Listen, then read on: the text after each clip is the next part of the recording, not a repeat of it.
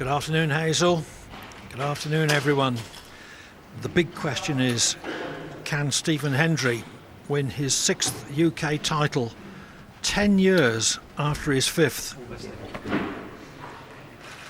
It's not going to be easy because Peter Ebdon, I believe, has played better in this tournament even than when he won the world title in 2002. Beating Hendry 18-17 in a magnificent final. First frame. Stephen Hendry to break.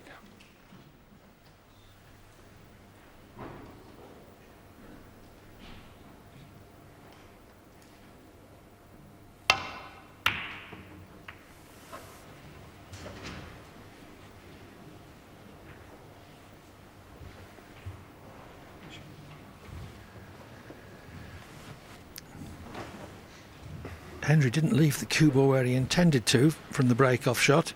He intended to leave it on the baulk cushion behind the green, but as it happens, he snookered Ebdon on all reds.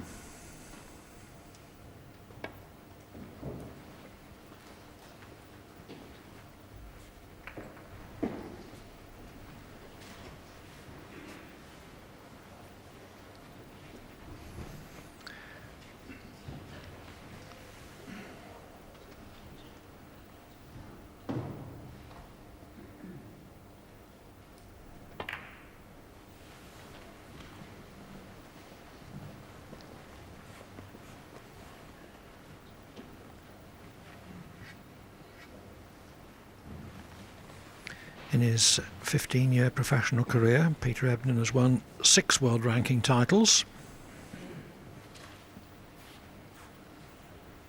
Been in 3 world championship finals, winning 1.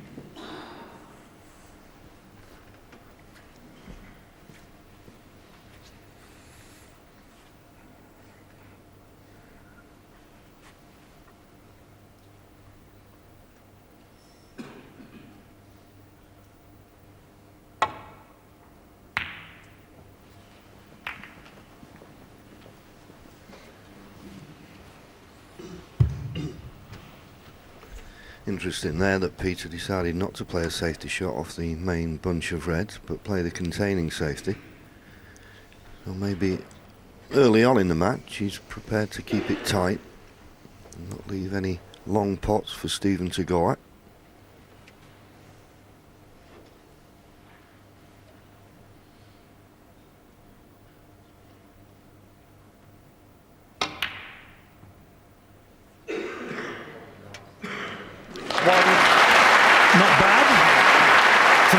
Worst doubler, as Hendry described himself.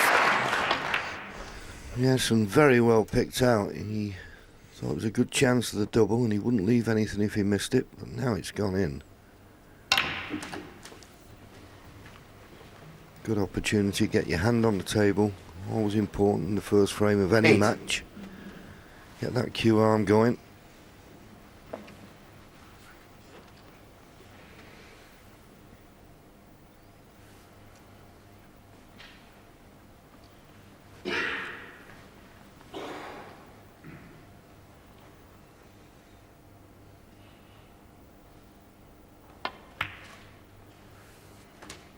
Nine.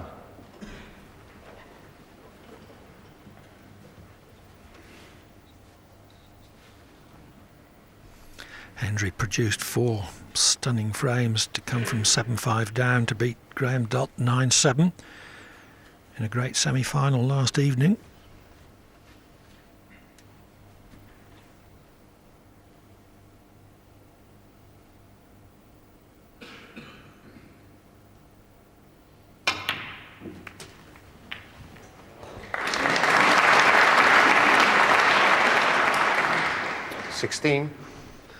Played the cannon beautifully.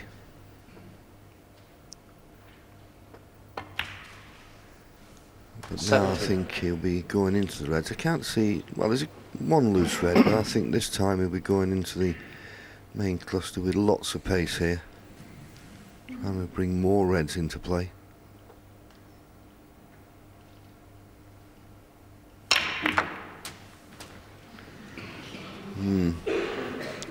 Don't think it's worked out too good.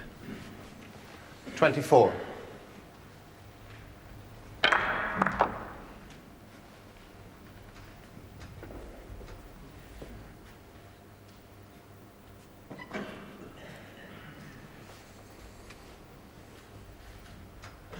I think there's a possibility there's a red available to the far left corner,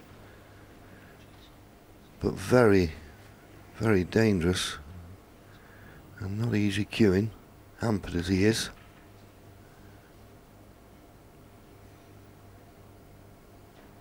Oh, it's close. What a good pot that is. 25.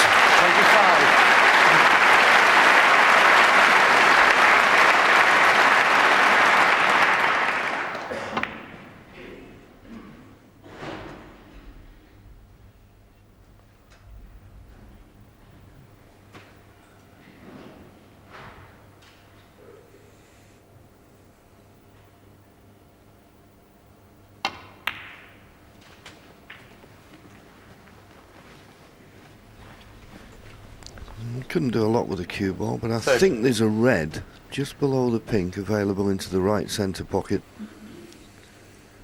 Not certain whether he's got a good potting angle, but I suppose in potting it he could play for the pink in the opposite middle. There you see it. This final, first to 10 frames, best of 19.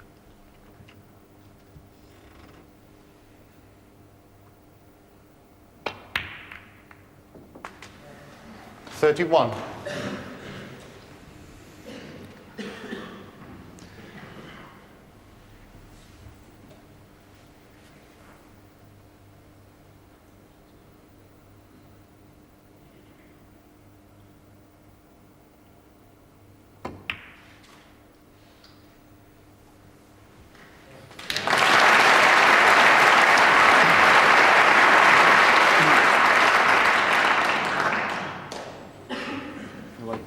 Okay. So often in a century break there are a couple of tricky pots in the early stages. 37. I remember one from last night when Hendry was 7-5 down. He made a break of 111, but the key shot came when he only made about a dozen. A long blue at an awkward angle with a red hanging over a pocket.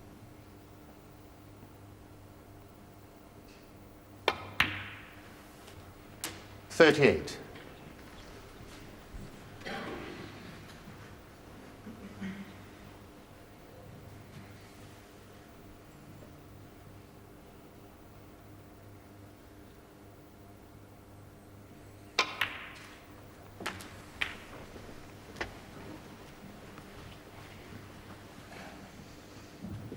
$45.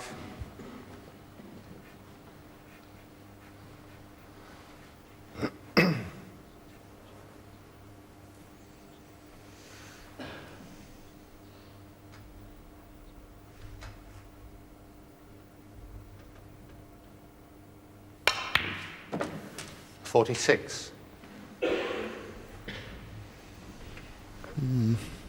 He wanted more of an angle on the blue, I'm sure. I don't see what reds are available in this little cluster around the pink. I don't think the one just above the pink will go into the left corner, so not having that much angle on the blue, I'm not certain which red he can play on now. And if there's no obvious, well, as you say, the one near the pink definitely doesn't go. So he's going to have to do quite a bit with the cue ball here. Maybe run off the side cushion while he's playing a stun shot of some kind. And a stun round off two cushions. The problem with that, there's not a lot of pace left in the cue ball when it eventually gets the reds. 51. And I think that's end of break.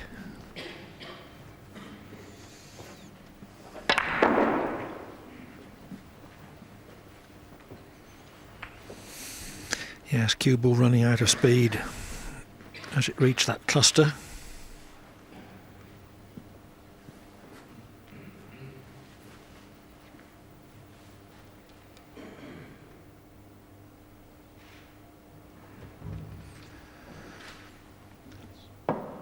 Hendry having a good look to see whether he can reach the potting angle on the right hand red.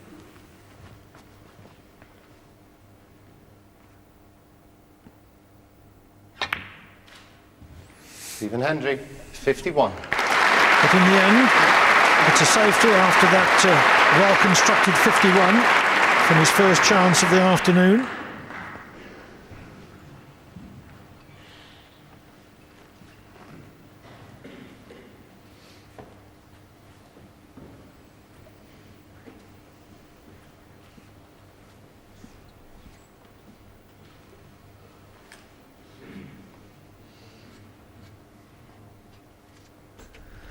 Peter will be looking to play safe off the red that's near the right hand side cushion. He obviously wants to bring reds in play. The one thing he's got to do is cover that red near the baulk line. If he doesn't, he'll leave an easy safety shot for Stephen.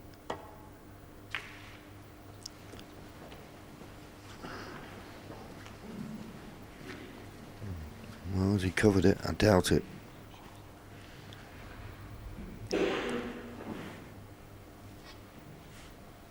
So this is a very comfortable safety shot for Stephen, trying to get that cue ball tight on the baulk cushion.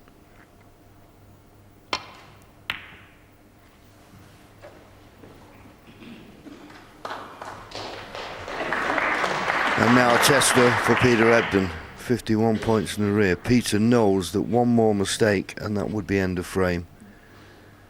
It's a tough safety shot he's got to play, but he's got to get it right.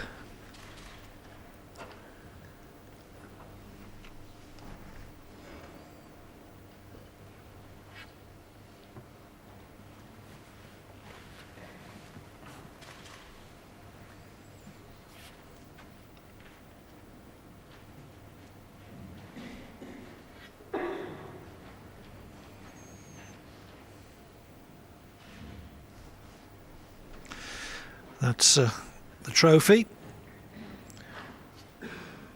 Ebdon yet to get his name on it. Hendry's on it 5 times.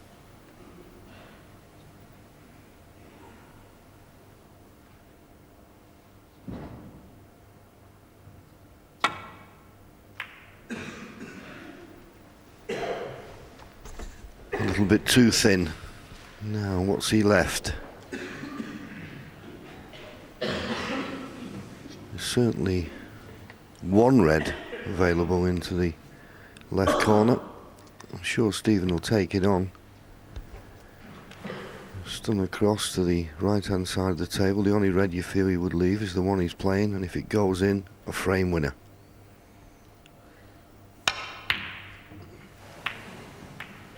But he missed it, and the red he played careered into the other reds, and he may have left the red to the left centre here.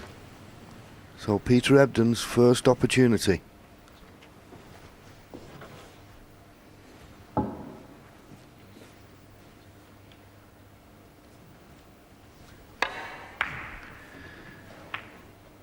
Middle distance, that red. Hendry would have been a bit disappointed to miss it.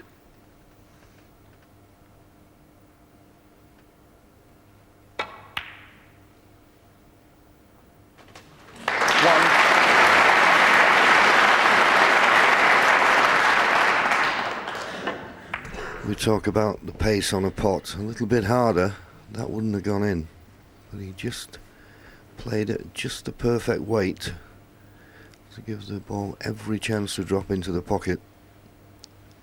He's got a slight angle on the black. He could play for the red on the right hand side of the table here for the same pocket as the black.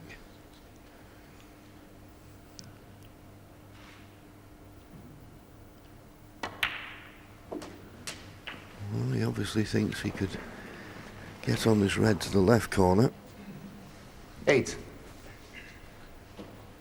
A little bit of work to do with the cue ball to be guaranteed to be on the colour after the red.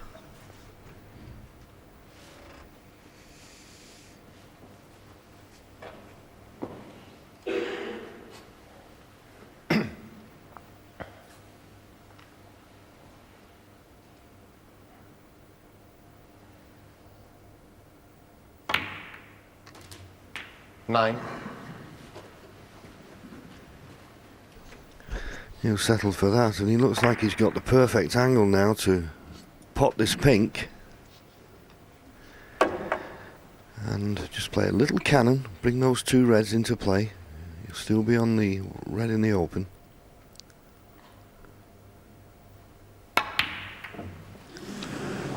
Well, would you believe it? And how many times do we see that? A player forgets the pot, thinking too much about the cannon, took his eye off the pot, and he will be kicking himself.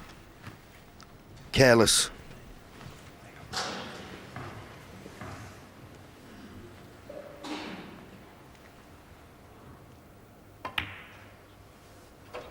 One. Well, Peter will be sat there seething because there's no excuse for it. He had the perfect angle on the pink, as we indicated, so all you can do is just concentrate on the pot. The cannon will come naturally. Now every reason to suspect that that miss will cost him this first frame.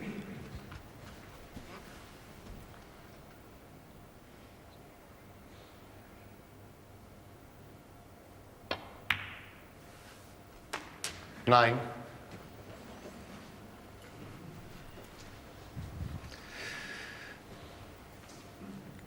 Pink and 1 more red will do it.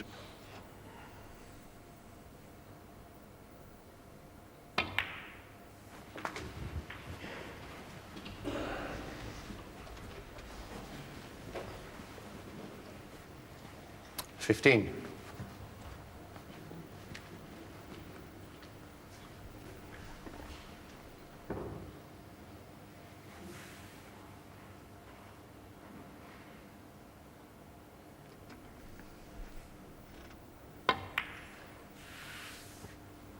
$16.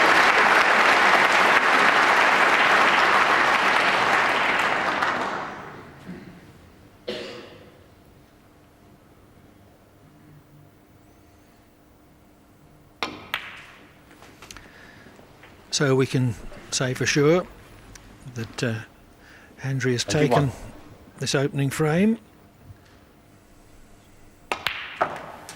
22. A 51 break, starting with a well worked out double. Got him off to a good start. And a glaring short range miss from Ebdon 28. has enabled him to apply the finishing touches. 29.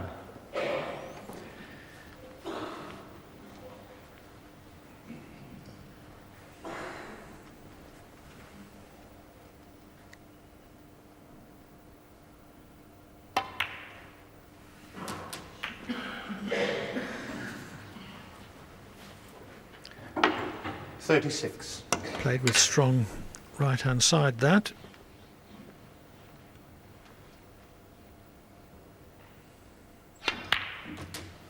$37. Hendry hoping that his 57th world ranking final is going to provide him with his 37th title of that standing.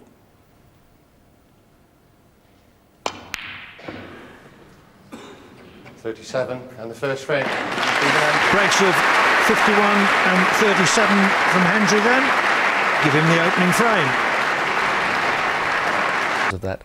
Significantly, again, it's Peter Ebdon who has knocked in the most centuries so far of anyone in this championship, more than Stephen Hendry, who is the big break man, of course. Stephen has knocked in, I beg your pardon, Peter's knocked in 7 so far, so he has been a man in very high scoring form so far.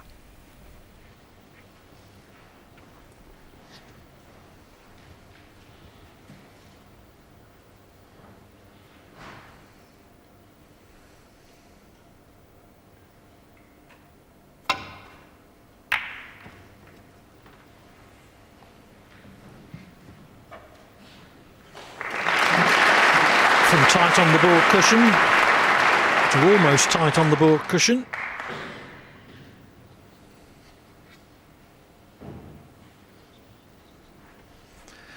A full house here at the Barbican.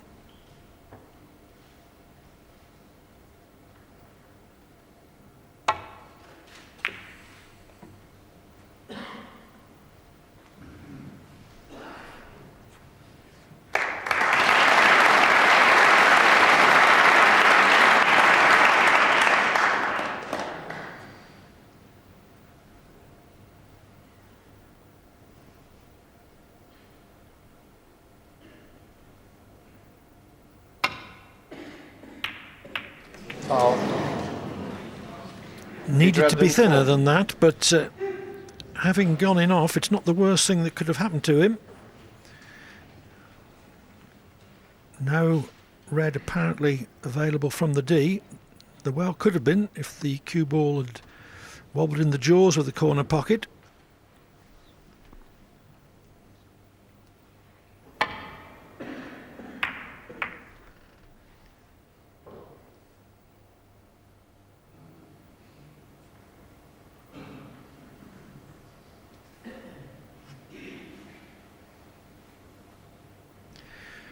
Choice of safeties. Ebdon pondering which is the best one.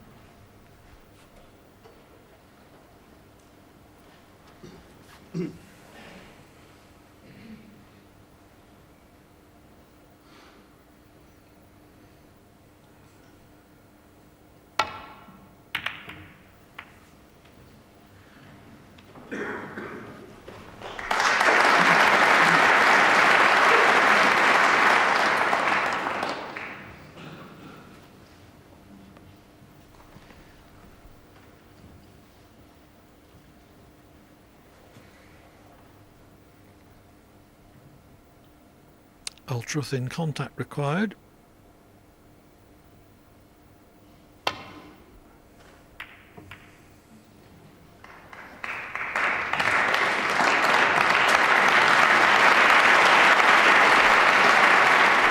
Well, that's a terrific reply from Stephen. And Peter anxiously looking to see if he can just get past the blue to this red on the left-hand side of the table. If he can't, he's snookered on all reds. That's how good that safety was from Stephen. And I don't think he can get through to that red. So he's got a bit of a problem here. Well, is he trying to bend it with a little bit of side? This is a tough shot.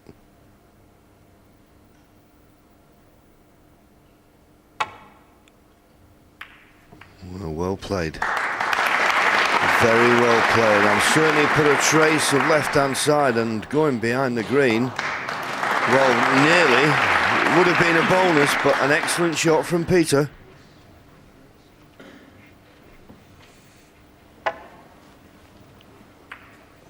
Well, maybe just a trace of off-centre striking.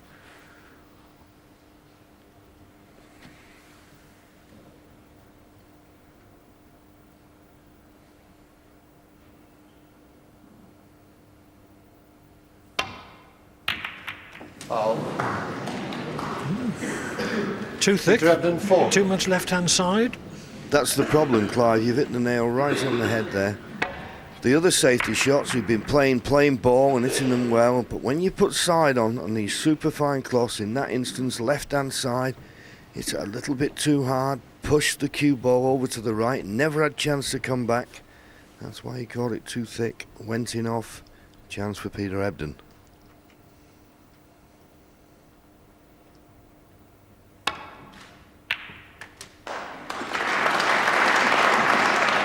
One.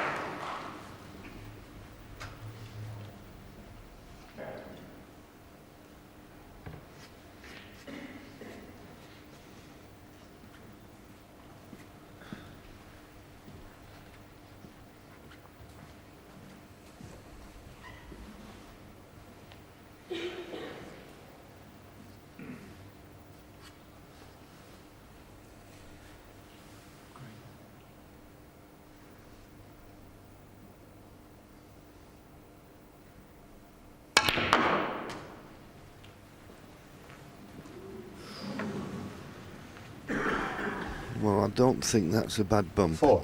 I think he now can get past the pink for this red to the left corner. It's not the one he played for, obviously. He can just get past the pink. It could have been worse, but it's okay. Just checking if he plays for the pink and pots it where the pink would go. If the pink spot's not available, certainly the black spot will be.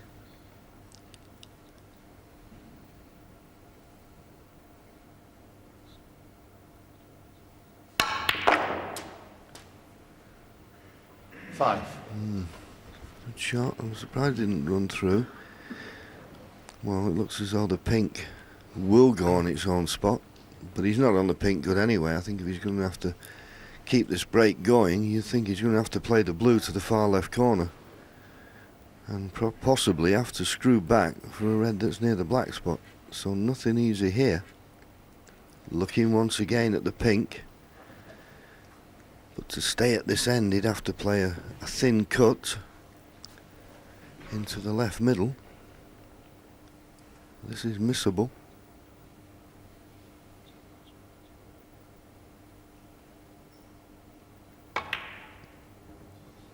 Now that was a tough shot. And the worst thing for Peter, he's missed the pink, got the cannon, and left a choice of reds for his opponent. Not the best start at the moment for Peter. Jan Verhaas is refereeing his 23rd world ranking final.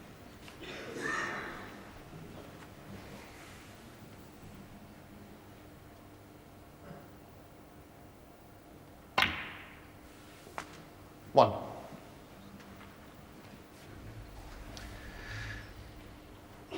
Wrong side of the blue.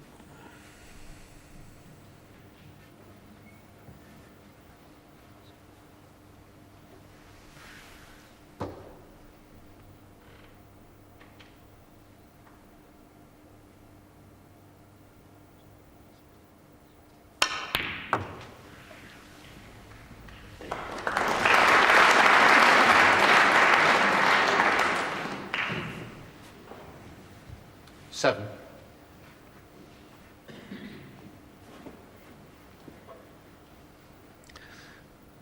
Black not potable.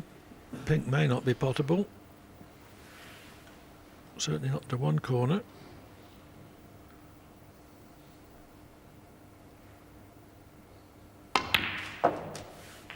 Eight.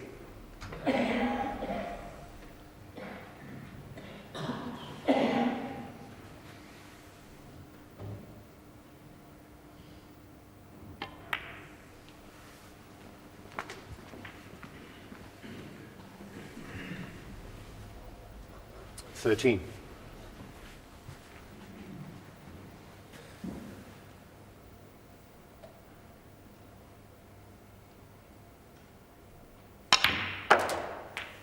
Fourteen.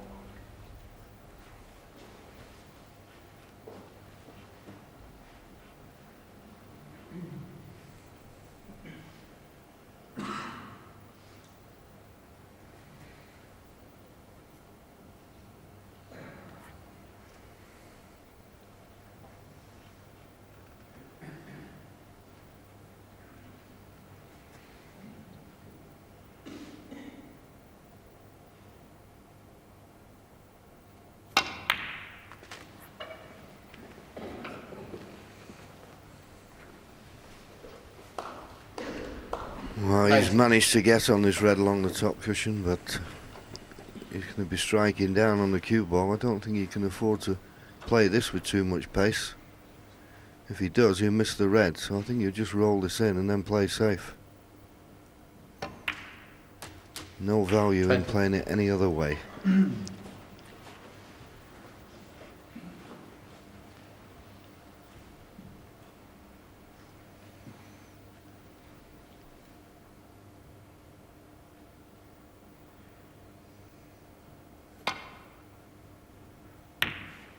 Stephen Hendry, 20.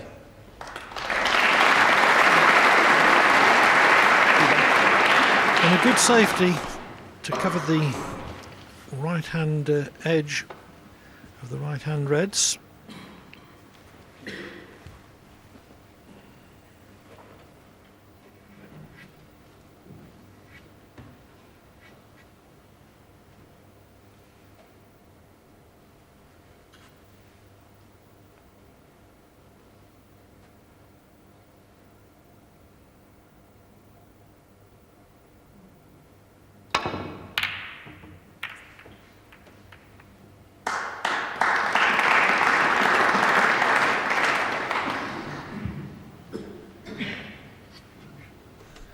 That was a good return to baulk from Peter. It wasn't easy.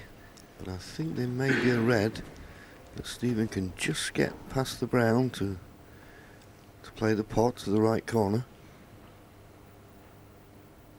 And got it. Now if he bounces off the cushion a little bit, he's just about on the green.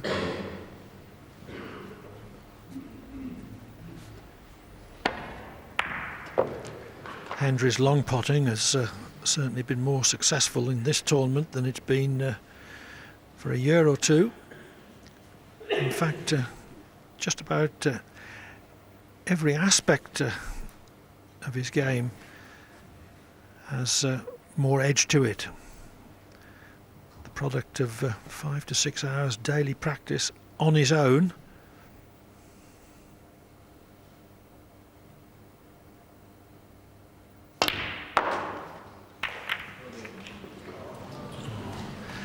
Unlucky. Hit that 4. cluster absolutely as he intended to, but the necessary bit of luck to go with it did not materialise. Yes, and the problem he's got if he goes up to the balk end, there's that red that's the one closest to the right corner. That's a red you'd be adverse to leave in there. If you do, you'd have to cover it up for certain. Oh, clever shot, Stephen. Well played. Purposely played the red thick to come off the side cushion to knock that red away from the right corner. Well played.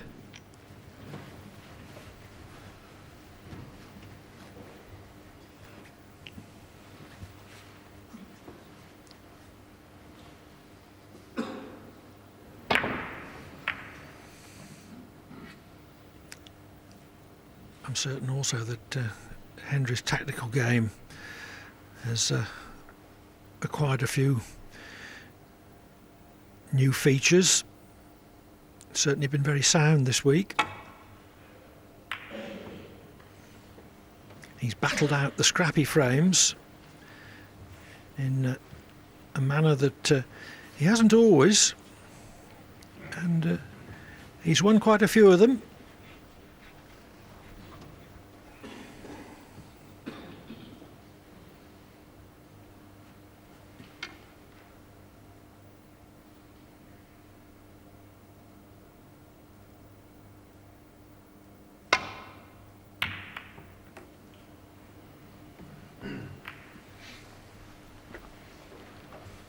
Of course, a long tactical duel is meat and drink to Hendry's opponent. One of the circuit's great grinders when he has to be. Although this week he's been exceptionally fluent. Much of it, though, comes down to how the balls go.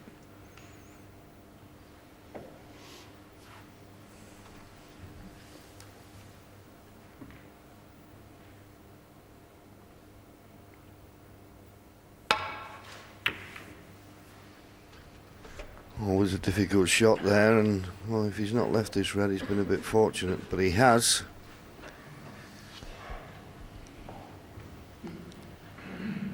So a good shot needed from Stephen. Ideally, you'd like to pot this red play for the pink, but that'd make the pot maybe a little bit more difficult because this is the only loose red. He needs, after this red, if he can pot it, to be on a colour to bring other reds into play.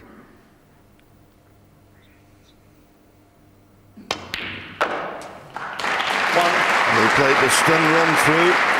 He stopped in his tracks because he just wanted that cue ball a little bit further away from the cushion, but he's on the pink, he's got an ideal angle.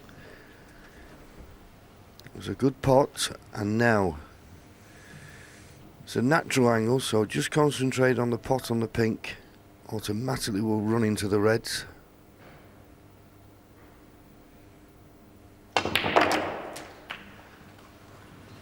Well, if he's not on anything, that's very unlucky.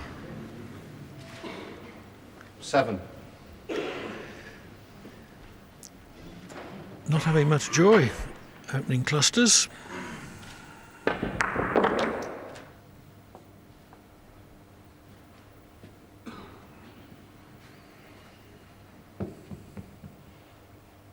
main address.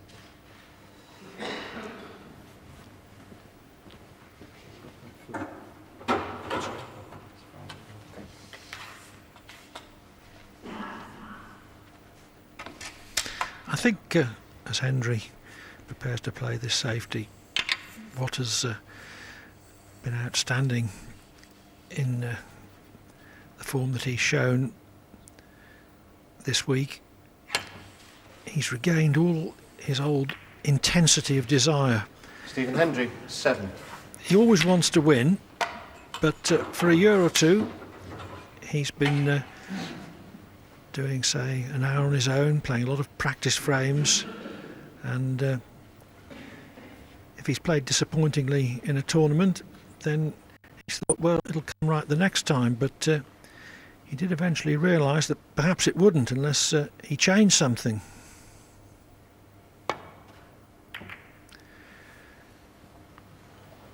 So 5 or 6 hours a day on his own was the answer.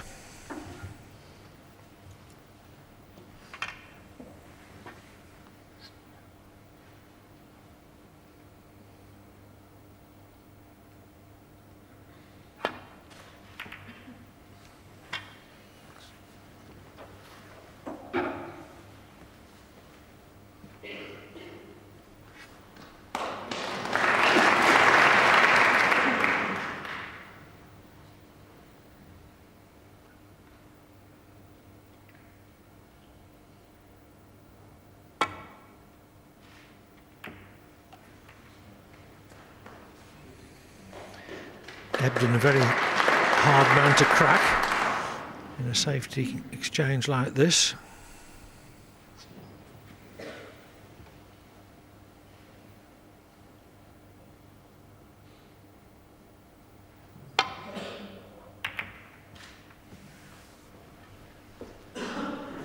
But certainly, Clive, in this frame, I think we've alluded to it once or twice, Stephen's certainly given as good as he gets in the safety exchanges. Yes, he's putting as much into his safeties as he always puts into his potting and break building, which hasn't been the case throughout his career.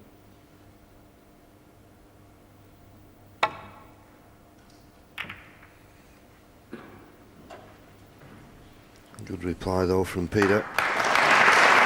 Excellent reply.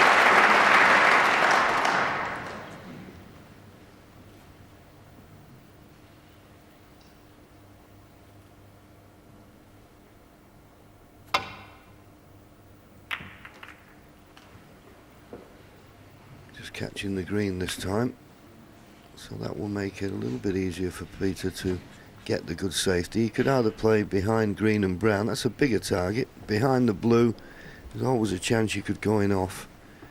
So green and brown will be the balls he'll be looking for to get behind, preferably the green, of course.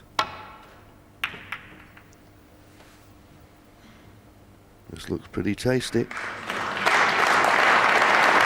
Just a fraction too hard, but once again, good shot.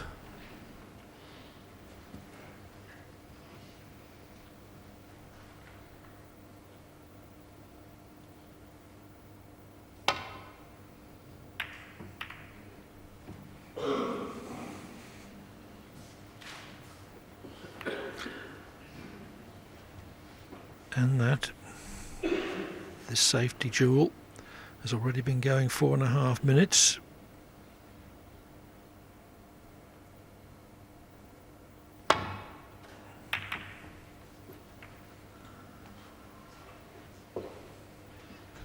Caught that too thin. So a chance now for Stephen to play a better safety shot with his hand on the table.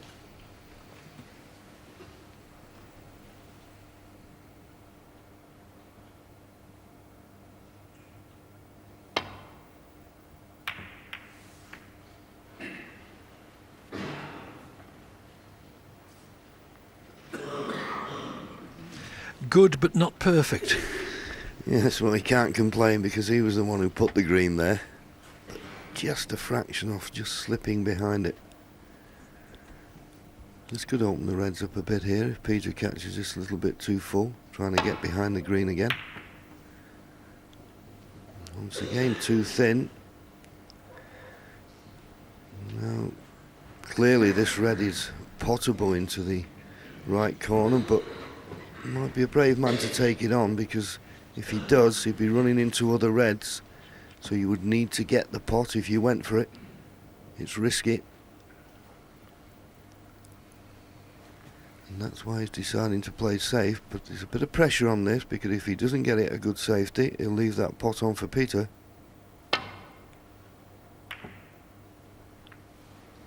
Wow. Well, it's turned out okay. Got it much too thin. And Peter Ebdon may be tempted to take this red to the right corner, because he can play it in such a way that he won't be running into other reds in playing the pot. Good cueing required, mind. It'll be a big shot in the frame, this.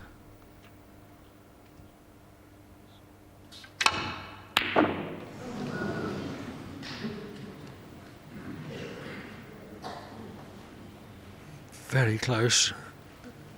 And at least, from Ebdon's point of view, the red has run safe.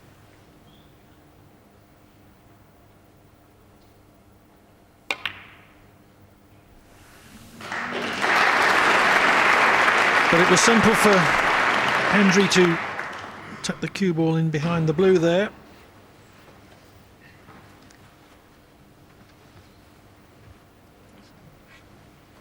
The black is complicating the one cushion escape. That's one line. That red that I've indicated at the end of the line, if he made contact with that, he wouldn't leave anything, but when you're coming off two cushions in this situation, you've got to be so precise. And as you say, Clive, I think the black stops the one cushion escape. Well, he's going another way, so is the black not in the way then?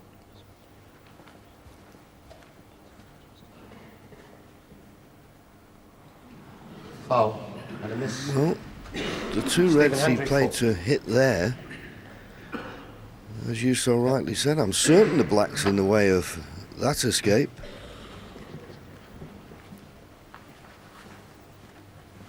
He's just come and have another look now.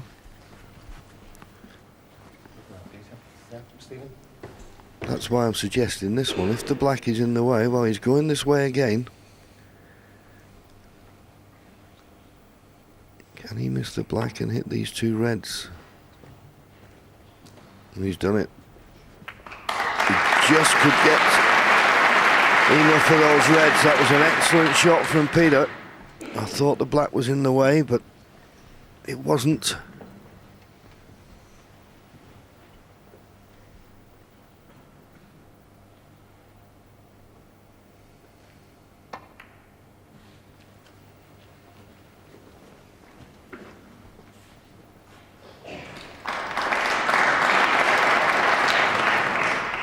Hendry again asking the question in this safety exchange.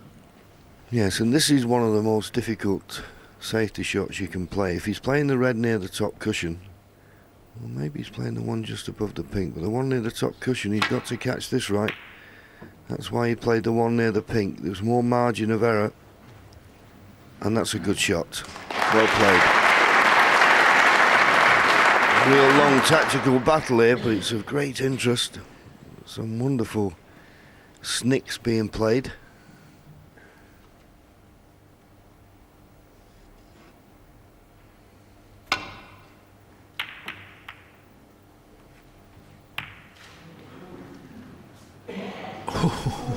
Chinese snookered. Yes, for all the skill, as we say many, many times, you can't beat a bit of luck, and that was a bit of luck. Yes, with unimpeded cueing, which Ebdon seems certain to have, the red nearest the right corner wouldn't have been any problem.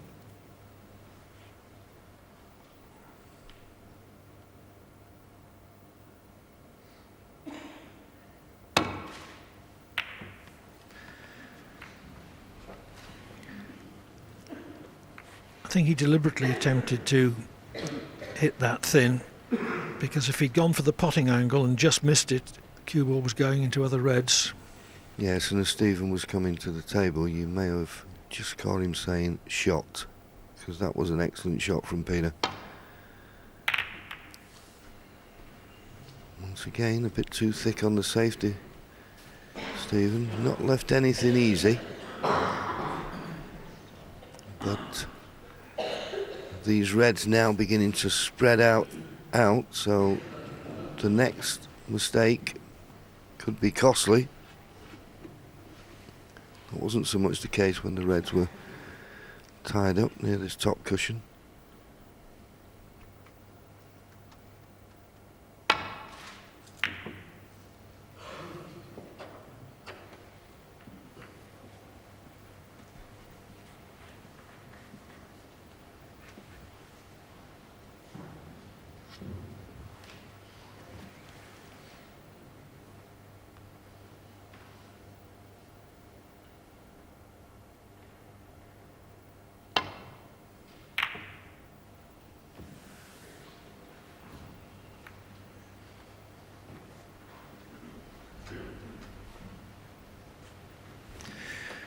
"12 minutes without a ball being potted." Yes, and there's a lot of effort going into this frame from both players. I think, well, I'll be amazed if we get a longer frame in this match. Just the way the balls have gone. Oh, where's that red going? It's over the corner. And he can get through to it. So there's the mistake. It was a real long drawn out battle, but Peter Ebdon has lost it.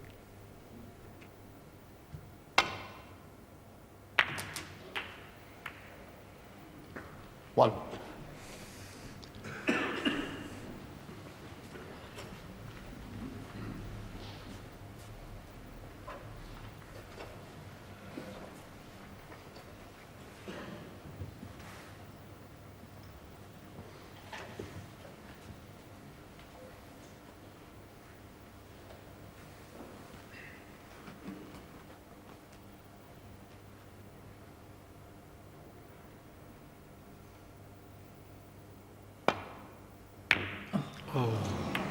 Thunderous kick. Stephen Hendry, 1.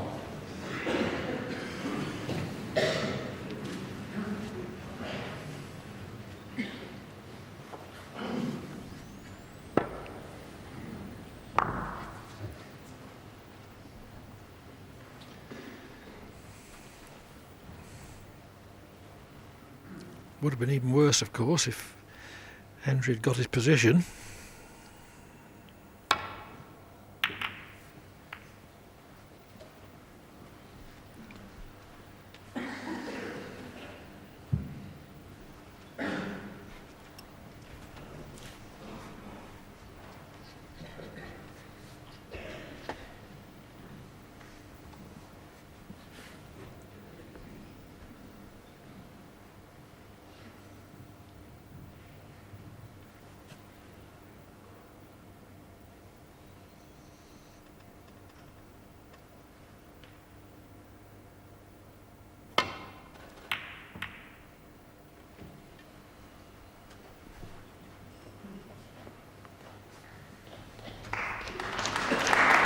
Well, applause, but there's been a red left here. This is half a chance for Peter.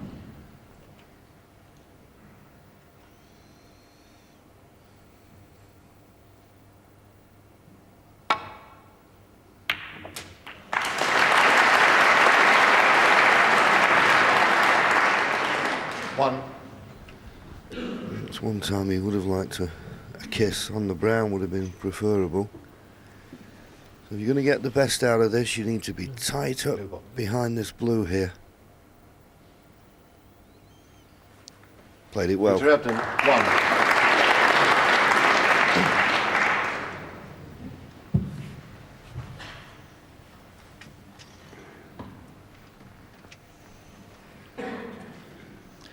Back red looks the safest.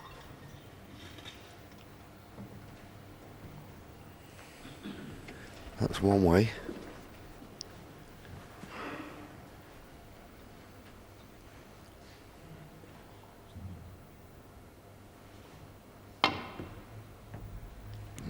Too high. Going to leave something here. Unless he's very lucky. Unless he's very lucky. Dear me.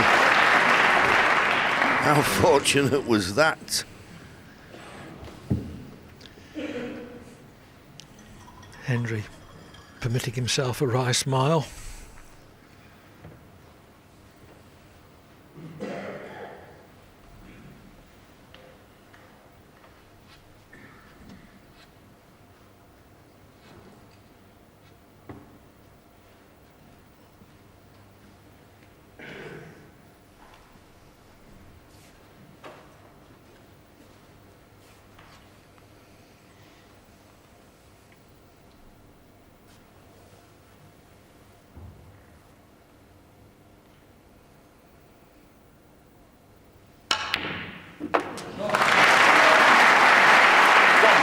Corner pocket double, combined with taking the cue ball back behind the baulk line.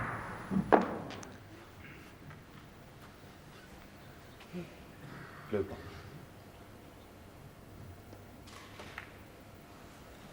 Peter Ebdon 1. Not even the snooker this time. It was a bit edgy from Peter. We say many times these little trickle ups tight to a ball all look very good, but when there's a little bit of tension in the arm and he overhit that, should have been a snooker. It's not.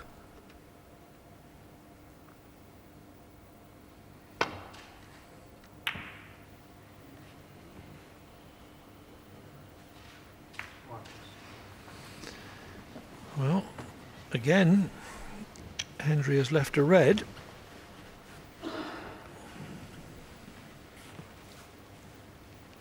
Yes, can Peter cue it without being hampered by the blue? Just about, it appears.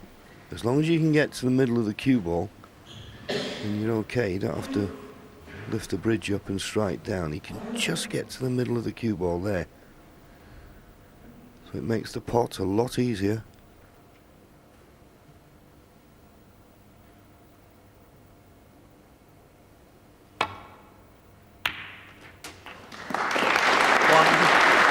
Played it perfectly for the pink. Yes, played it very confidently. He's got a nice angle on the pink here. It's a choice, really.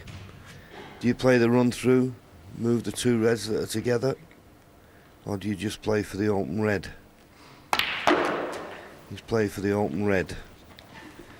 But what that means in effect now is desperate 7. to get a good angle on the pink off this next red. Don't think he can move the two reds off the red he's playing. 8. So a lot depends on this cannon here. If it goes right, could be a frame winner.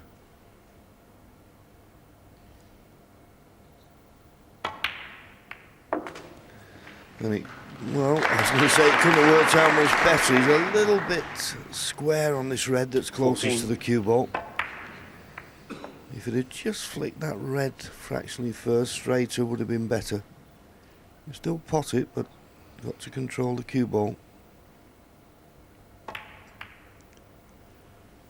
Well, couldn't have played that better. Judged the cannon perfectly on the pink. Frame winning chance.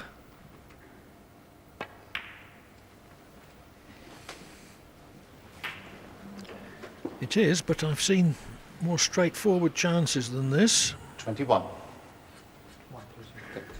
Yes, points all square. I just feel, particularly this week, we mentioned the tables, I mean the pockets, I mean a lot tighter than they would be in your clubs. But that green just makes that a little bit easier when you're playing it along the cushion.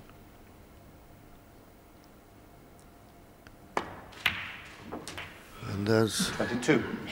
you only need that red, it's going to be the pink, yellow, green, brown and blue. The green is the stumbling block, granted.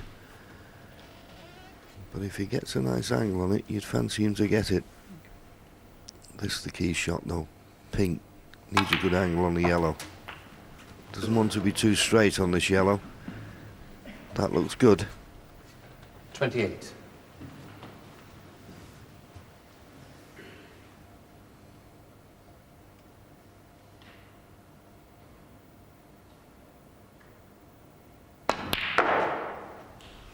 Can only go wrong if it's dead straight. It's too straight, isn't it? It's too straight. You wanted more of an angle than this. Now this is the one way the green can be missed if you're playing it with so much pace. So the pocket doesn't accept it. And even if it went in, it's going to be a tall order to get position on the brown.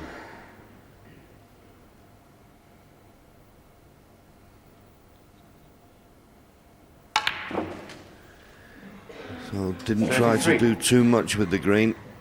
Thought, make certain I pot it, give myself a chance of the brown, and if I can roll the brown in, leave a long blue. But coming close to the cushion as he has doesn't make life any easier.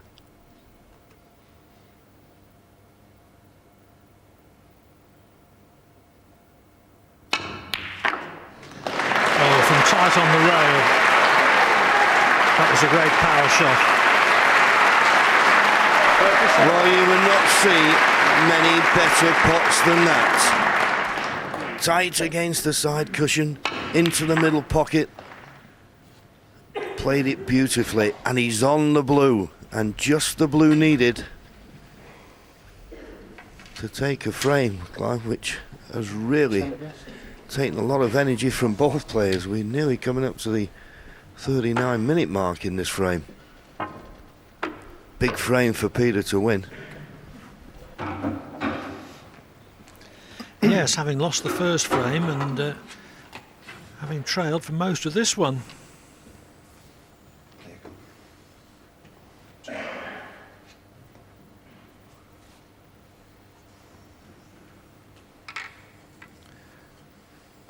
This for 1-all then.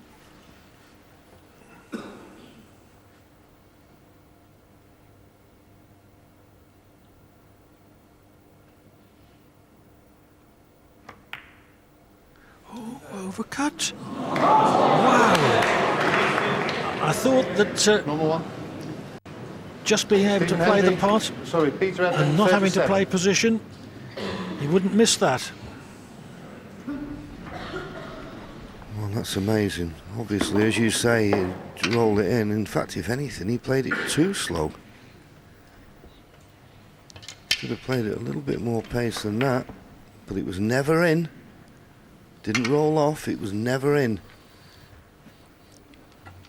Still not easy for Stephen to win the frame now, but he'll be glad of the opportunity to still be in this frame. He needs blue, pink and black.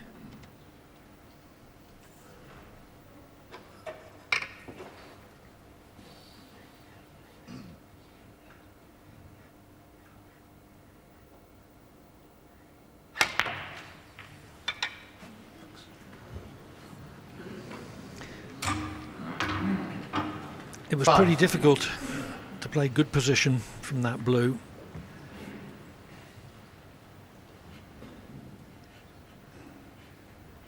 Pink to middle, yes. But he also needs the black.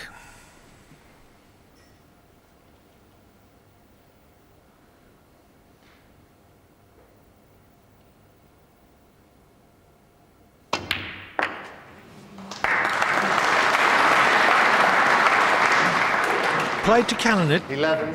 but at least he's got near to it, which gives himself the best position to play his other options. Yeah, well, the double's not on, so it's only a safety he can play.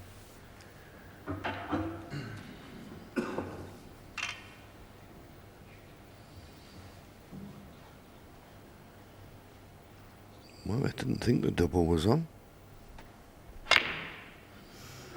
And I still didn't think it was on. So by playing it hard, he tried to check the black ball off the side cushion. But he did get a good white. So a black ball fight.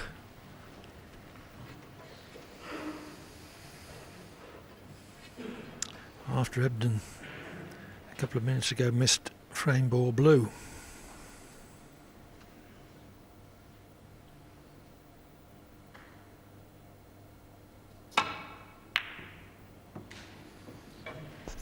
Where's the cue ball? No, it's okay. It's a good shot. He played that as a shot for nothing. He thought there was half a chance he could have potted the black there.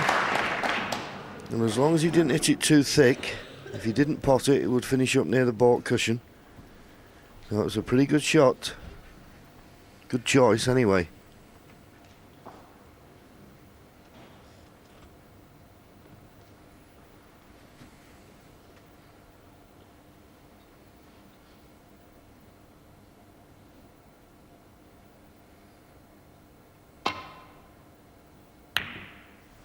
Oh, too near the corner pocket. Yes, I think it was one of them. Maybe Stephen was hoping he could have hit it hard enough to come off the top cushion. So this for the frame and let Peter forget that easy blue he missed.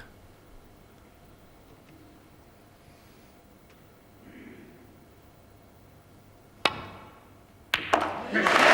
43-minute frame, but Peter Ebdon has won it to level at 1-all. It is shaping up as an excellent final.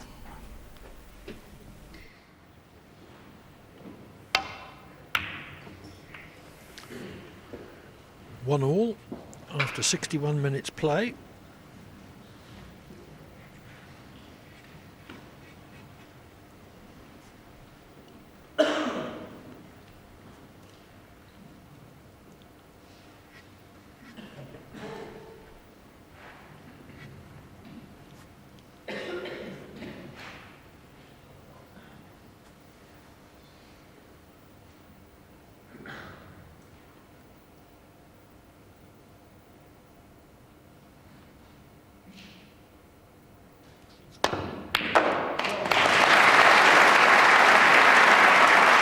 Terrific putt and very well guided through the gap between black and red.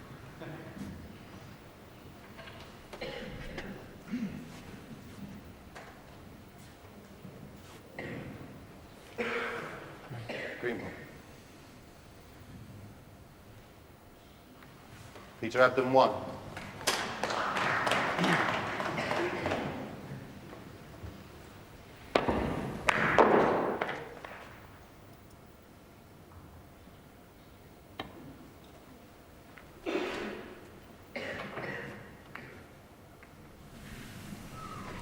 Well, that's not the red he played to hit, and I'm sure he's left it.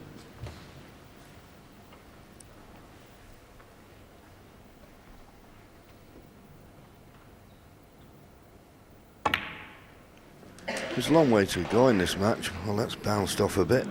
Ooh, so much so, is he on the pink? That seemed to fly off the side cushion there. Just dropped the red in dead weight.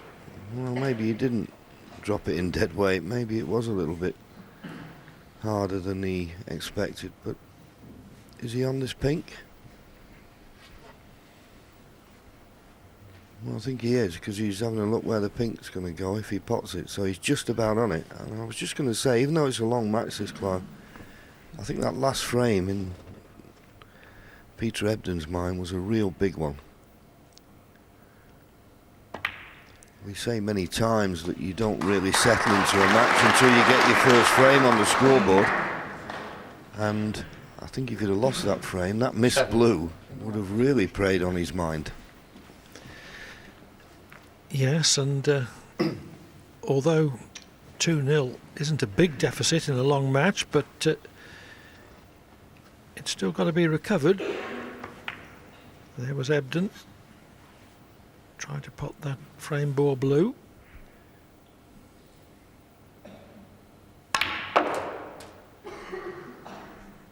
Eight.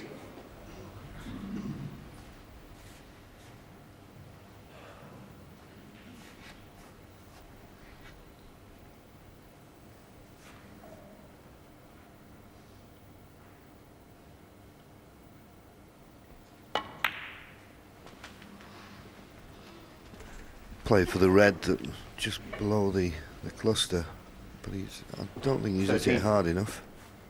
If he hasn't, he's still got the red to the left centre.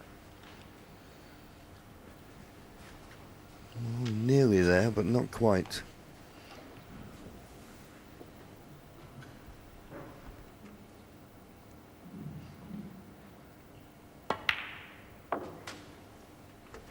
The other reason I mentioned the last frame is that I think Peter is playing the best snooker that I think I've ever seen him play in this tournament. And I just feel that if he'd have lost that last frame, he may have just started to doubt himself, but winning it won't affect his confidence. Not certain that's the shot to play. I thought he had an opportunity there to go into the main bunch of reds, because at the moment, okay, he may be able to play on the black off this red, but when the black's respotted, I'm not certain where it goes. The pink's on the black spot. He just felt he had a good angle on the blue there to bring lots of reds into play. What colour does he play off this red?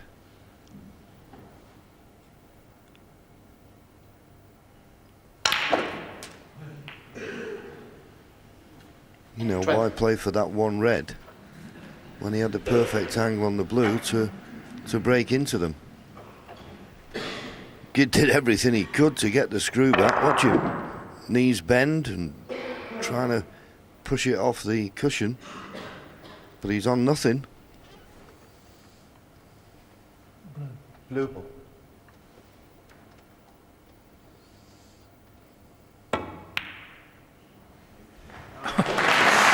Well, 5 extra points from the most awkward of bridging. Might have been better if he hadn't got it. Well, I think you can look at the cue ball, and I think that was what he's more interested in. And look where the cue ball was. I think he may have preferred Stephen to be playing the next shot. But as you say, he got the 5 extra points, and he's stuck with it himself.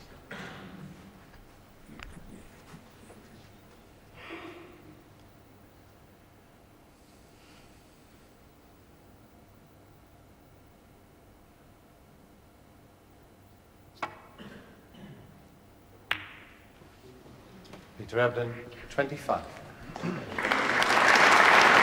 Just a safety.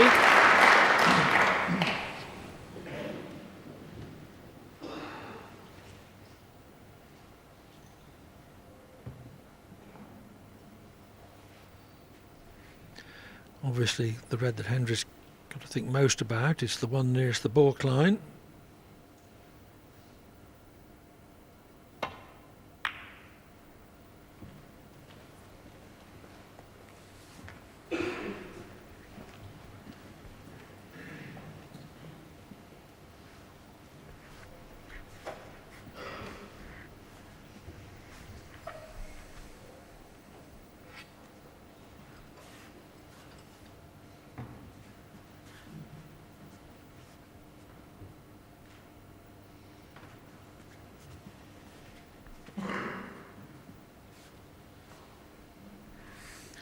Just looking to see what goes to middle pocket.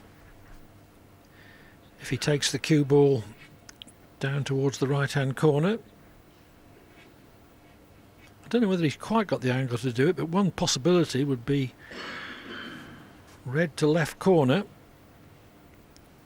take the cue ball down on the black if he gets it, nothing or not much left if he missed it.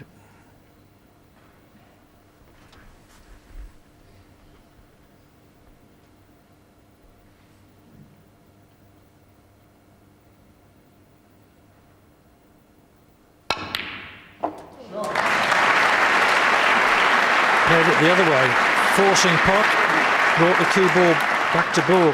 1. Ebdon exceptionally good with power shots. Yeah, this was a great pot. I thought, like you, he may decide to try and play for the black, but decided to go back up the table. Now, he's on the green. If he can just roll the green and play for that red to the left of the blue, He'll take it on. That's the natural potting angle, and he has got it.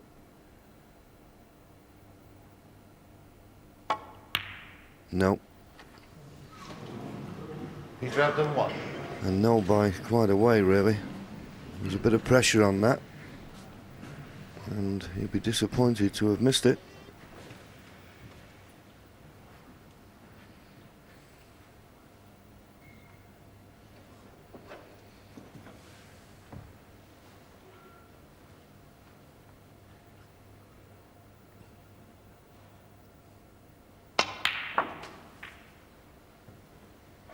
One.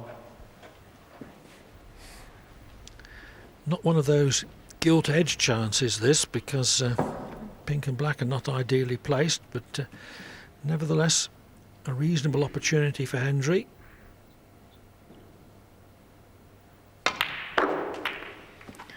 And there I think you see the difference. Peter Ebdon, when he was in making a break before, he had a good angle on the blue to go into the reds and just play for one loose red. Stephen, no hesitation, try and get the reds into play, and he believes, and who would dispute it, if he gets the reds in the open, he can win any frame.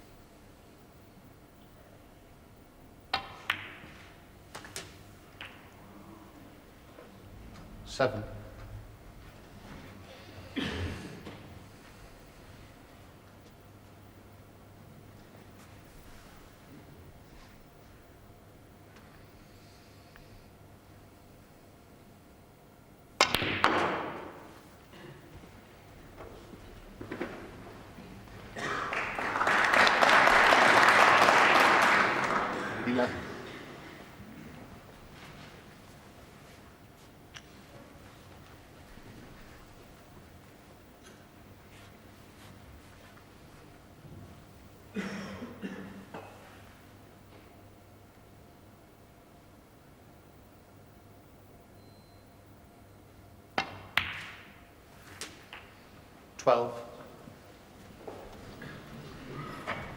Where's on the black this time?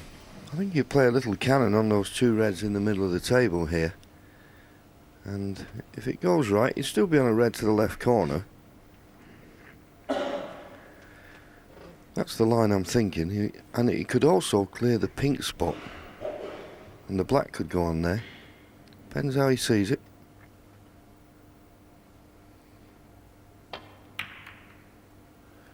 Well, in the end, decided to play the pink now. Where's the black going?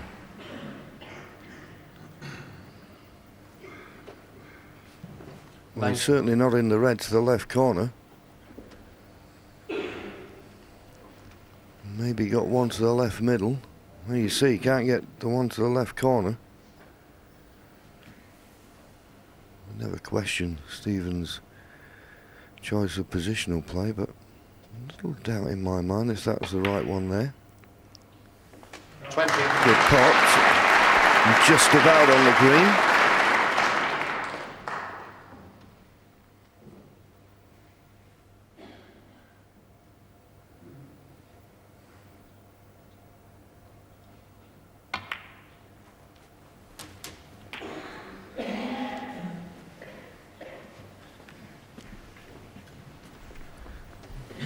He played the run through, maybe 23. because he was a little bit closer to the cushion, and maybe he thought if he was going to have to play the cannon, the one I suggested, he'd have to be digging in a little bit. So not out of the woods, because pink and black are not available here. So back up for the blue. 24. And run a little bit too far from the perfect position. And still 3 points behind.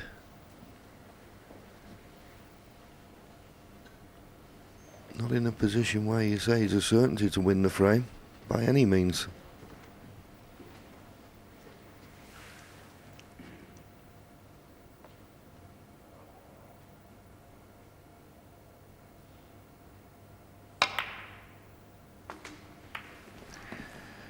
Played the cannon on the pink and red, but that'll do for the moment.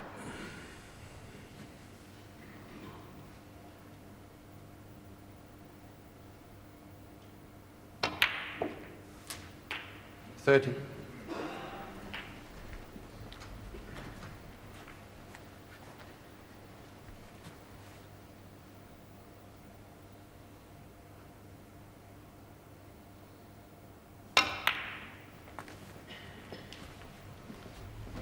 Okay. 35. Just probably coming round to have a look at this, Stephen, to see what angle he'd like to leave on the black, because I think at the moment the red next to the pink is tied up. I don't think he can get into a position without moving it where he can pot it. So looking for an angle on the black to bring that red into play. 36. Pots the black to go 16 points in front, so he needs the two remaining reds with colours, and he looks as though he's landed well. Just got to adjust this cannon right. It's pretty good, not inch perfect. 44. Sorry, 43. Hendry's really had to battle for these. He had to bring out a couple of good pots. He's been half out of position a couple of times.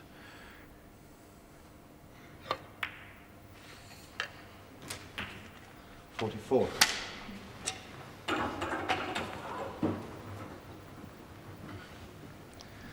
Black, red, decent value colour needed.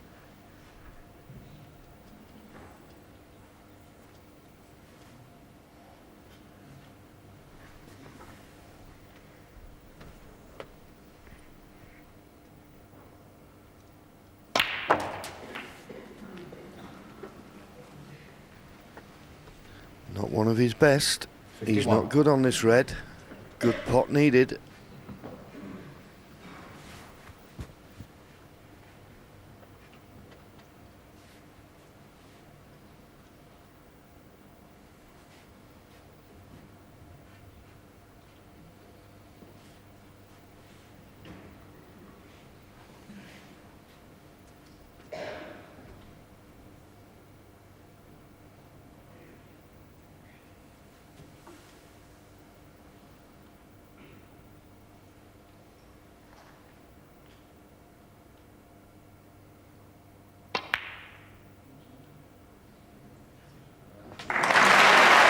Excellent.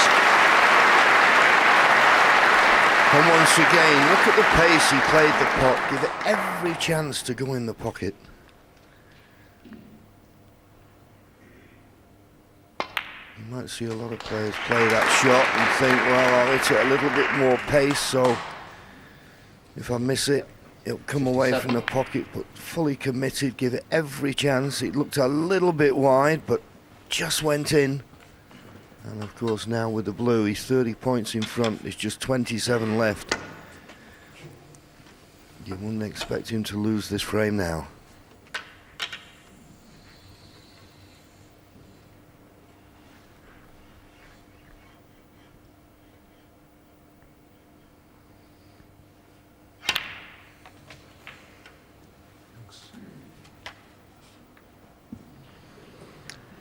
$59. Intended to come round behind the back of the green to leave green to its own pocket, but with Ebdon needing two snookers, there's no cause for alarm.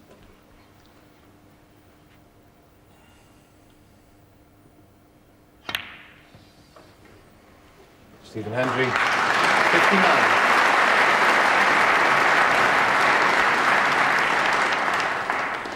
So Ebdon needs two snookers, but is himself snookered. Hendry keeping the pressure on when he could have attempted some sort of pot on the green.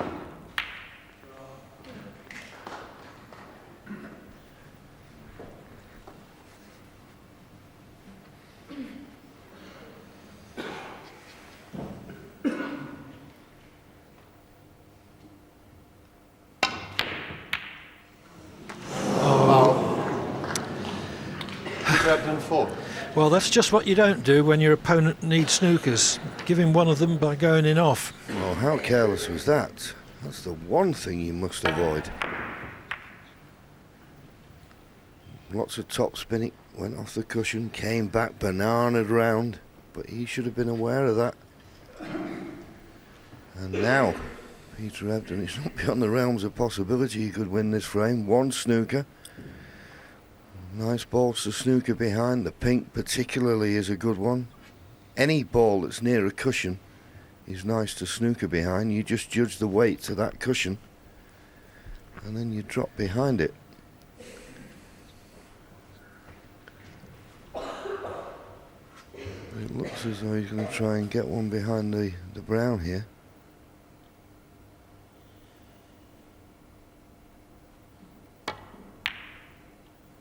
Not hard enough for the brown, but the blues come to his rescue. It's a snooker, easy to hit.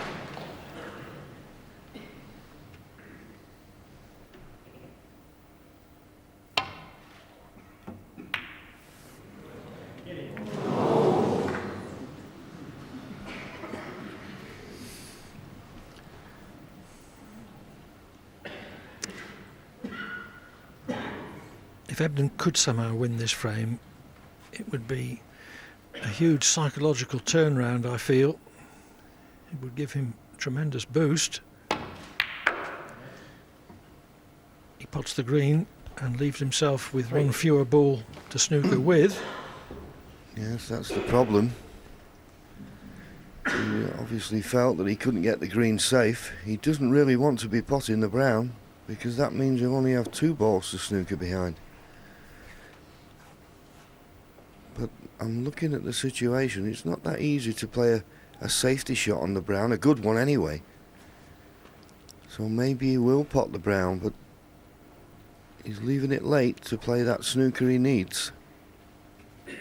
I suppose he's in a position, he pot the brown, leave a nice position on the blue to play that snooker behind the pink. Decided that the brown's the one, so this is it now. Well, I said snooker the pink, he's not come good for that. Would he risk a snooker behind the black?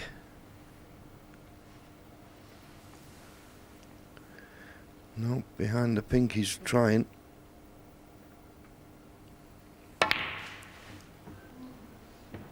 Needs to check. Just too hard. Peter Ebdon, 7. That could be his last chance.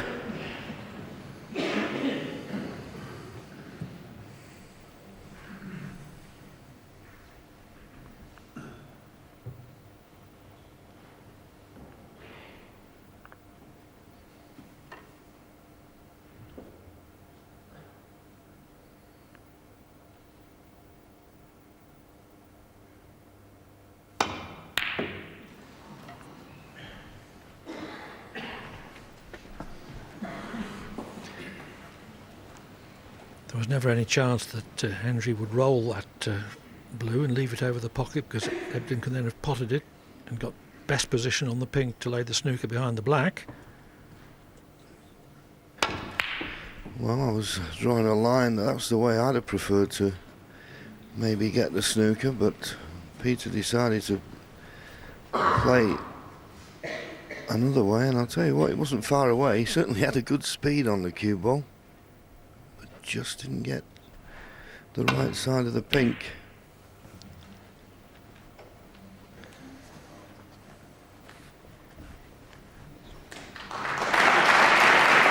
Well, that's one of the best things to do. If your opponent needs a snooker, you put him in one.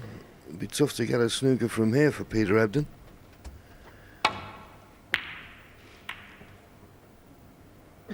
Where's the blue going? Does it drop in the pocket? Frame conceded. Frame Stephen Hendry. Ebdon concedes. Hendry, largely through his hard-earned 59 break, leads by 2 frames to 1.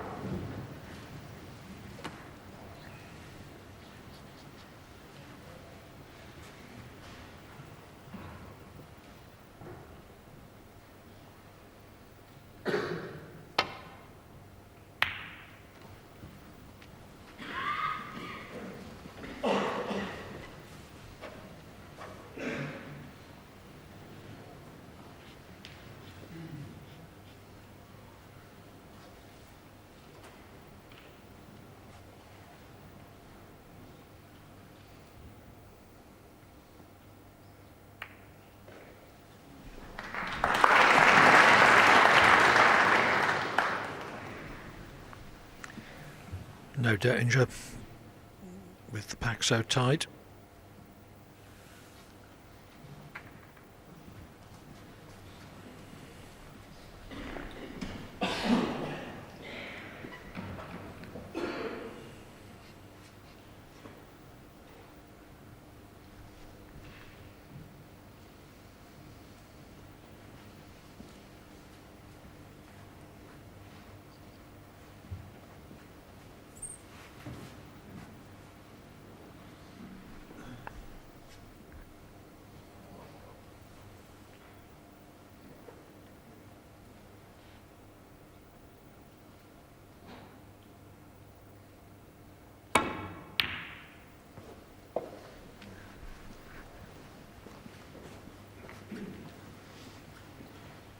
Maybe a shot to nothing, this. In fact, I'm sure it is. Still got to be got, though, from that distance.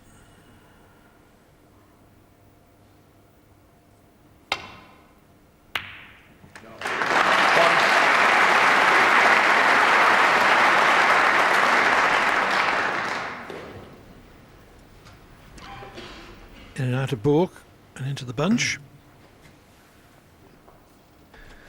Yeah, that's the line.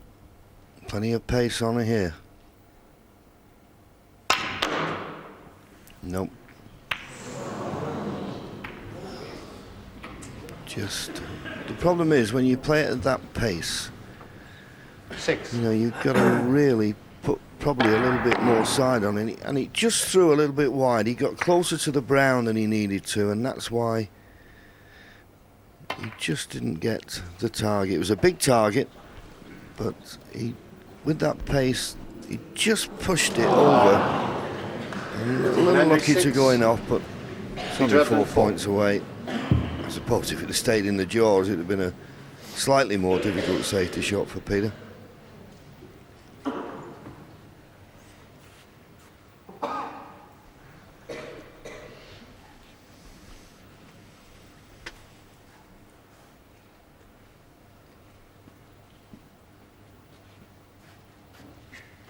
Well, he's had a look. I think he'd like to play safe off the red that's closest to the black. Then he would bring the black into play. I don't think either player wants the black tied up, but Peter doesn't feel as though that's the safest option. But he's going to play a thick safety here, so reds will be opening up.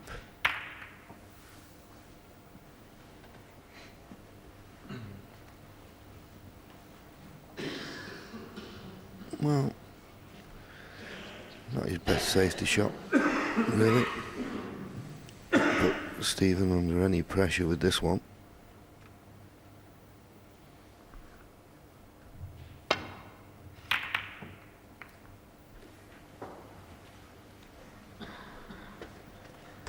Been very impressed with Stephen Hendry's safety play today. I really have. Been excellent.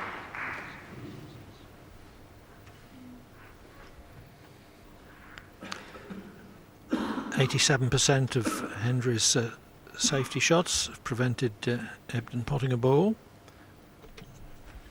Yeah, that's pretty good when you consider some of the long pots that the players have been knocking in.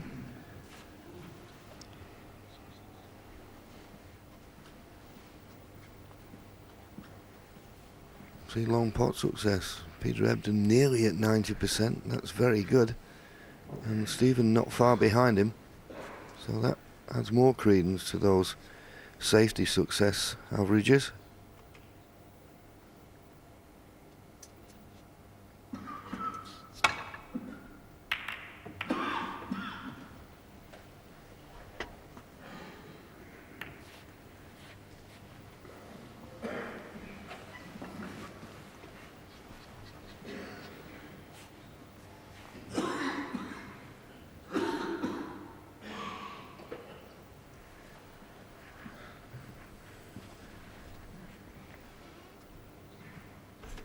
Not looking at the plans here, he's just wondering when he knocks this red onto the other one, will it go near the pocket?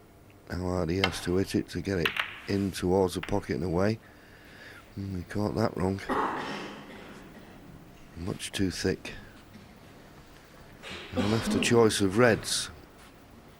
tough reds, because position on the colour isn't automatic.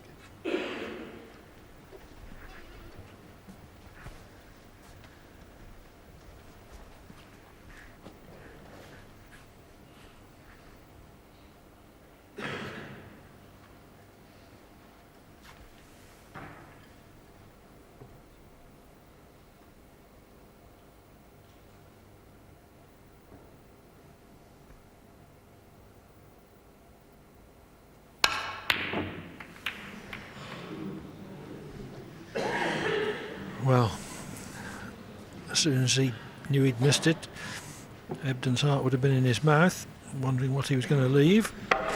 Yeah, as I said, there was reds left, but because it wasn't automatic to get on the colour, then that's what makes the pots more difficult. You've got to put more into the cue ball and play at that pace, trying to screw into the reds to stay on the black. Made the red missable, and he did, and I suppose you could say he could have left something easier than this.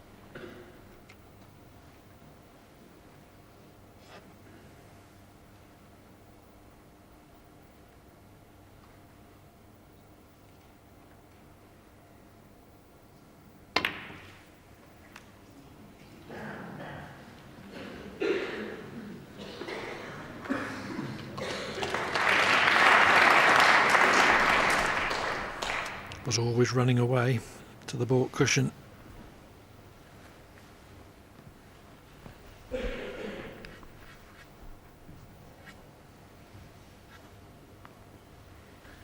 It's not an easy return to baulk this for Peter.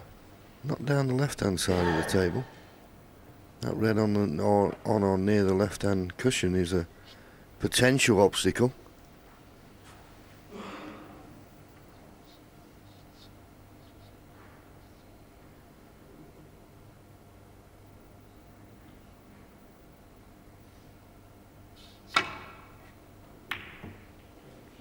Oh, well picked out.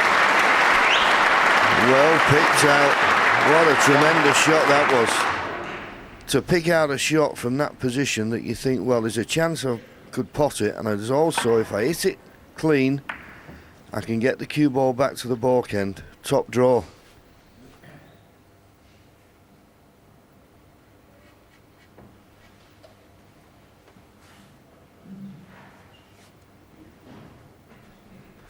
Well, he's had a look at the yellow. I can't believe he won't play the green here. I suppose he's wondering which red to play on. Green. A hand on the table. Should be able to control the cue ball.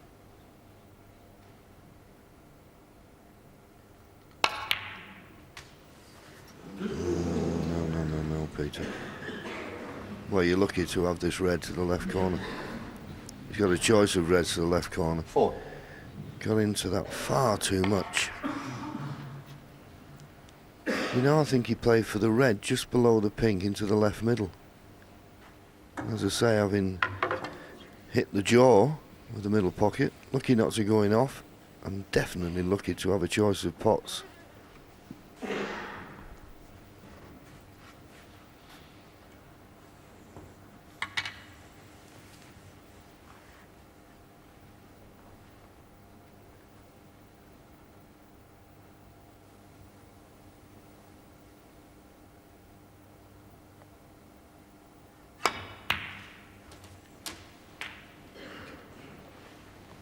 Five.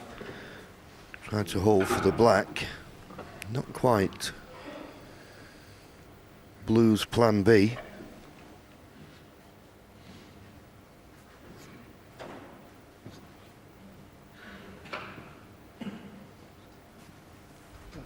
Black.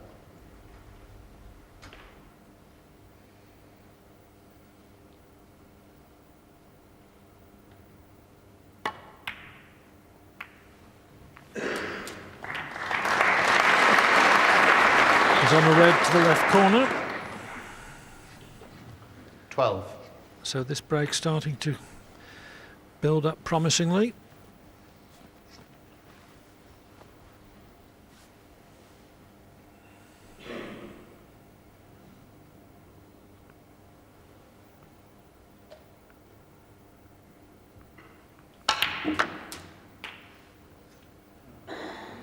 What 13. Yeah, good shot. Maybe overran just a fraction. We had to play a little bit of left-hand side on this. As I say, just overrun a fraction, but it shouldn't cause him a problem, this black.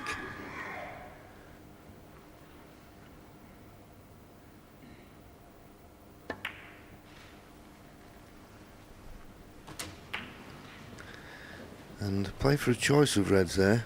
He's got one to the left middle, one to the right corner, one to the left corner. 20. Good chance, this. I think this could be a tremendous match, this. Just these early stages of any match are important.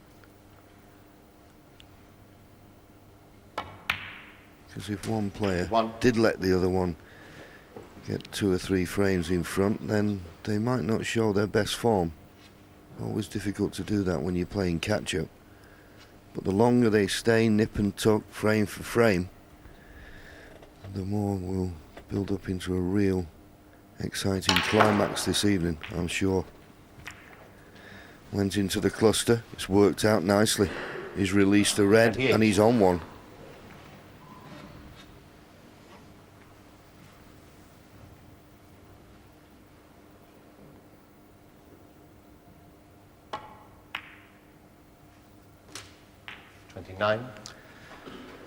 Both players trying to impose not only their game but their will on their opponent in these early stages.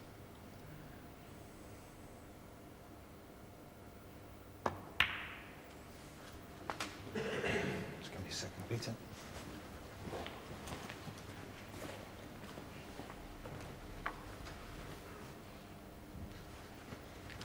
Pink won't go on the blue spot. Its own spot is occupied, so it goes as near as possible to its own spot in a direct line between it and the black spot.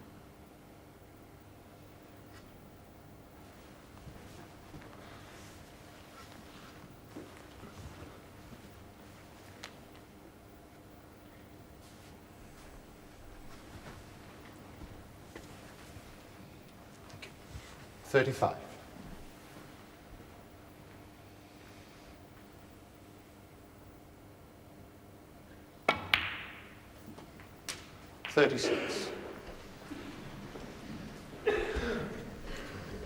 Two reds just above the black.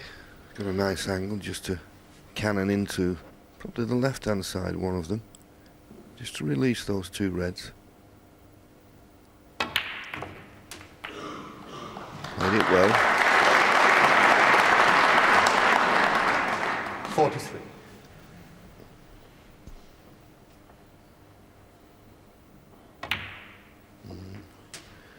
No, he's not played that well. He's played up for the blue and he's under-hit it, and he knew immediately. So he's got to get in and out of baulk now. Two reds to play for either side of the table. He's got to find a good line and length here. Needs to miss the green.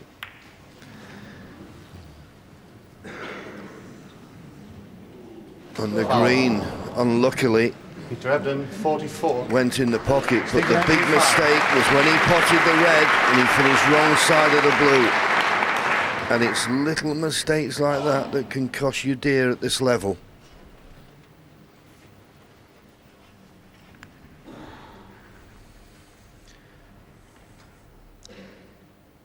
Ebdon had a chance to clinch the frame at that visit until he ran out of position.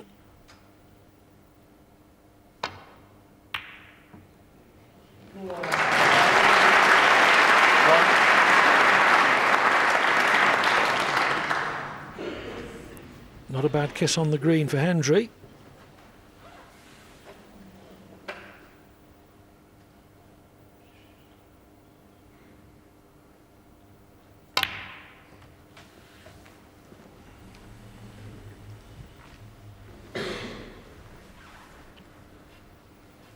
Four.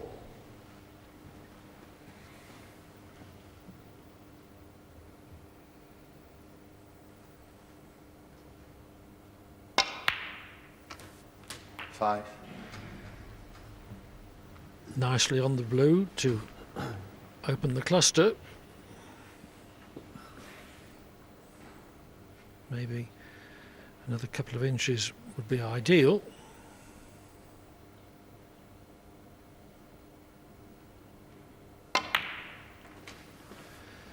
Which was why he preferred to play for the red behind the black. Yes, and he's not perfect on this red behind the black. He's got a little bit of work to do with the cue ball, because the natural potting angle, if you pot this, is just to get very close to the black, so he needs to play with a bit of side or a bit of stun. Makes the pot more difficult. Makes certainly the pot, but he's not ideal on the black. Favoured the pot against perfect position on this black, so he's still got a little bit of work to do here. To get ideal on the black, you need a little bit of side on that cue ball. He wasn't prepared to risk it. Might have to put a bit of side on now to get the cannon. And that's what caused him to miss the black. And believe me, when you start to play with side on these super fine cloths, you can miss anything.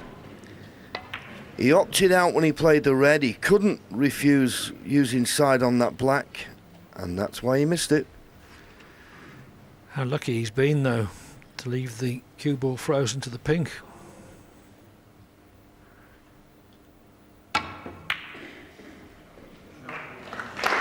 Well, that was a stroke of luck, wasn't it, Clive? While I was explaining why he missed the black, I never noticed that. I thought Peter could get through to the red.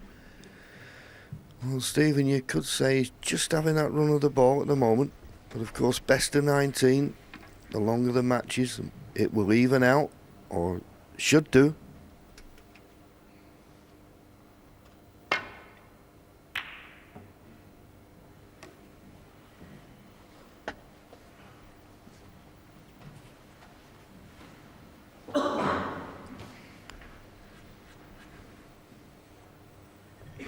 Can't pot that one.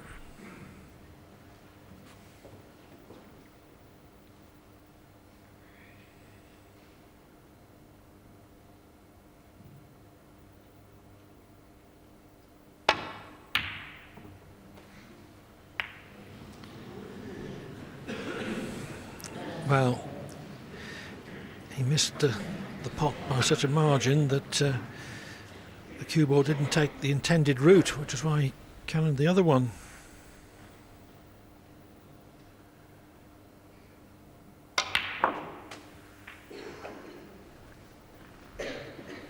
One.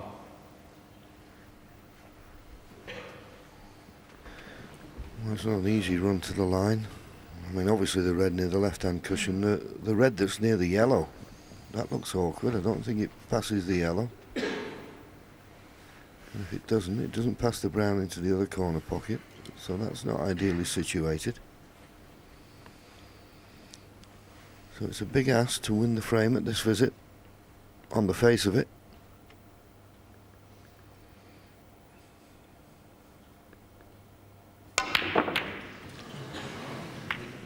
Well, shouldn't have missed it. Hendry, one. Even playing at pace, which was why he missed it. Yes, decided to try and make things happen and try and remove that awkward red away from the left-hand side cushion. He did, but as you say, missing the black. Could have left this easier for Peter. Just going to play the safety, trying to get this cue ball behind the pink, I think, here.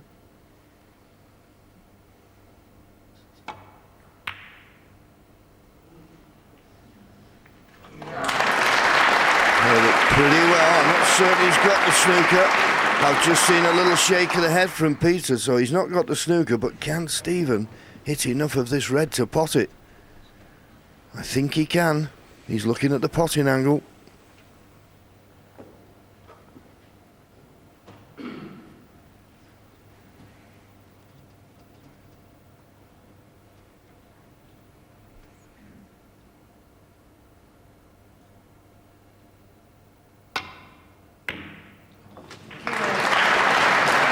Well, it sounded like a very heavy contact, but it didn't affect the pot, and it didn't have much effect on the run of the cue ball. In fact, it may have helped. But yeah, certainly a a bounce on impact. But he's not bad on this blue. And what does it say? I don't know whether that red near the yellow passes the yellow. That could be a stumbling block.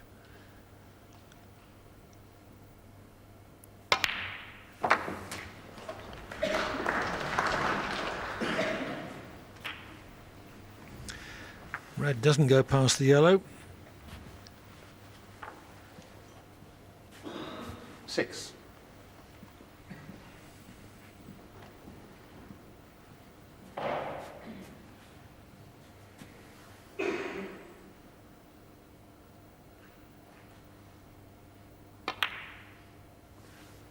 Seven.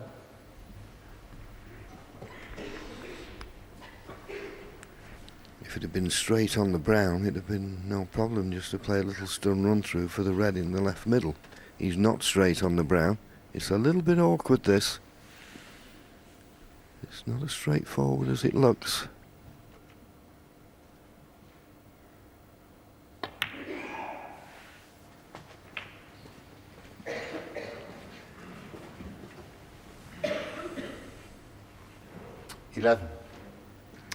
That was about the best he could do. Leave himself this tricky red to left middle. If he can knock it in, it may well be his passport to a 3-1 lead.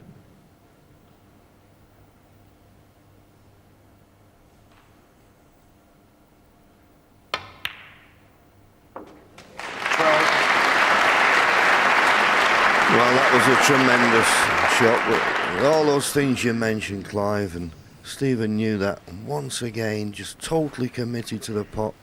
Perfect angle on the blue. And it's that type of pressure pot that he's produced for season after season that has made him the great champion.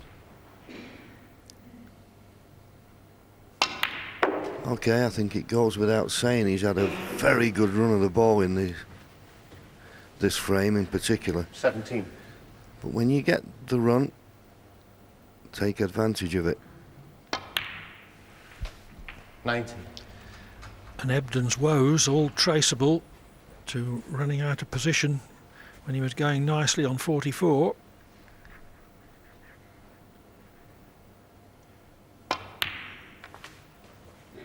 $22.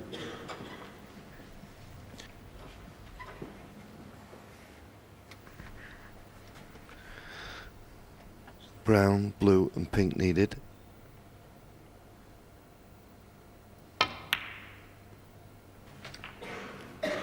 $26. Well, he just about got a slight angle on the blue. He looked as though he was going to go too straight, but I think he can just stun down for the pink.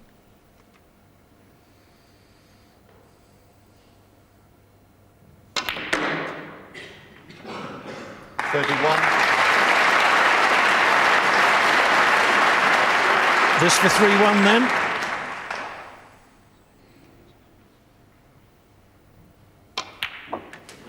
An hour and 49 minutes of tough match play snooker. Stephen Hendry leads Peter Ebdon by 3 frames to 1 at the mid-session interval. Hazel, we were watching every single ball played in that opening session, which was quite a long session really. I think a lot of that down to the way the balls went, a little bit awkward, and the breaks indicate that. Stephen's highest break 59, Peter Ebdon just 44. I'm sure that will soon change, but it's a good start for Stephen Hendry. He'll be delighted leading 3-1. Fair result, probably would have been 2 each, will he? Yeah, the only thing that disappoints me, I know it's been one of those games where both players have got a little bit bogged down with the safety, that Peter Ebdon's shot time is some 14 seconds slower than it has been all week, and we've seen how good a player Peter is when he's playing at a slightly quicker pace. Okay, it's been one of those games where he hasn't had a lot of chance with his hand on the table to start playing a bit quicker. But I don't think he's doing himself any favours playing at the pace he is at the moment.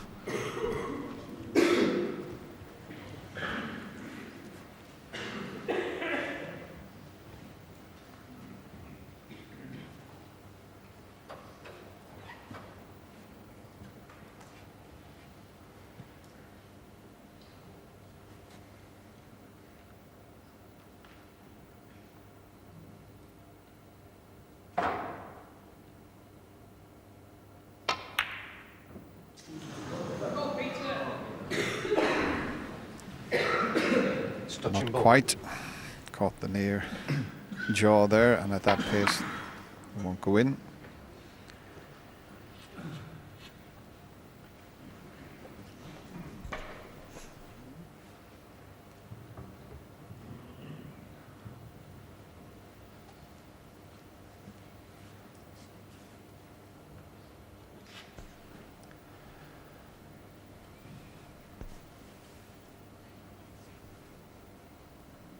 It's just not quite the angle to pot this with a lot of side and hold nicely on the black. That's why he's giving it a little bit of thought.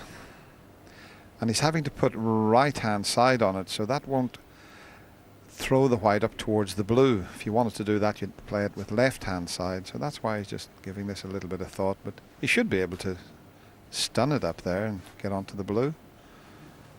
Just hampered slightly.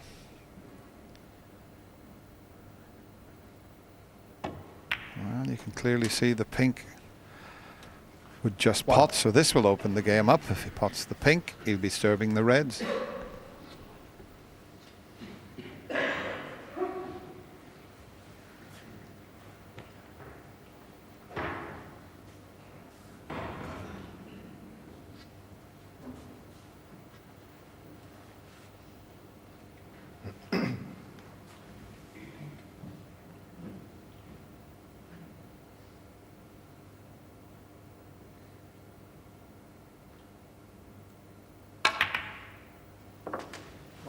Okay.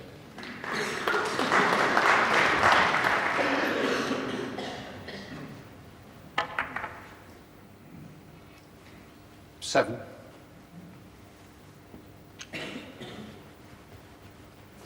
I think both players throughout this year's Maplin UK Championship have shown some terrific form. Stephen has had 5 centuries, but it's this man here who's had 7 centuries, 4 in his opening match against Mark Selby.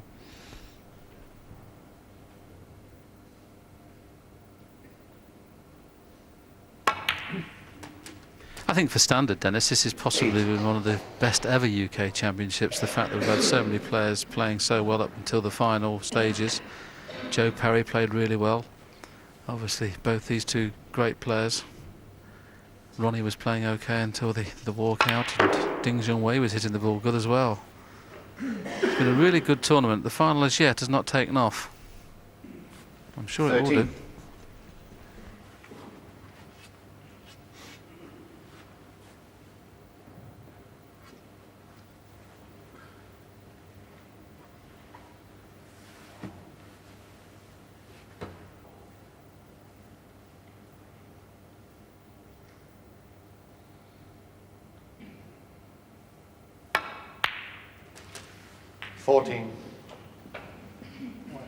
Okay. I'll tell you what's an amazing stat. Stephen has won 14 of their 18 matches, but the 4 matches that Peter Ebdon has won, believe it or not, he's won them all on the last frame. A 5-4, a 5-4, a 9-8, and then of course that famous World Championship in 2002 where he won 18-17.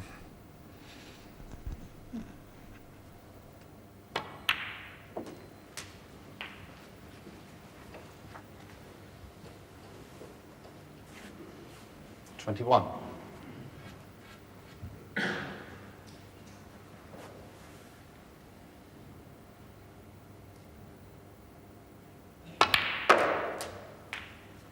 $22.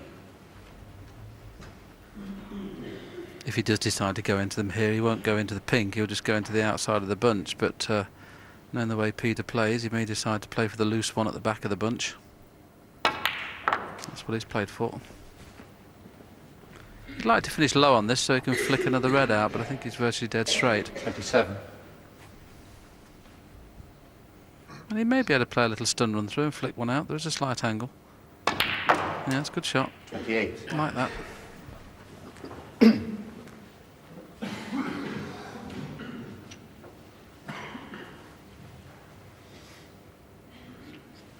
If he's got the angle, if he's straight on it, he can screw back and just out off the cushion to leave that red that he did develop. He's got a couple of other reds to play for. It all depends on the angle. Well, he's not quite. So that shot would be very difficult. He'd have to play it with lots of reverse sides. So change your plan. He'll play for this one on the cushion. Just drop it in.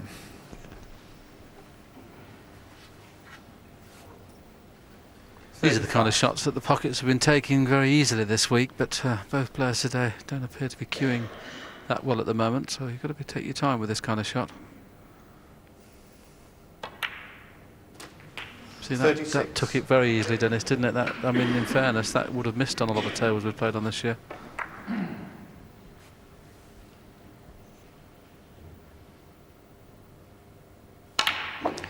Yeah, I think Steve Davis got it right the other day. He said the pockets are just slightly easier, and what it's doing, it's the same for both players, but it just means that it gives the players that little bit more confidence.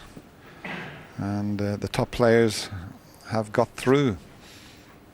So it's only fractions, but they're so good, these top players. It makes a bit of a difference for them. 44. Well, this is a bad shot. It's a lovely pack to go into. There's plenty of gaps there, but he's finished virtually straight on the black, and he may have to play for the red in the middle. It was a poor shot that he had plenty of room on that red to leave a half ball angle.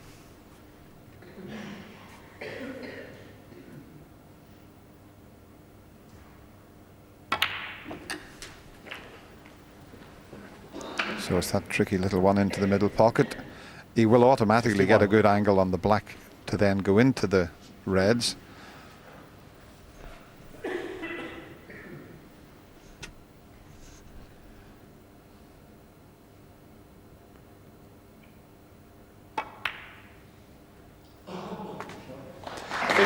This already Peter's highest break.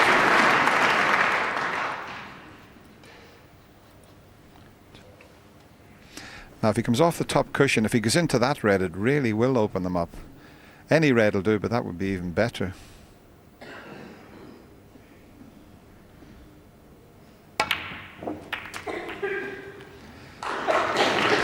Middle pocket maybe. It's a bit awkward for the one to the corner. 59. Touching ball.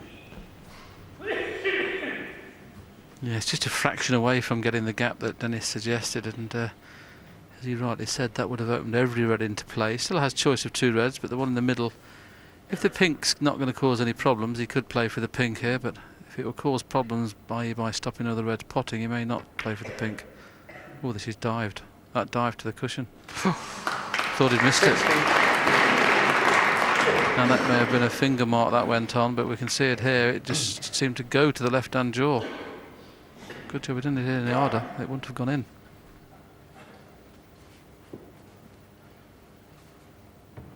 You saw Peter there have a good look at the black. He wanted to play the black because he knows that the pink's going to tie a few reds up, but I don't think he can see enough of the black to make it an easy pot.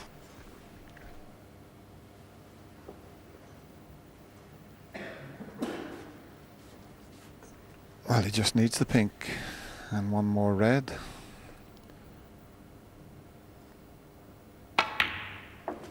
Well, I say one more red. That colour would make absolutely sure. 66 the difference. If he pots the red, 67 with still a possible 67 on the table. 66. So Stephen Hendry would be able to tie. So the red and a colour to make this frame safe. And this is typical Peter Ebdon. 3-1 down at the interval. He would have been in his dressing room, maybe on the practice table. In fact, he was on the practice table, but mentally he's one of the strongest players we've ever had in the game. Yes, I hope his mentors, his brother-in-law's up with him, and Keith Warren, his road manager as it were, I hope they've had a little word with him at the interval to just suggest that he's playing a lot slower than he has done all week. Slight signs of improvement there with pace. Has he covered this red? Well, there you can see he hasn't. If Stephen gets on a killer here, the reds are not too bad for a counter-attack clearance.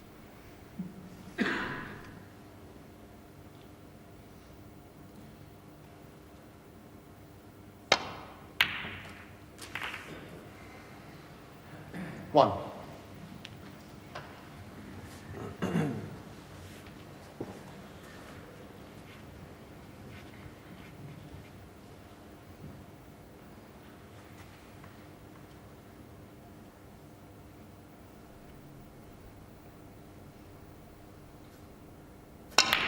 Needs to miss the yellow. And he has, judged to perfection. 6.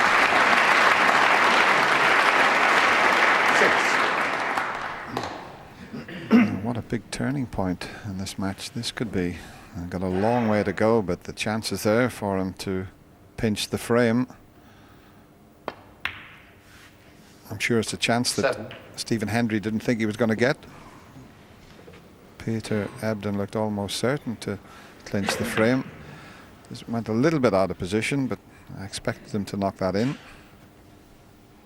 Yes, it's a couple of times with the rest. Earlier on in the match, he had that blue, didn't he, down in the baulk pocket where he played it rather quickly. There, on that shot we just saw with the rest, he cued it very quickly. So he's just not taking the cue back when he's playing with the rest at the moment, getting very anxious on them. 14.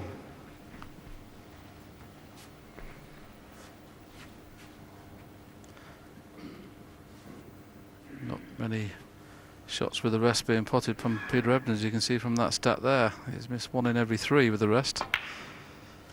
Now, what 15. kind of angle has he got on the pink? He'd like it just to be able to run through and nudge the red just below the pink. He won't play this hard if he's got the angle, but if he's not, he can screw back for the red in the same pocket. He hasn't got the angle, so the red in the same pocket. He's now, even though he's 45 behind, his favourite to win this frame. 21.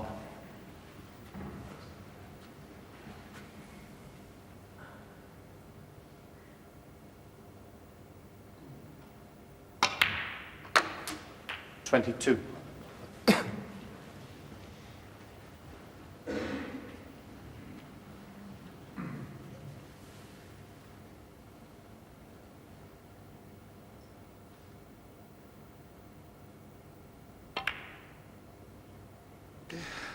Well, that's an amazing miss. He tried to hold the white there. In fact, he's just signalled to Peter Ebdon, and he has conceded the frame. But what a great opportunity Stephen Hendry's let slip there. Peter Ebdon would be delighted to be sitting in his seat and have won the frame. Go on as quickly as you can then, please. Just waiting for a few spectators just to get back in their seats. They're not allowed in while the match is on. Yes, that's the reason they're coming back. The interval was before the previous frame. Peter Ebdon breaks off in frame 6, and he'll be satisfied with that last frame because he, perhaps should have won it at one visit, broke down on 66 and maybe looked like he was going to lose the frame. Now he's won it, he'll be the more confident of the two players.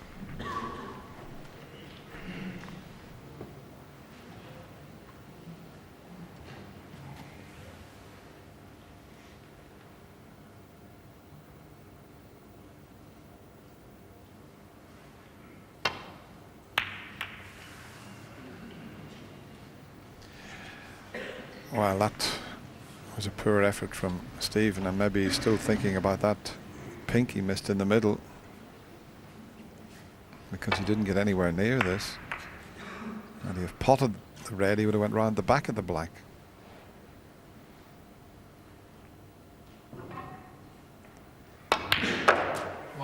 And what an early chance for Peter Ebdon. There's another 4 reds that are in pottable positions.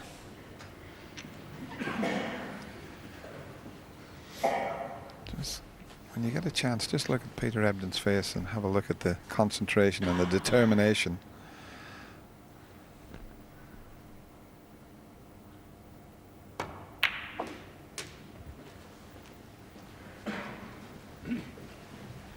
Because the black only pots in the opposite corner, really. The red's in the way. He's got a perfect angle here to pot this red and just run through the pack. A little bit of topspin. Push through the pack a little bit. Doesn't want to finish on the cushion though, so you don't want to ever play this too hard. Yeah, that's perfect. 9.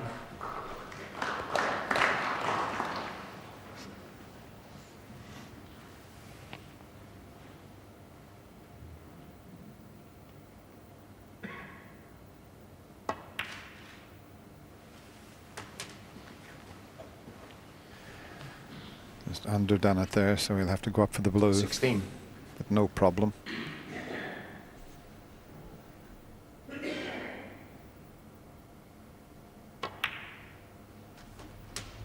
17.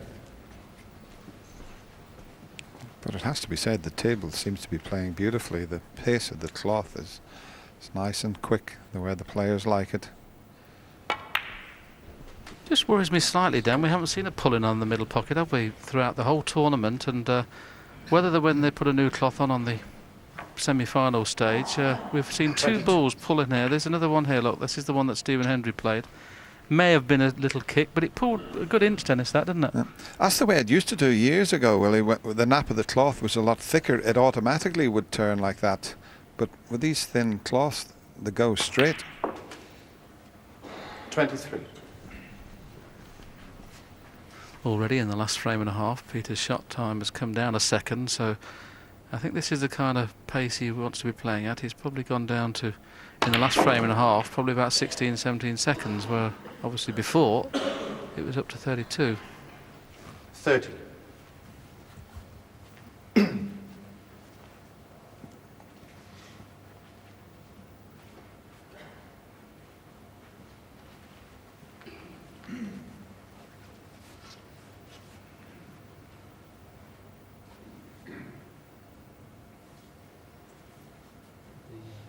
Yep. Okay. Yeah, this is the correct one to play. The one he was looking at into the middle wasn't a good angle to get back onto the black. As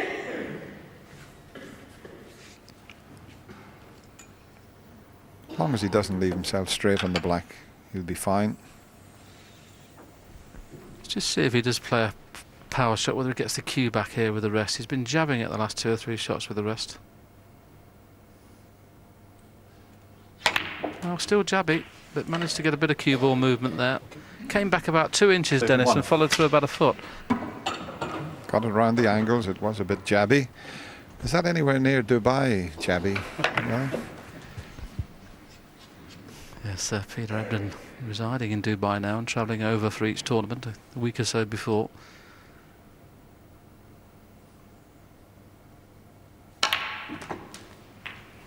And that's good cueing. You saw there with very little pace, he got lots of cue ball movement, so that tells you his confidence is returning.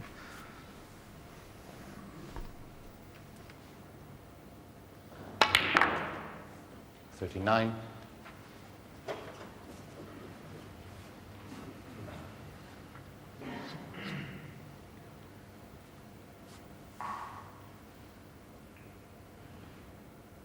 Now just watch the white here when it goes into the bunch. Oh, he got a terrific amount of spin on that. In fact, he's a little bit unlucky, but just watch this when it hits the red. The white stops and then it spins back. Terrific cueing that. Well, as you rightly say, Dan, he was very, very unlucky, because to roll this red in, which he's going to have to do dead weight virtually to be on the black, it's a tricky little pot. He knows it's the right shot, but he's looking for an alternative and can't really find one. If he drops it in, I think he can get the white somewhere near that other little white I've put up, and he'll be in perfect position.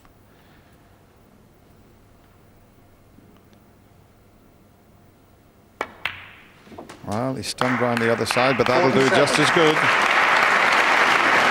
I must admit, Dennis, had a rather played your shot as you rolled it in. That made the pot a lot more difficult going around the back.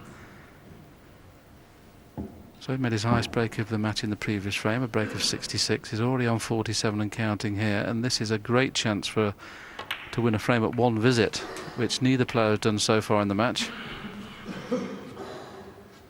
54.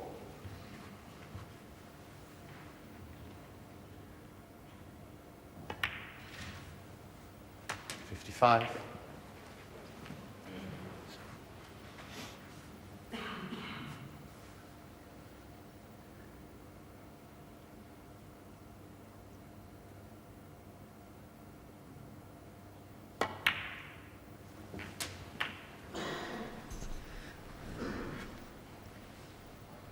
$62.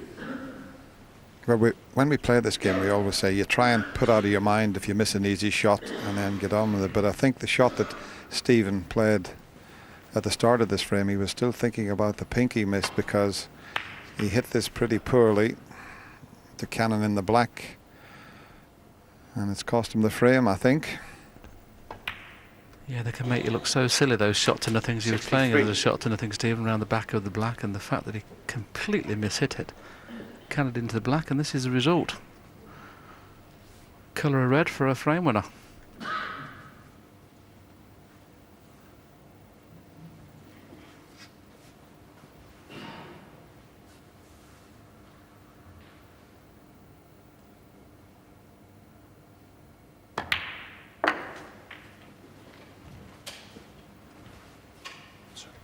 Appears that the pink spot is not available, so I just hope it doesn't go in between the red and pink. Well, it just about spots. 69. So this to make sure of the frame. You know that Stephen Hendry won't carry on if he needs more than one snooker. Once again, this knowledgeable York crowd, as they have been all week, they're aware of the scoreboard. They do the maths quicker than we would do down there, don't they? Yes, it's a great part of the world to come to just before Christmas. Very busy city. But a very busy Peter Ebdon in the last 2 frames. We knew it was just a matter of time before this final took off. Balls went a little bit awkward in the opening frames, but this might force Stephen Hendry to raise his game now also.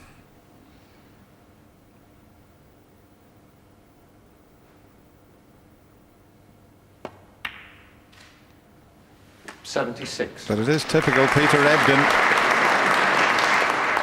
Even when he won the World Championship, he was the sort of player who gets 2 or 3 frames behind. He sometimes produces his best snooker. Yes, and back to the pace that he's been playing all week. And you can see the difference. Well, what a shame, no centre, but a great break of 66 in the previous frame, an even better break of 83 in that frame to level the scores at 3-all. Well, Stephen's advantage in this final has completely evaporated. Game on. 8 frames to be played in this session, and a scheduled 11 to be played this evening. And the way things are going, it could be very close. And another poor shot from Stephen Hendry.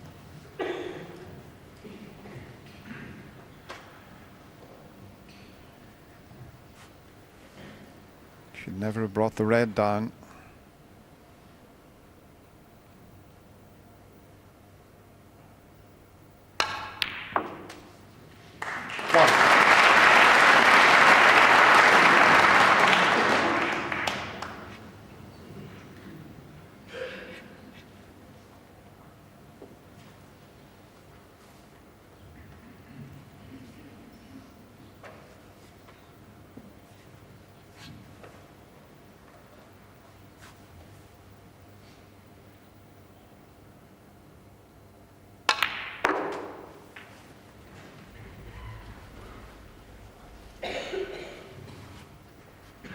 He was trying to get on the red just to the left of the black spot there. He's got the one into the right, but if he had got that out of the way, he could have got onto the black and then cleared the black spot area.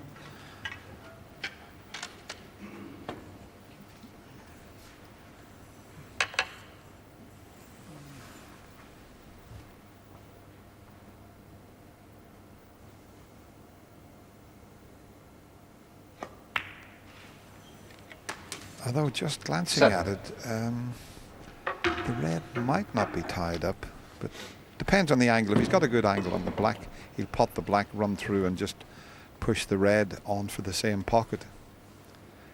Don't think he can quite manage that. Might be able to.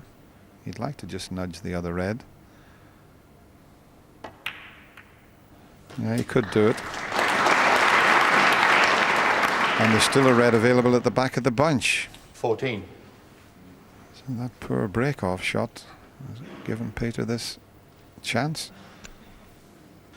Yes, there is that loose red as Dennis mentioned, but he may decide to play an attacking shot. He won't do now, though. He played for the loose red. 15. I thought if he'd have ran through that red and played into that gap of the 2 reds to the right of the bunch, he would have opened them up. But Stephen's looking on, and Dennis mentioned his poor break-off shot. This was it. I mean, how the cue ball has finished a bit short, and the red's gone right over the middle pocket.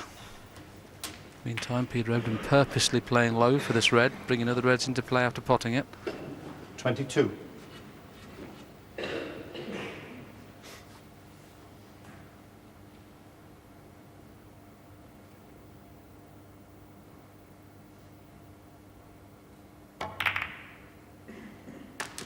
$23. There was two ways of playing that last shot. The way Peter played it, or to screw back. He decided to run through, but there's only developed one red. He maybe felt the other way was a bit risky. Well, there's maybe two reds will go into the same pocket. You've got the perfect picture here.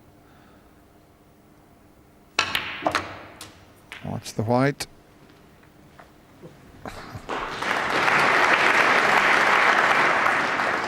He'll take that. 30. Yes, the little flick slowed the cue ball down, didn't it? I don't think that Peter played on this red into the corner, but it's key with the shot. You know that if you overscrew it, you have got a second choice. And once again there, Dennis, he's not looking confident with the rest, is he? That was another jab, and it was a very easy pot.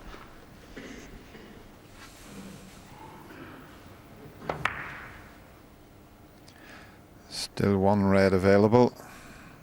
At the right and to the back, there you see it. And purposely 38. leaving an angle, so he will develop the reds here. And looking at the pink, he'll either finish on pink or black. Well, he's running through again with topspin. He seems to prefer this type of shot rather than screw back.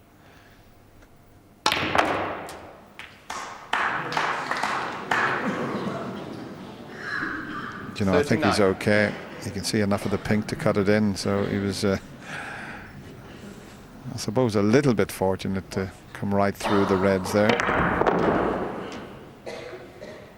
If he hits any of those reds, he's bang in trouble. He hit the red, but not thick enough. If he had made a full contact, he would have been snookered on all balls.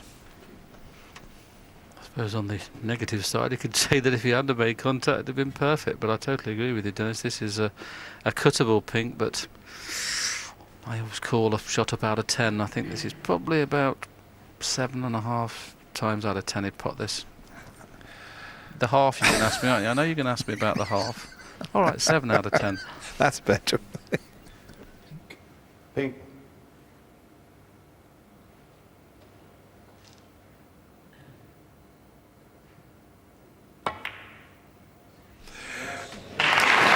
Well, that was a good recovery. So mark that one down. That was 7.5 times out of 10. 45. Chance to pop that one, and he pulled it off. You make one mistake. I hope he corpses for the rest of the game now. He's got a little giggle on him out of this.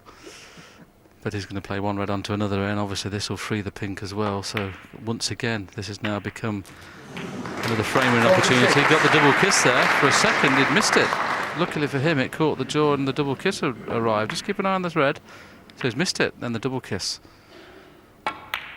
So this could be 3 frame-winning visits on the trot. Very well done. 51.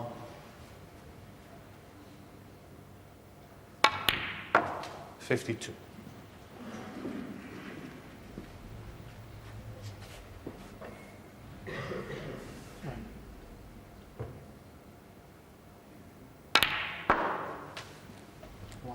Okay.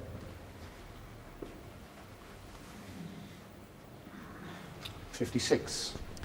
Isn't it amazing, Willie, how many times the interval can change things around? I mean, suddenly the game has really taken off, not as far as Stephen Hendry's concerned, but Peter Ebdon is playing superbly well again, as he has done throughout this whole 57. tournament.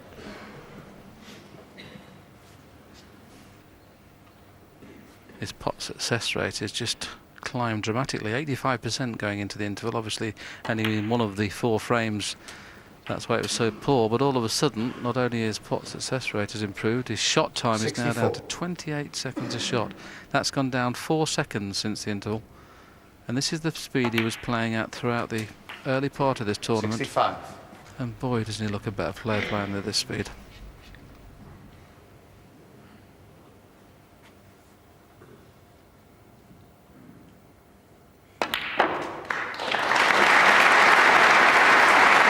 Once again, the crowd aware of the situation. Stephen Hendry needs snookers, 70. and we know if this red goes in, he won't carry on. So 4-3 Ebdon. Can he get a century this time? 71.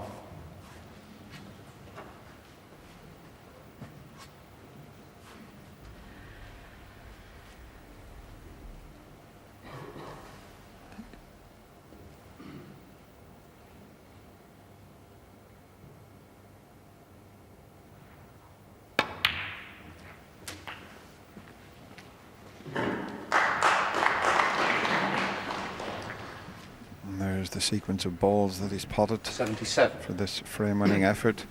I'm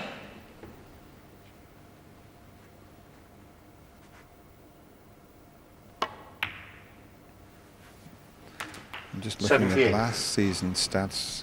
Peter Ebdon made 9 centuries in the whole season. He's already made 7 here in the one tournament.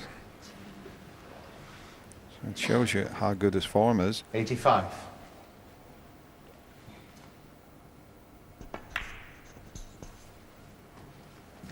'86. Oh, definitely deserves to make a century the way it's compiled this break. This has been top draw. Okay, one could have gone wrong when he tried to force through the pack and had to cut the pink in the middle, but apart from that, he's been flawless. 92. 93.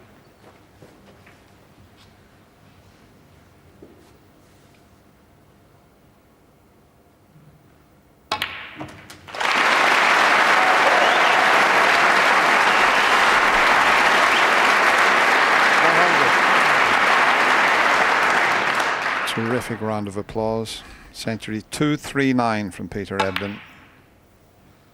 101. Can't get to the high break. That's 146. Currently held by Mark King and David Gray. 108.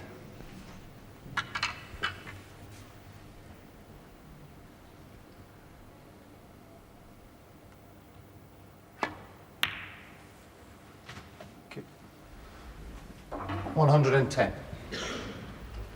Stephen Hendry scored 22 points in frame 5, 0 in frame 6, definitely going to be 0 in frame 7. So if he gets a chance, without the table 113. time over the last 3 frames, he's not necessarily to be in stroke, so it's a key frame, the last frame of the session. 170.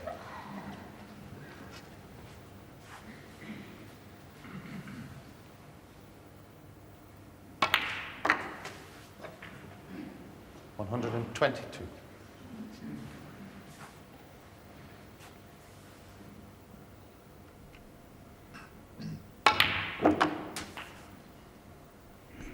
128. A difficult black for a total clearance.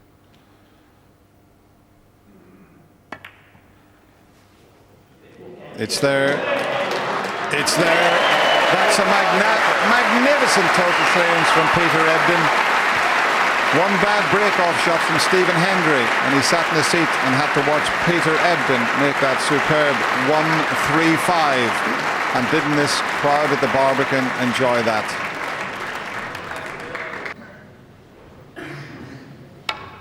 The last frame of the session, definitely a bigger frame for Stephen Hendry than Peter Ebdon. Peter Ebdon will be delighted now, whatever happens, to have got out of this session at no worse than 4-4.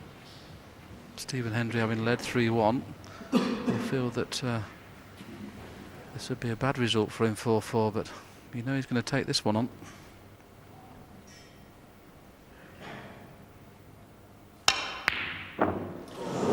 Just shows you, doesn't it? Lack of table time, how difficult those pots become. Difficult pot anyway, but it was very close.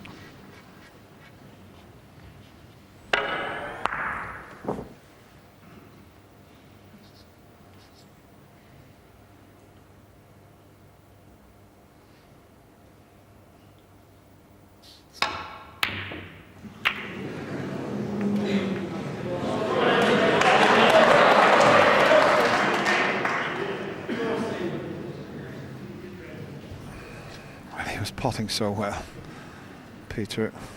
I think he expected to knock that in, even though he was tight on the cushion, but Didn't expect the red to cannon into the other reds. Now the one next to the blue's easier with regards to getting good position. It'll be a red colour and up for the black and reds.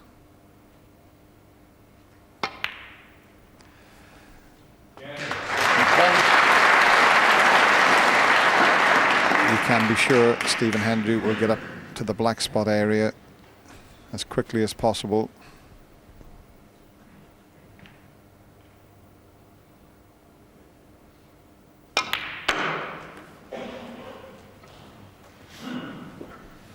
And straight away playing for the one that's blocking the black 6. into the left corner. If he removes that, black clear in both corners.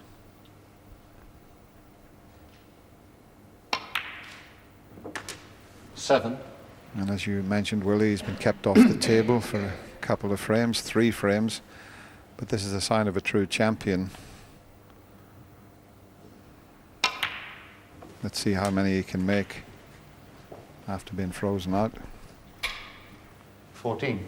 Yes, I think confidence-wise, he would need a break of frame-winning proportion just to get a bit of confidence 15. going into tonight. And you know that Stephen, if he's got the angle of going to the bunch here because he's got the loose red, just play a little screw shot here. Doesn't want to stick to them, so just want to flick it away. When he's stunned into them, he's going to have to hope he can see it. I'm sure he can. 22. You're always looking at Touch these and top ball. players for a way of winning the frame at one visit, and that was another example. He has a chance now of winning the frame at one visit. Can he do 23. it? Well, he's pulling a little bit of a face there, Stephen. I think that's because he's left himself straight on the black. So he's got to play this with a touch of reverse side if he screws back.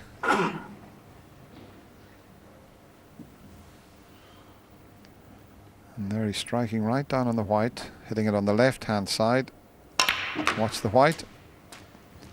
Spins off the cushion to the right. Maybe got into it just a bit too well 30. there. He's cued this beautifully. He was actually playing for the red that is just passing the white now, but he knew that if he slightly overhit it beyond this one as well, but he's just about finished in the worst possible place. He may have to just flick off the reds here. Not guaranteed to get onto the black here if he does play that one.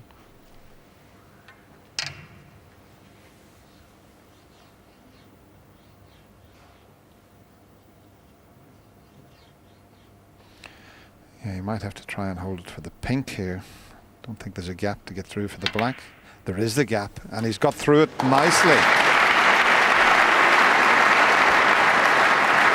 31. Very, very delicately played.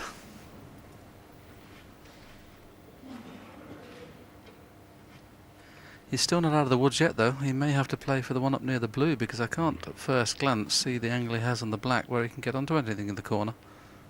Gonna have to really punch it in if he wants to go on and off the cushion.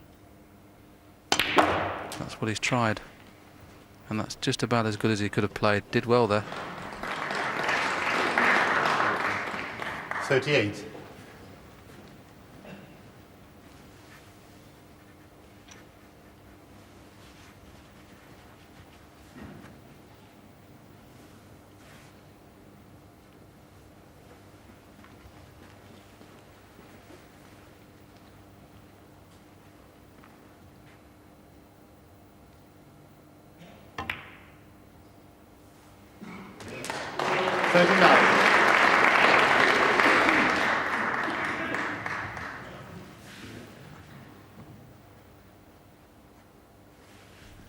Yeah, that's a bit of a stretch, that one.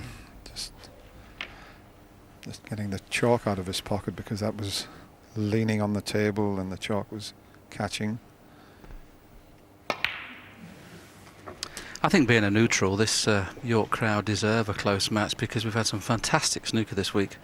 Snooker of the highest quality. Both semi-finals are good a standard as I've ever seen, and I would love to see this match go close. These two players don't deserve to get beat easily, either one of them, the way they've participated in this tournament. And I think a 10-8 either way would be about fair, the way they've both performed.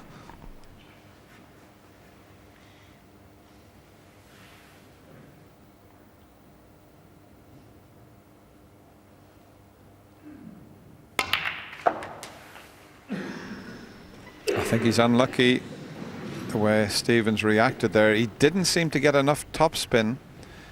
Still a bit unlucky not to develop one.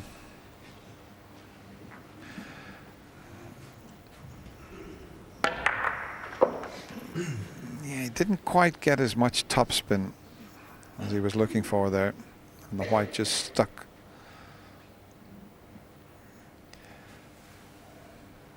Well, this is tough because the red is a distraction. He's very close to the red, the cue there, just as you can see. And you could tell he didn't fancy that. Stephen Hendry, 52.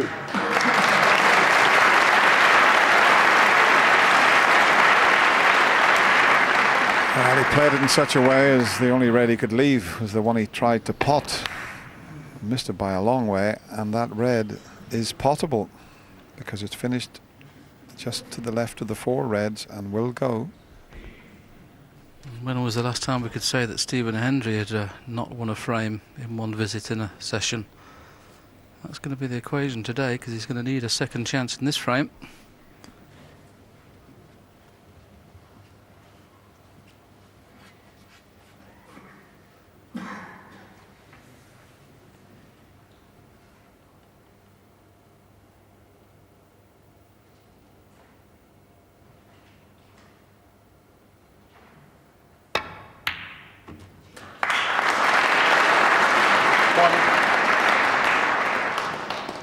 That's a terrific pot and a terrific positional shot, because he's got an angle here on the pink. I think he only needs the slightest of nudges onto the red.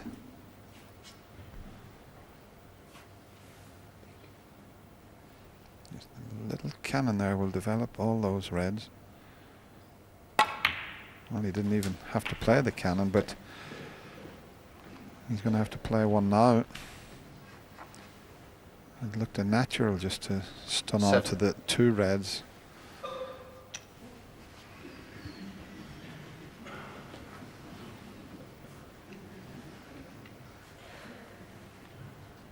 He should be okay when just flicking off the other red here.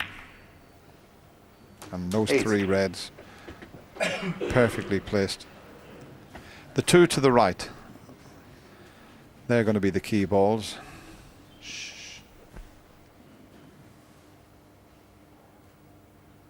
It's very rarely do you see a player play a cannon from red to red, and that for me would be already my idea here if I was playing. Played red, black, and then the one just below the pink. Try and get that on half ball. Try and pot it and bring one of those 2 reds, if not both, into play, which means you're still bound to be on the pink. Going into them off a colour, you may stick on the cushion. 60. Interesting to see the way he plays this now.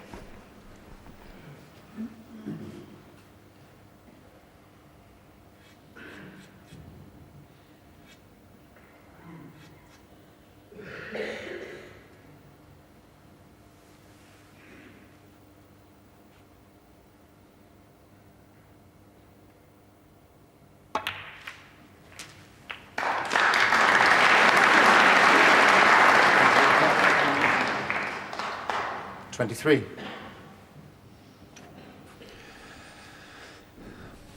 Had to play the cannon there because he hadn't got the angle to get on the 2 easy reds. He developed the one that, well, it was in a potable position anyway, but it's much easier now. 24. He's cueing beautifully now. I mean, even that shot was played to the inch because he doesn't have to do anything with the cue ball, just roll it in dead weight. He's bound to be on choice of 2 reds. When you're playing well, they're the kind of things that happen. If you're playing poorly, all of a sudden you've got to play a little stun run through or in and out of ball. No. Peter's got the cue ball on a string at the moment.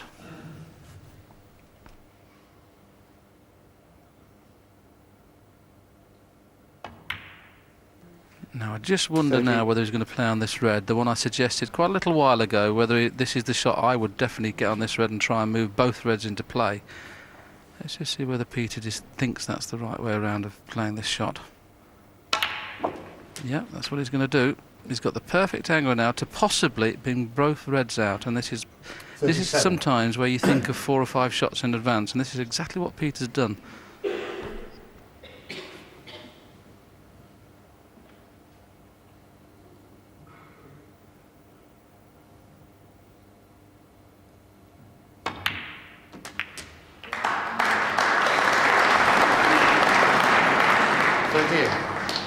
Bit unlucky there, although I do think that Peter played on the other red and just got a little bit of stun on it. Still unlucky to cover that one.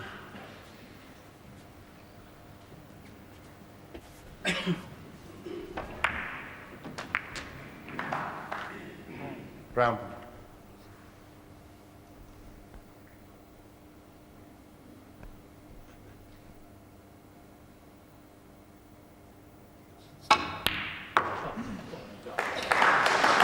Played a few shots like that when he's been tucked up on the cushion.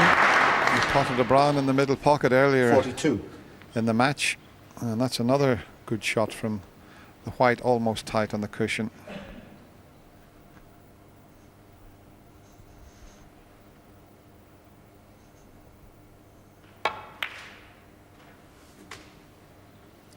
Now, what's the angle like on the pink? It looks pretty good to me. I think he can develop that last red.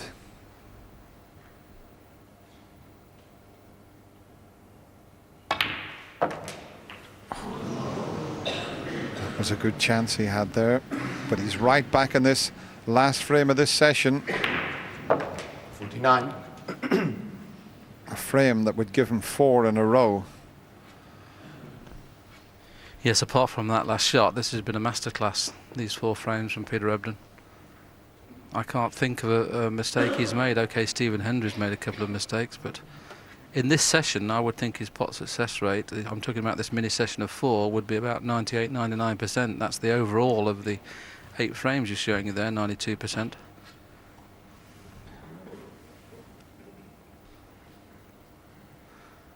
Now, sometimes Peter plays reckless shots. There's another one. Why on earth, at this stage of the match, when he's got Stephen Hendry by the, whatever you prefer to call them, I do not know how he can possibly play a double at that stage. Well, he does have a strange shot selection at times. He does it his way.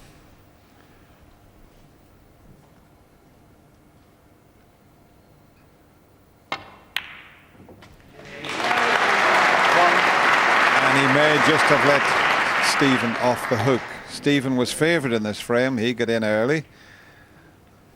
Had a break of 52. Ran out of position and disturbing the reds. But Peter played perfect snooker until taking that very difficult back double on. Wasn't a straightforward double by any means.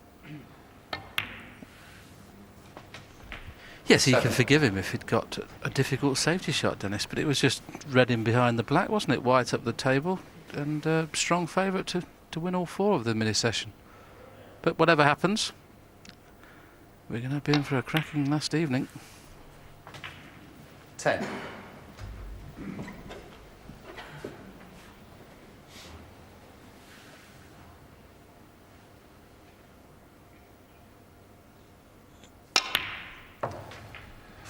Well, since the mid-session interval, the snooker has been superb. The standard very high, and I can't wait for this evening, Willie. It was a tough one to call before the match started, where both these players are playing. But the way that Peter's now got back into the match from 3-1 behind, it's even tougher to call. Stephen will be delighted to have pinched this frame because, OK, as you rightly say, Dennis, he had the first chance and broke down on 52, but he must have thought that he was going to lose the session 5-3, but what a cracking session we've had at snooker here. Both Peter Ebdon and Stephen Hendry have shared the session. It's 4-all to play this evening. 4 frames all. first to 10. Thank you, ladies and gentlemen. Shake hands and may the best man win. Stephen Hendry to break.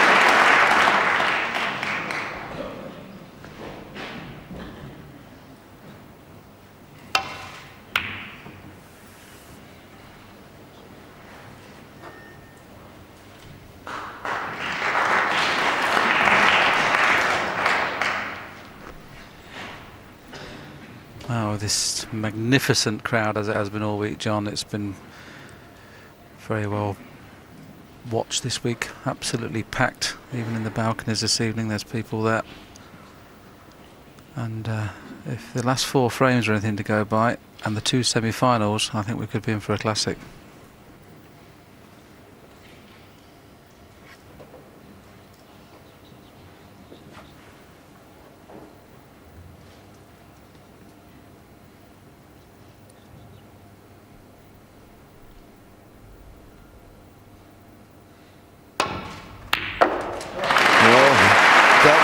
Effective percentages 92% up until that terrific opening red from Peter, and he's short of the baulk line. Stephen just dropped below 90%, which you want to improve on, but what a start from Peter. Yeah, I was a little concerned whether playing such a poor shot on the last red of the last frame of the session would knock his confidence back a bit. If anything wanted to restore confidence, is that opening red. Yes, well, 4. Peter occasionally plays the unorthodox type of shot, but I think he's clear in his mind that whatever he decides to play, if it doesn't work out, you just got to forget about it if you make mistakes. 5. But just the start you need. Opening frame, hand on the table, get the cue arm going.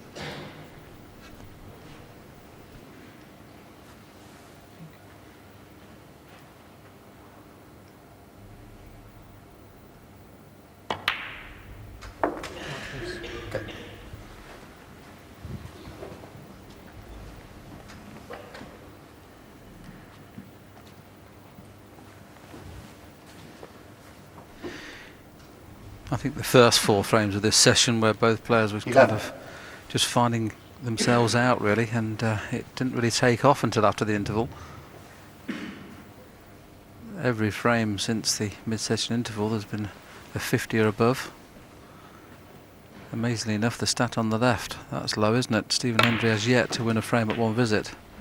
12. Not guaranteed to get a good split here if he goes into them. That red's just a little bit away from the pack, and he may lose the white here. He might just play for the single red.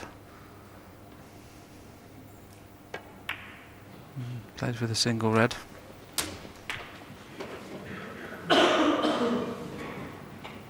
$19.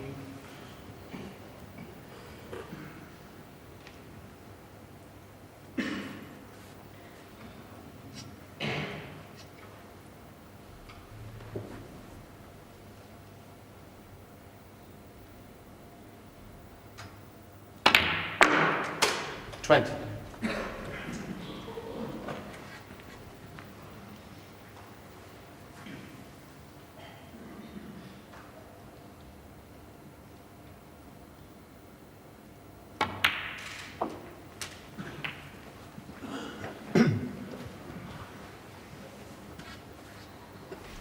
Playing for this low red now. If he plays a stun run through, kiss into the pink, he may release a couple of reds. Just got to be careful with the cue ball though, to get it to run through for the black. Played the stun, but just stunned it a little bit too much. He's not good on this black now. Yes, there was an example of what John was talking about, the stun run through. It may be okay if the red just above the pink will pot in the same pocket as the black. It's just a case of whether he can miss the kiss on the red on the cushion. He's going to have to really get into this cue ball and screw it round 2 cushions. If the red just above the pink will pot, there's a nice little gap there you can see it. It's all about missing this red on the top cushion. He's got to screw past it. Yes, if he can't get past the red, of course he could play the cannon on the red on the top cushion. It's tight enough. If he got it half ball gently, he could develop it to the opposite corner. But he's at full stretch, he's got the extension on, and he still doesn't look comfortable. If he has to play it with a rest, a lot more difficult. Yes, he's been struggling with the rest, to be honest, John, throughout this match. He's been jabbing a little bit with the rest, so for his sake I hope he can reach it, because it could be tough otherwise. He's going to have to play your choice, John, the cannon. He's not digging low enough on it, so trying to bring that red on the cushion slightly more into play.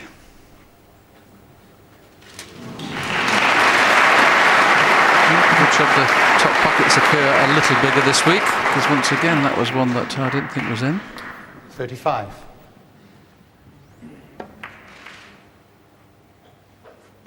Yes, I certainly think harder it wouldn't have gone in. Got the kiss and finished on a red to the left middle. 36. Now an angle on the blue, as we saw, that red just above the pink will go to the right corner. But he's got a nice angle to play the cannon, should he so wish. It's decision time. As you see, this red clearly passes the pink to the right corner pocket. I'd certainly favour the kiss on the three reds that near the pink spot, the left and one of the three. If he hits that full ball, he'd be very unlucky not to be on at least 2 or 3 reds. Well, that's one red you couldn't play to hit. That has gone astray. 41. I can only assume, Johnny, he played to finish on the cushion. I can't think he played a kiss there. No, it was a misdirected cue ball. I think he can get through to pot this red along the top cushion, but he was looking for something a lot easier than this.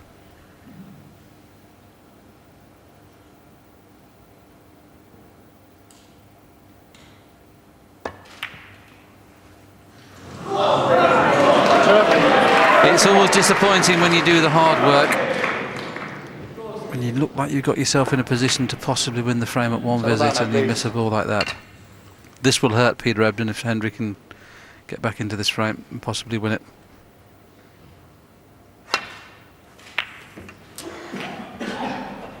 One.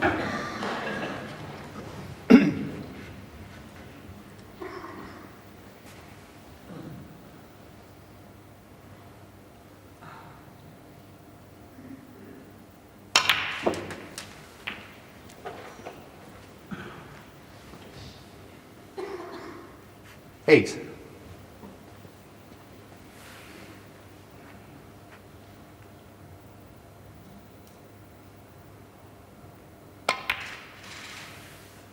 Nine. The red closest to the black, just up the table. To the right of the pink is available into the left corner, should he wish to play on it.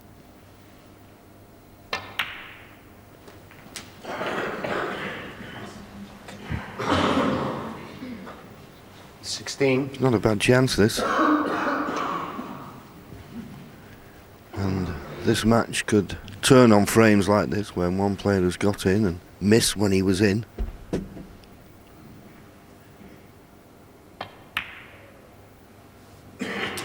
$70. And you have to play the cannon now. But I'm not certain if it's a nice little cluster to go into, Willie. No, I don't like it, John. He'll only get on one in the middle pocket, I think, if he plays the cannon. The slow cannon on the outside red's not too bad, because he'd leave 2 reds in the middle, but it looks like he's queuing low enough to hit it hard. See, the only thing that could happen there, he had only one chance getting one in the middle, and he has got one in the middle, so he's been a little bit fortunate there. 24. It's amazing how a little cluster of 5 could be in a bad position to get on one, and that was a rare occasion when you see that. You know, John and I both suggested it would be tough to get on one, and it was, but he's got the choice of the red in the middle. If it goes in, his favourite to win the frame.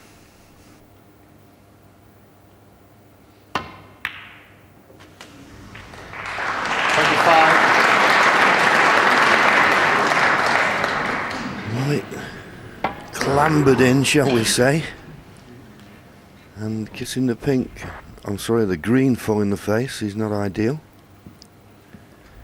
The green looks obviously on to the right centre, but it's an acute angle. That's why he's choosing the brown.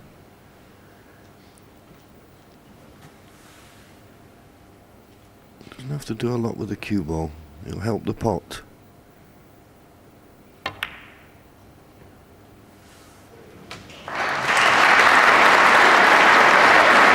But all that's left is another red to the middle. 29. It's all about playing it on and off the cushion and missing cannon on brown and yellow. He'll be playing for the blue in the same pocket. That would be probably the best choice here. So it's just a case of missing the cannon. 30. Looks easy that, but you keep playing those at home, those in and out of balks. It's amazing how big those balk colours become sometimes. You'll certainly probably play the slow cannon here. There's the negotiation of the path between yellow and brown. Oh, the way he's looking at the brown tells me the red to the left of the 3 would pot in the left-hand corner, so he's not playing a cannon, just playing inside the blue and leaving the long red. As long as he misses the blue, is fine. If he hits the blue, he's no good. Well, he's not hit the blue, but he's under-hit it badly. 34. Is he snookered on the remaining reds? He'll be annoyed with that. I think he is. He's looking to come off the side cushion. There you see, snookered on the 4 remaining reds. He won't be happy with that shot.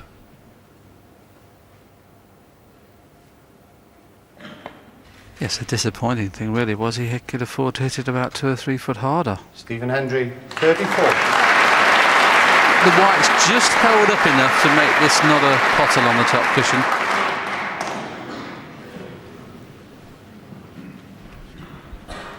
That was a good chance for Stephen, unlike Peter Ebdon before. Poor positional shot caused him to break down. I don't know whether the outside red of the 3, well, I'm just looking and we've just shown you, it does go into the left middle. Could take this on, he could play it as a shot for nothing. Plenty of value if it goes in.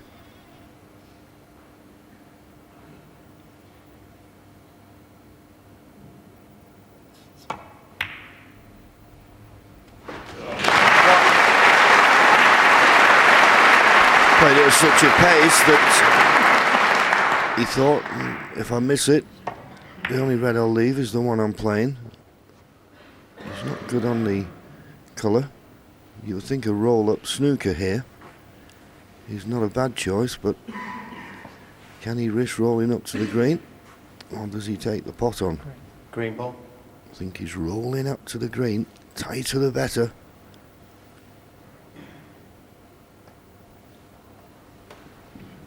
Peter Good Ebdon, shot. 1.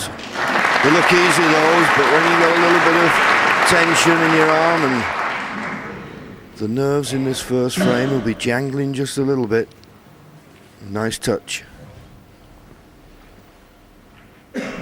Twice across, hopefully landing on the red that's on the back cushion.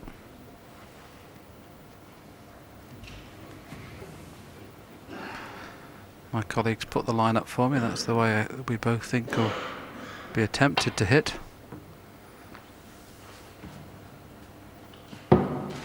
Slid a little bit off the second cushion. It held the second line, but when it hit the second cushion, it did slide a bit. So we know the shot's on. Yes, the one thing he's got to be very careful of here is slipping past the red, and then he'd leave a pot onto the right corner. Peter.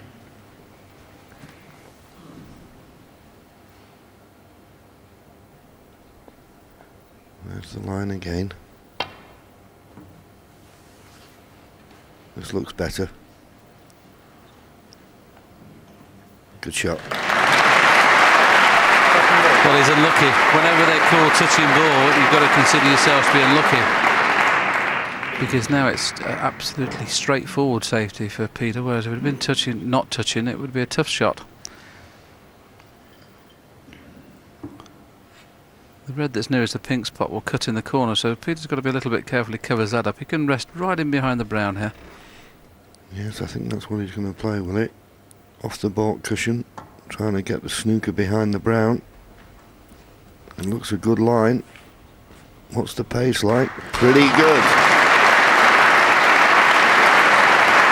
Okay, this is probably an easier hit than the other one, but as I say, he's always got to be careful here that he doesn't slip past this red.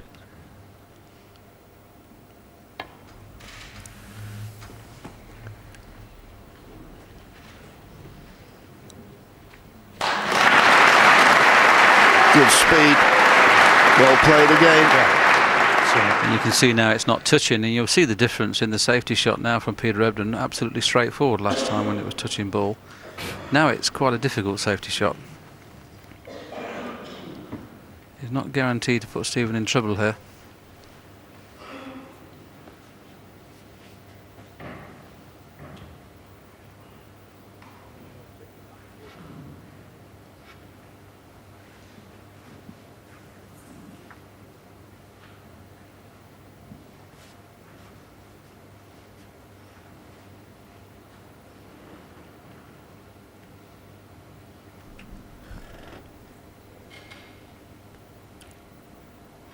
It's a straightforward glance off the red in the middle of the table, but to get a good safety, he's got to find that baulk cushion. I think that's what he's a little bit concerned about. I think if the nearest one above the black, it more than likely will run into the other red. Imperative he gets a good length with the cue ball. If he doesn't, he'll be having a go at this red, will Stephen. And he didn't get the right length. He'll take this on. Well, this one is fraught with danger because the red to the right of the red he's taking on is bound to be on.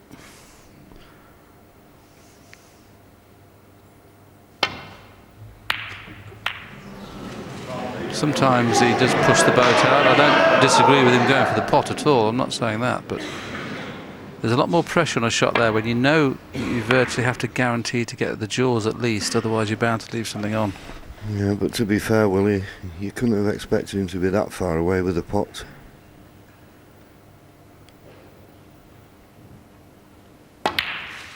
It's amazing sometimes you can play excellent safety shots and your opponent can win a frame for it. That wasn't the best from Peter, but he can reap the rewards now.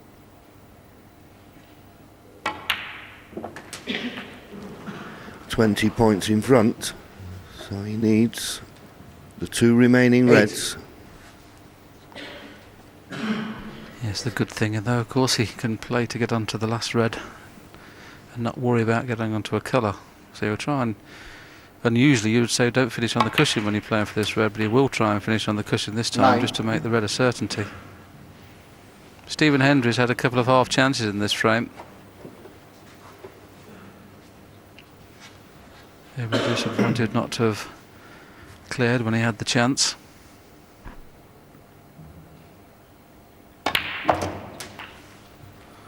See, that would be no good if he needs a colour, but the fact that it's just the red needed, that's the reason he's played the cue ball near the cushion.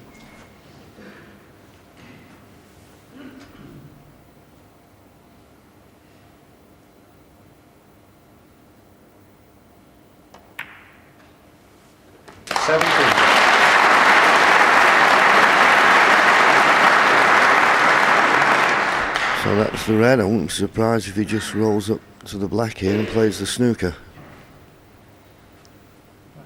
Black.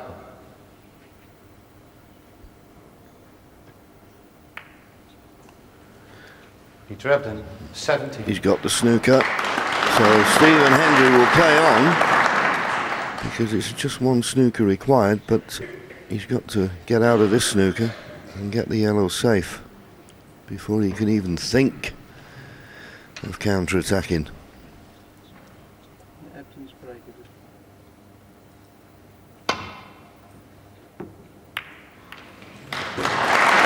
Well, it was an excellent hit, and I'll tell you what, he nearly got the snooker.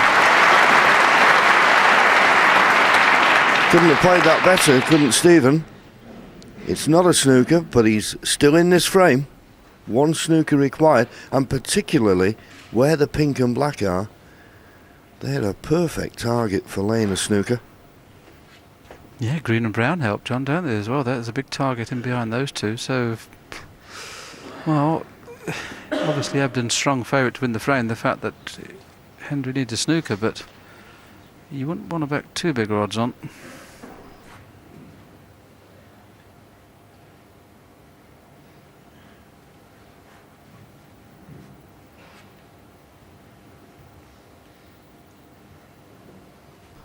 Oh, what a player that young man's been over the years. And there's the family, the Hendry camp. Brother, children, father, and his beautiful wife.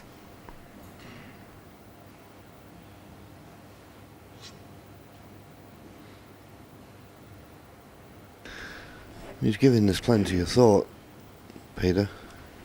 He'd like to put as much distance as he could between cue ball and the yellow here, but I'm not certain he can do it. No,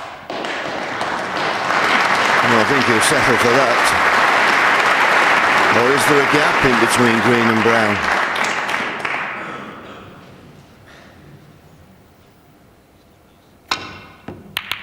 There wasn't, so once again it was a case of hit the snooker and hopefully get it safe, but this time he's not got the yellow safe.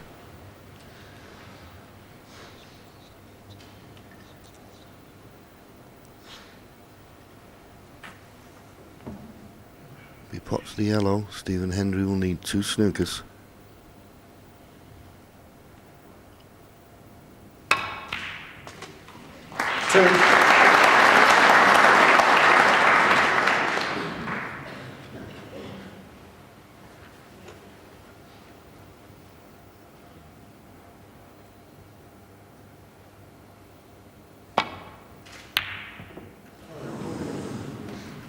Peter Ebdon, 2. Well, somebody shouting on, go on, Steve, but it was a big ass, 2 snookers, but maybe could get one behind the brown off this green here.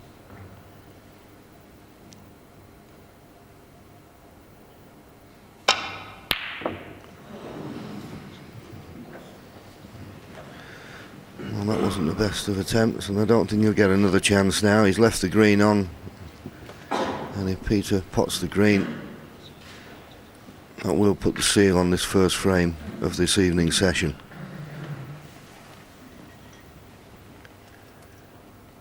First to 10, remember, in this best of 19 final.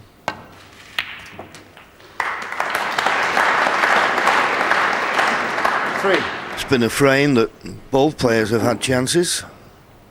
And in the end, that 41 break that Peter got at the very start of this frame looks to have done the trick. Don't think Stephen will bother coming back to the table. Little shake of the head says to referee Jan de Haas, that's enough. So it's Peter Ebdon who goes 1 clear again. He leads 5 frames to 4. Well, we hope so, because the standard of this UK Championship for me has been the best one ever. I've never seen so many players playing very, very good snooker throughout the tournament, and it goes without saying that usually the 2 best players of the week get to the finals. Not always the case, but I think these 2 have got there on merit. Peter Ebdon has played the best snooker I've ever seen him play this week. That's including when he won the World Championship. And it's nice to see Stephen Hendry back in some sort of form. And when he's in some sort of form, his long game is usually very, very proficient.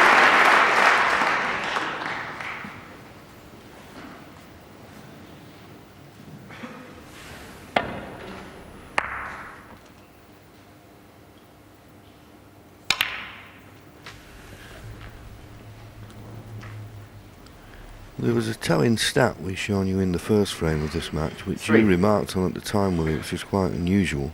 Stephen Hendry's highest break so far in this match, he's only 59. That's very unusual. We regard him as a scoring machine.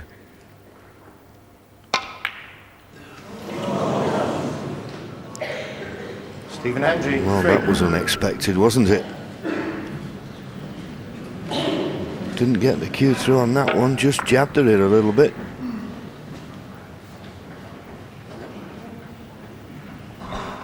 You heard the roar from the crowd there. I think we kind of breathed the big sigh there when he missed that one. Doesn't look like this red pot. Yeah, just a safety. I'm surprised he didn't have a go at the one at the outside of the bunch there, just to really kind of make Stephen hurt a little more. The fact that it's not cost him anything, you can quickly forget about a bad shot when your opponent doesn't score anything. What a great arena this is, the Barbican. I hope we play here for many years. It's a fantastic town. Great venue. Couldn't think of a nicer place just before Christmas, John. No, I agree with that, Willie. Some lovely shops, and well, we all usually go for a walk in the morning. And this red is on. He can get past the green. It's just off straight, so he could play a run through and go up the table for the blue, because the black and pink are not available. Good cueing needed.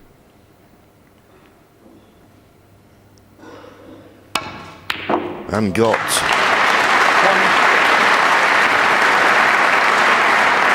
And he's got the angle on the blue. That's an excellent shot, that, from Peter.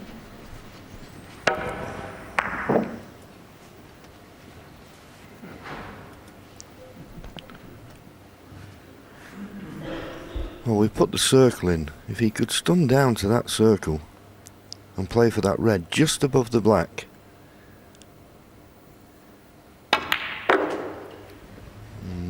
Is it too much? What I was thinking when he played, he's on the red just above the black, but if it had been on it good, although I say that, I think the black may go in the right corner. It does. 7.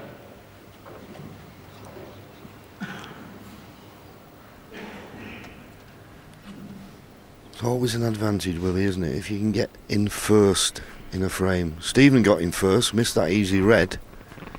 Yeah, this level you'd expect to get at least 30 with, you know, with 5 or 6 loose reds. So if you do get in first, you're going to have that sizable lead, and probably 6 or 7 out of 10 you're going to win the frame if you get in. But 14. the reason John mentioned getting the circle a little while ago, he thought about potting the red and nudging those 2 reds into play, but with the black now potting in that corner, he only needs to be just off straight on a black very, very soon, and he can just bring those reds into play anyway. But this is a great chance to go 2 clear for the first time.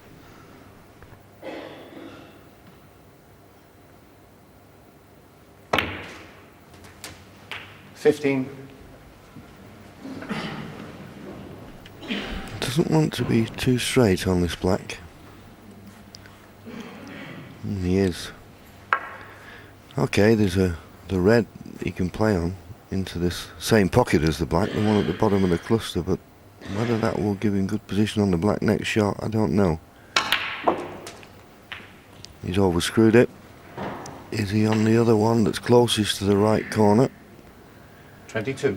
I'm looking at his body. Well, he's finished nicely on this red, but the problem is with the 2 reds that are together just to the right of the black, he's going to have to go back up for the blue.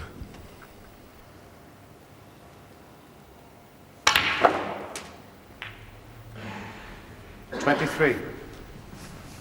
He does generate as much cue power as any person in the game. We saw a few shots this afternoon where he's played either screws into the bunch or run-throughs. I mean, you can see the white gathering speed there as it suddenly bit into the cloth and span. He'll need another good power shot here, though. Yes, I think he made his mind up there, Willie, to play for a bought colour. So maybe, even though he got a good screw shot, and I agree, maybe he needed a little trace aside just to take it closer to the yellow. Needs a good shot here. There's only one real red to play on. Got to judge this perfectly, and he hasn't. He's caught the bump in the middle pocket. 25. The game's all about fractions, isn't it? If he misses the jaws, he's possibly on the red that's loose at the bottom right-hand side. He could still play the pot here and screw around the back of the black, but he's stretching. If he hits this bad, he'll cannon into the black. Got to be very careful here.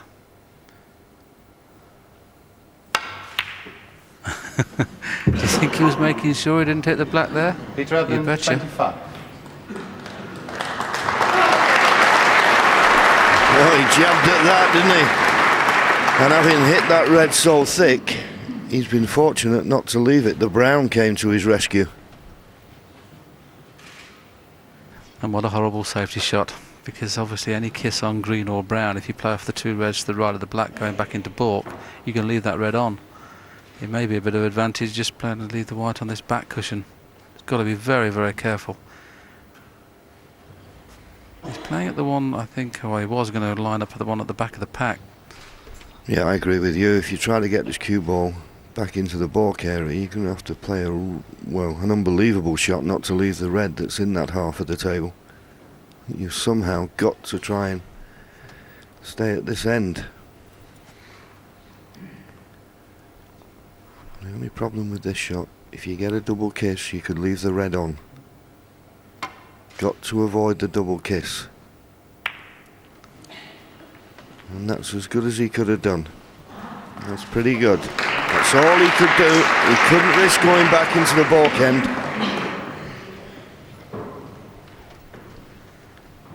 It is a little bit easier for Peter if he wants to risk it, because he knows that being so close to the red, he can get a good length of cue ball, and if he does play the thin one, he'll be trying to cover the red in balk with the green.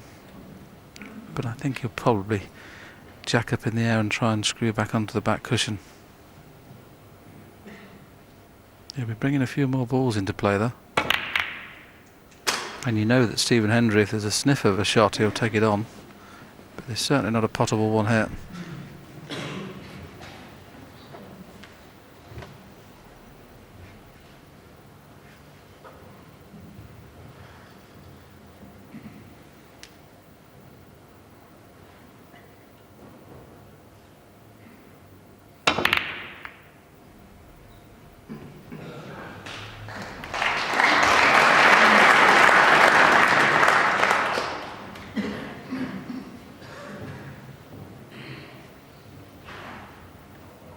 It's getting tougher now to get back to the balk, this back cushion rather. If the red doesn't pot in the middle past the blue, he may take a risk here and just putting the white down to the yellow pocket. But if the red passes the blue in the middle, he can't do that. He might even take the pot on the red that's just to the right of the pink spot. Play the pot it in the middle and get a good white, and you may have the blue there in the middle should it go in. That's what he's tried to do.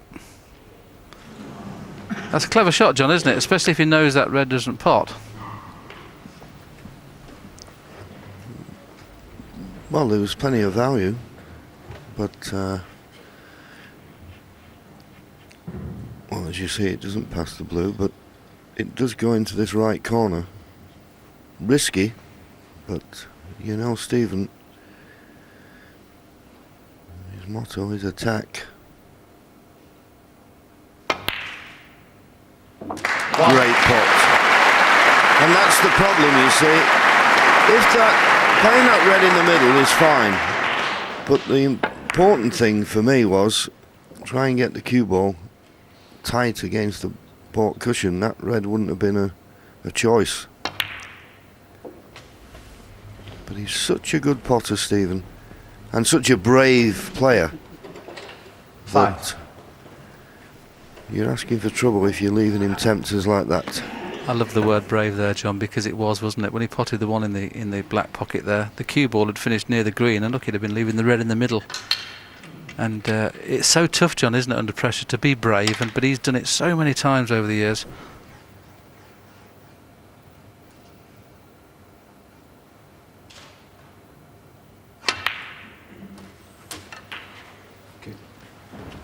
I always remember 6. the great Joe Davis once said that once you've decided to play a pot, don't think about the consequences of missing it. You've made your decision, go for the pot. And if anyone ever put that into practice, it was this young man.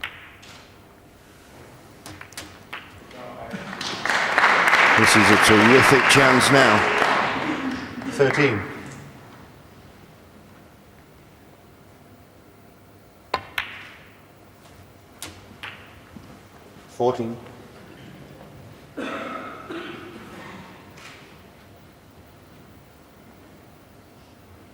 It's not beyond the realms of possibility he could win this frame without eclipsing his break of 59, and to think there's a good chance now of the scoreline reading 5-5. If somebody was said to you, well, Hendry would be 5-5, you'd expect at least 2 breaks above 70.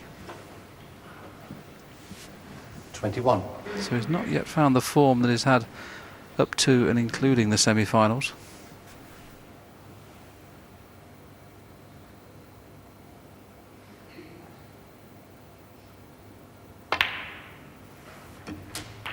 .22.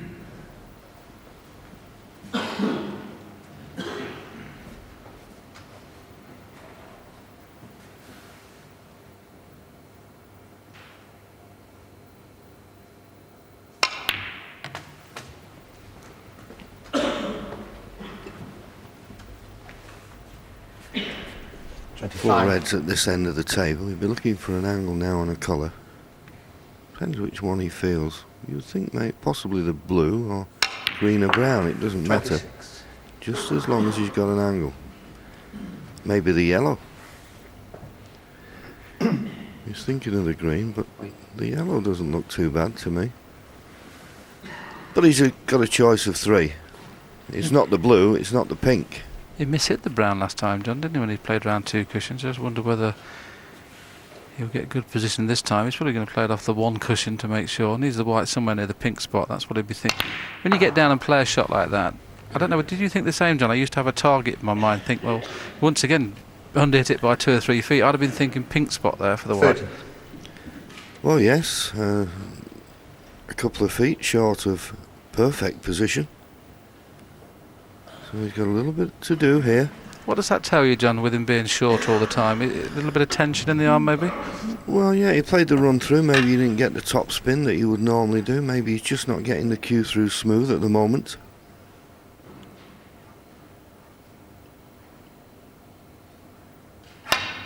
And it's caused him to miss. And not only miss, 30. leave his opponent an easy starter. That could be very costly. Once again, a poor positional shot, and he couldn't recover.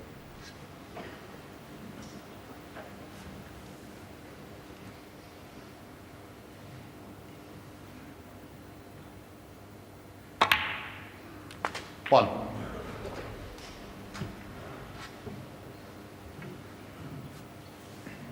If anything builds your confidence up is seeing your opponent do 2 things, not playing good position and then missing pots.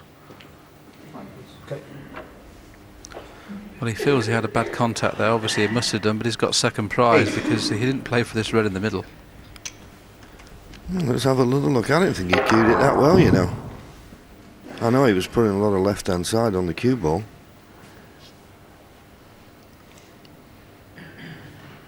He's okay, though. Yes, in some ways you can say it's a bit fortunate there because the red that's nearest the middle, if that had been just a fraction towards the left, this red wouldn't have been on, and he hasn't played for this red.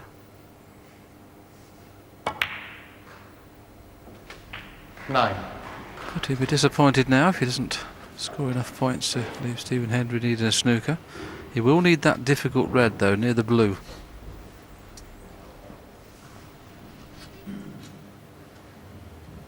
I'm glad you noticed that one, Willie, because that could be the stumbling block. He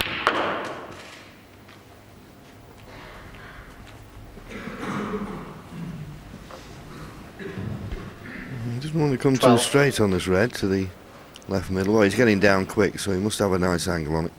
You can always tell when a player gets down quick, they finished okay. Okay as far 13. as nice angle to get on the colour. But it's imperative now off this black he gets a good positional shot on this second last red. And then of course would want to definitely play for blue or green off this last red. Well, where he's gone now, that's I don't think going to be an option. Well, you can 20. still stun it round 2 cushions. The reason I say blue or green, it's so much easier to get onto that last red from blue or green. Using the rest, and he has missed a few shots with the rest today. So he might not be looking forward to this as much as he would if he could get his hand on the table. He's been very short with his backswing with the rest. Let's just have a look this time.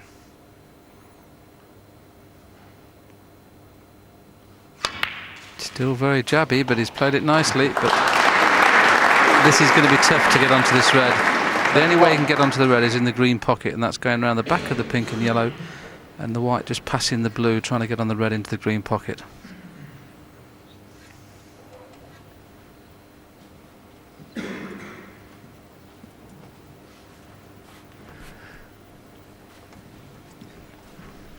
I'll put that one in, Willie, and the only reason I put that in because we know Peter's got a lot of cue power, and I'm just wondering if he can get in enough with a bit of right hand side to play that. No, it's an ambitious shot, but it's the type of shot that Peter is well capable of playing.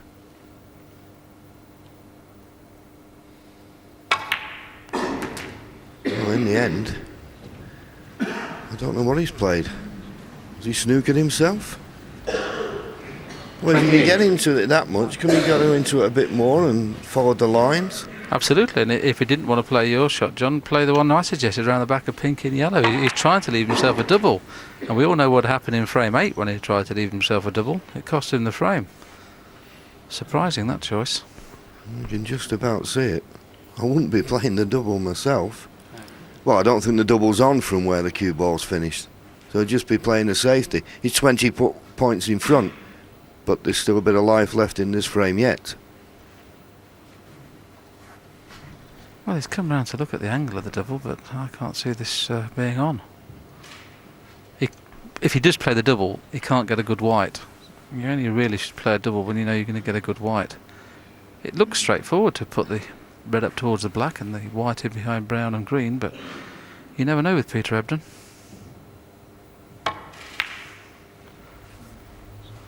Peter Ebdon, 28. And that's not very good.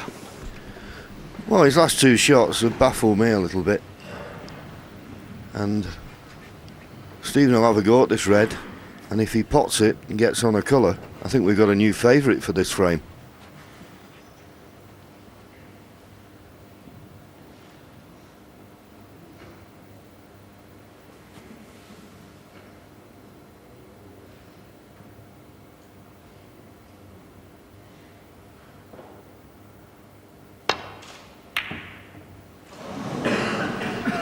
Depends on the white now. If Peter can see the red, he'll take it on, and he can see the red, and he will take it on. So once again, Peter's mistake may not be costly. It wasn't costly in the previous frame.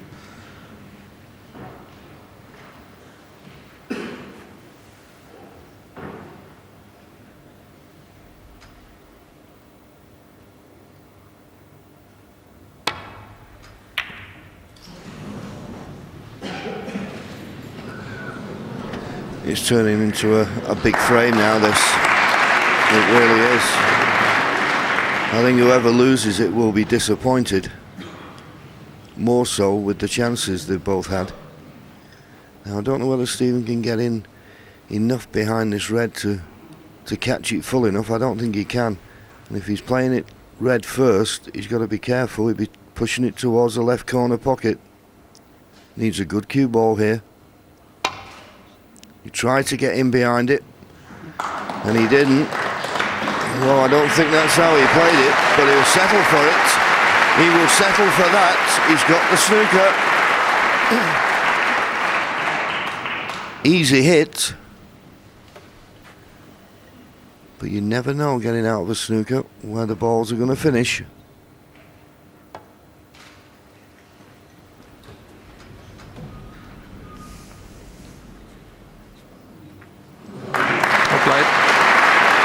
As John mentioned, easy hit, and he's got the second part there because he's got it in a position where it's not straightforward to get the cue ball back into baulk. And it's very, very thin. As long as he avoids cannon on the yellow, should get a good white. So red in behind the black, white in behind the brown is his first thought. Has he missed the kiss on the yellow? He has, and he's played it excellently.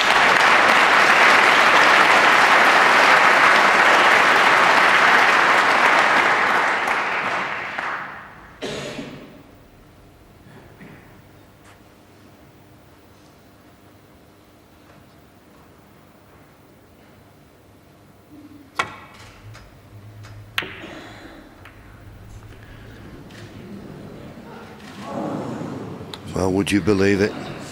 There's a gap. There's a gap between yellow and pink. You saw the grimace from Peter Ebdon. Another chance for Stephen Hendry. Big frame this now, I believe, for Stephen. Yes, even though he's 20 behind, you would have to suggest it's red ball game. Whoever pots the red, you would think they would win the frame.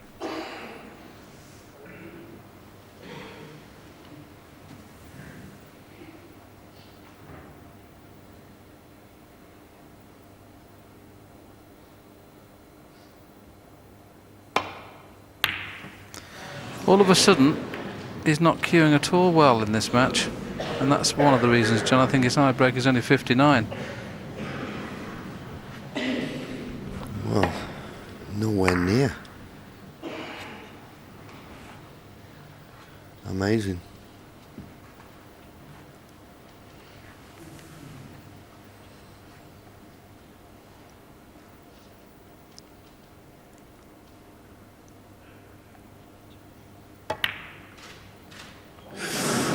Well, let off for Stephen. Another reprieve. Yes, and the fact that, as we see Peter miss that shot, the fact that Stephen can play this a bit firmer, I think he'll get very close to this one. There's not quite as much pressure on this kind of shot when you're stunning the mint. Yeah, but I still think you've got to put out of your mind the shot that's gone before.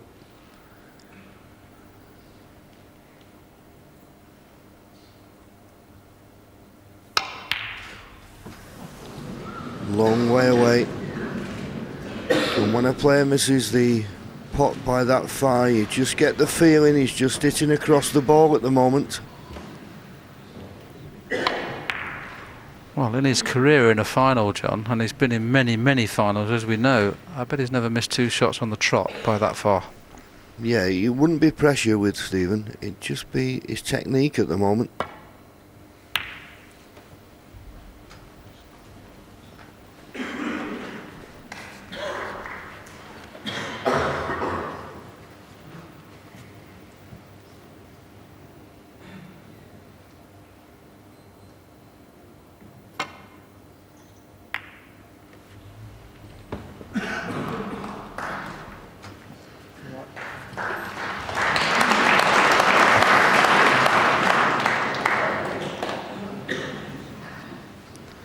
Well, Stephen Hendry's out here battling, but some of his family members are finding it too tough. Young Carter's thinking, well, I'll have a little bit of a kip while this is going on. Oh, he's awake. He's awake now, though. Stephen will struggle to sleep if he misses many more shots like he has done on the last 2 occasions.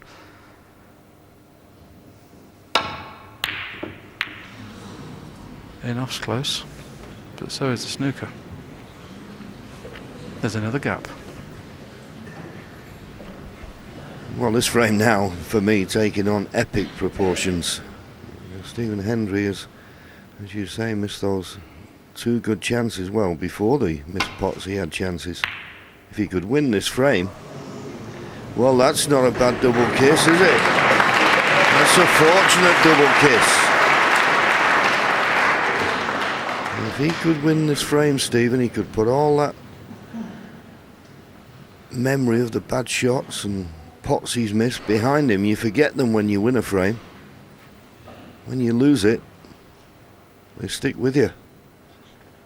Needs to hit this and needs to get it safe.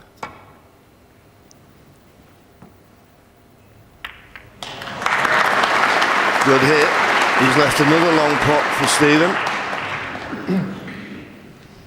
Certainly helps that Peter's put the pink out of commission, though. A few moments ago we suggested that anybody potted the red would be favourite to win the frame. That's not the case now where that pink's gone. Ebdon is still strong favourite now for this frame.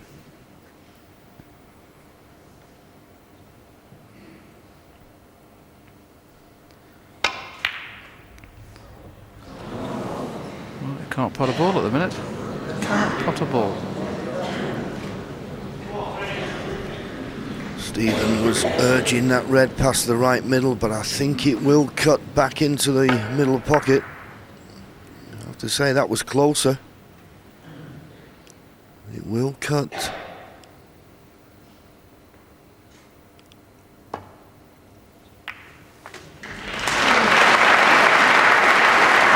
And then it goes. chance, and I don't think Stephen Hendry will get another chance now this frame. He won't be happy with this one. Yes, every frame will hurt, but this will hurt 10 times more than a normal frame, purely because for the first time in the match he's going to go 2 behind, and having led 3-1, to be 2 behind so soon will be very disappointing. You would have to say that Peter Ebdon has gone favourite to win the match now.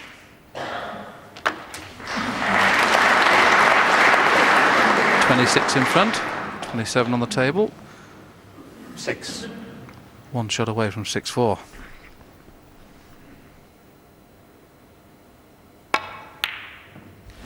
Well, we saw body movement, John. We saw everything there.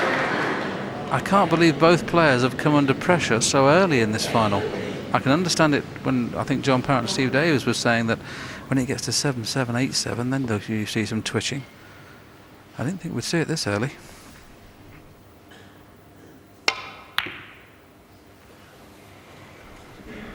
Well, this is very close to the pocket, and I don't think it's a snooker.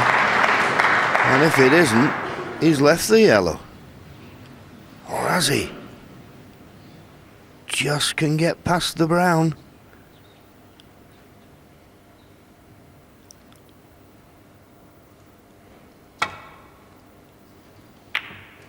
And enough to pot it, so... Well, I wouldn't say Peter Ebdon's been handed this frame on a plate, but he's not had much opposition from Stephen. There's been 2 very scrappy frames. Frame 2, which took 43 minutes. Peter Ebdon won it with a break of 37. This is frame 10 and has taken 29 minutes. Peter Ebdon's going to win it without a 30 break, so it just shows you at the minute that Stephen Hendry is not competing in the scrappy frames. And his cue action has been all at sea in this frame. Very worrying signs for the Hendry camp. Little exhibition shot. 14. I think we'll probably see Stephen just pop out of the auditorium just to gather his thoughts for a second or two.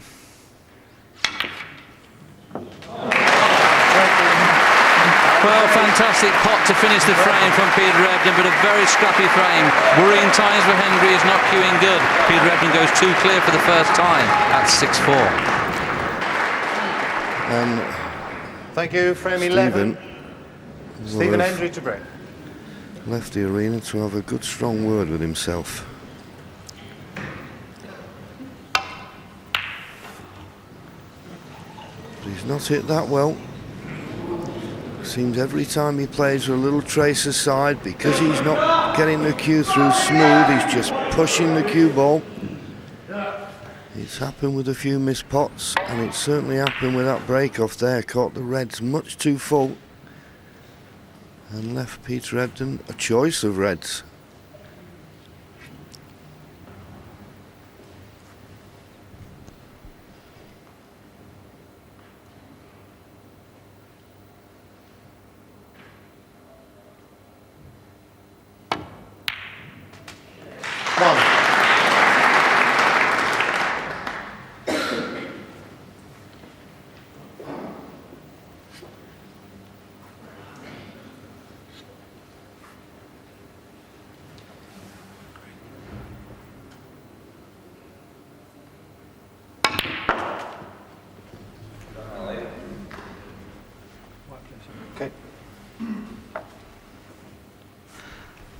Just checking as we look at this magnificent auditorium here at the Barbican Centre, York, whether there's enough room to come round the back of the black. The black will pot in the right-hand corner, but if he does play to stun it off the cushion around the back of the black and red, he's got to be a little careful he doesn't make contact with the red.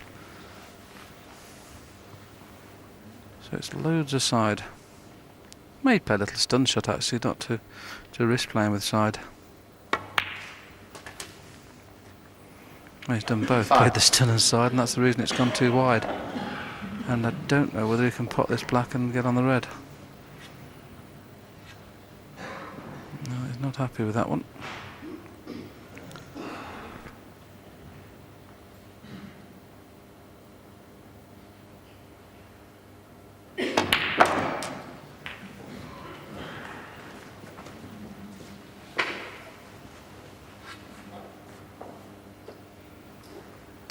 12.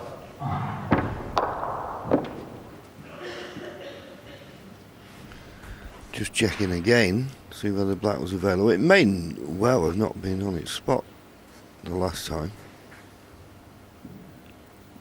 It may have just been nudged off its spot on Stephen Hendry's break-off. We'll soon know how he plays this red.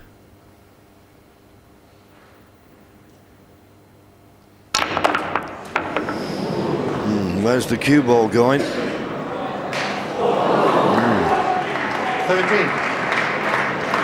I mean, a lot of you can look at those shots and say, well, isn't it a foul to jump the ball over other balls? But it appears that that type of shot, which they call the steeplechase shot for obvious reasons, you see something like that in the Grand National.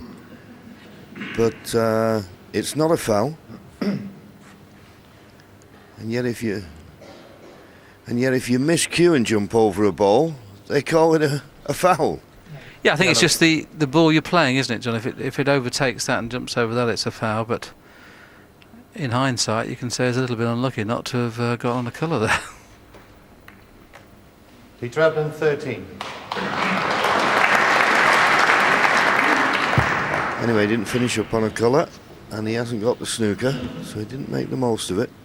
Although at the moment, I'll be honest with you, I wouldn't be too bothered about leaving Stephen a long one. Well, you'd be bothered, but you wouldn't be under pressure, would you? And there's his long pot success. It's down to 47% at the moment. He needs to get this one. Every one thick, and the cue ball, no screw on the cue ball. He was playing that as a shot to nothing. And he's had a result. He's had a result there. I mean, obviously it's more difficult when you're trying to screw back, but once again, he just seems to be hitting across the ball. And where Willie said he was a little lucky, there was a straight red on for a couple of seconds, but another red came and blocked that one. He can still pot this with the rest, but a little bit more to do with the cue ball. That's the reason Stephen Hendry's behind. 85% pot success rate, not good enough at this level. It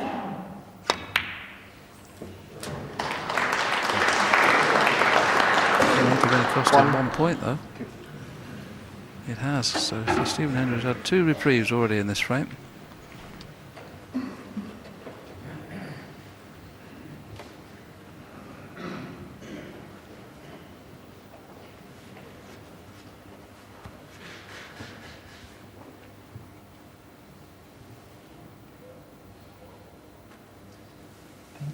Pink.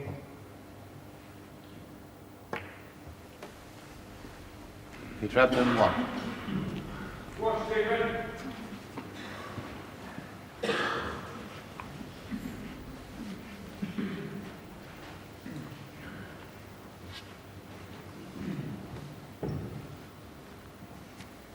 Oh, the way he's queuing, the red on the right hand side when he's going back into balk. When you're queuing bad, you know, they come into play. When you're queuing well, you won't get anywhere near the red, which he hasn't done this time, so that's a better shot. He'll gain a bit of confidence from that.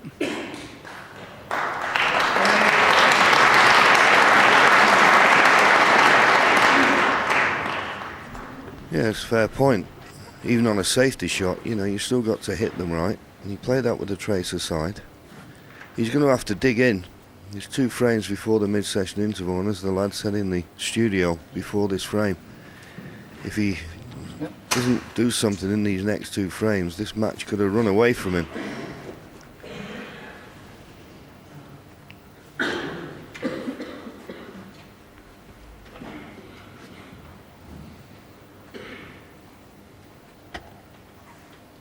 Yes, it's a regroup scenario, doesn't it? I mean, Hendry can only hope to win one of these 2 frames now to be no worse than 7-5 at the interval, and 2-0 behind in a match is no problem. Well, isn't there some names on there, John? I think your name's somewhere on there, John. Let's go backwards and see if we can spot it. Well, it's not actually, because I noticed on the trophy it only goes back to 1991. Are you that old?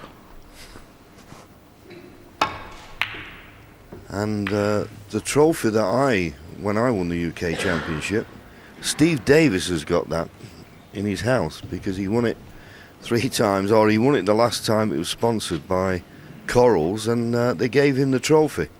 So I hope he keeps polishing my name. 91, John Parrott. I think Davis, with all the trophies he's got, Johnny, should give you that trophy.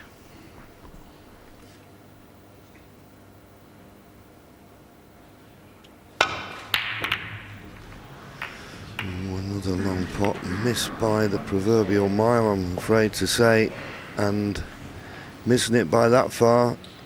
The cue ball running to other reds. Struggling at the moment, not even in the jaws of the pocket.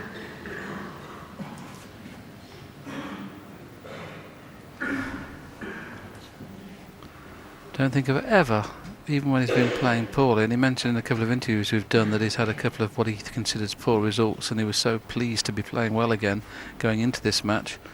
He appears to have gone back into the form he was just before he came to this tournament. Didn't qualify from the group stage in the Aberdeen and lost 2 matches 5-1 to Messrs Davis and White in the final stages of the league. So he came into this tournament in terrible form. Appeared to have got out of it, and all of a sudden he's now dropped back in it.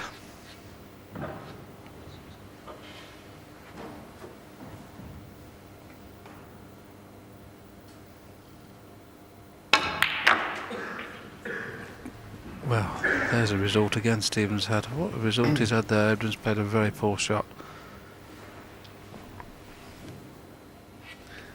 Well, Peter desperately looking to see if there's a plant. If there's a plant, he's had a result here. I'm not certain. Might be able to make it. Not guaranteed though from where the cue ball is.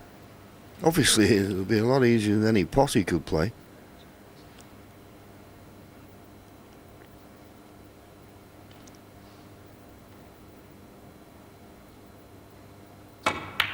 No, it didn't play the plant. It was a good pot, but once again, because of the poor positional shot, he was always struggling to get on a colour. Might just be on the blue, but he's not out of trouble yet. If he pots the blue, he's going to cannon into the red, and that brings the in-off into the equation. If he runs through this blue, he could go in-off, flicking off the red and into the baulk pocket. So I think he'd have to play this either very, very slow or very, very hard to avoid that cannon. Well, maybe the blue doesn't pot. Surely he's not thinking the pink pots, is he? You never know with Ebdon, John, do you? I mean, if the pink pots, he might take it on. No, the pink doesn't pot. Here, Willie, borrow these glasses. What chord is he playing? See, he played a pot at John and missed it. Peter Ebdon, 8. Actually, he played quite a clever shot, as you could see. He played the pink into the red, sent the red up to this end. It was a well thought out shot, but he should have got more from that opportunity. Yes, he's had 3 chances, and if Peter Ebdon doesn't now win this frame, this could get Stephen Hendry right back into the match, because neither player at the moment is doing it, and you have to say Hendry's gone at the minute, and this is a great opportunity for Peter to put the match beyond his reach. He may regret it if he doesn't win this frame.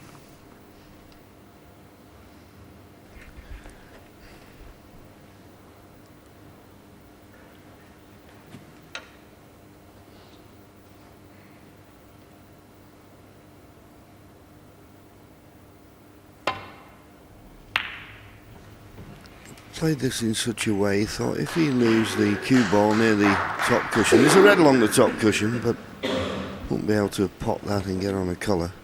He's also left a red to the right centre.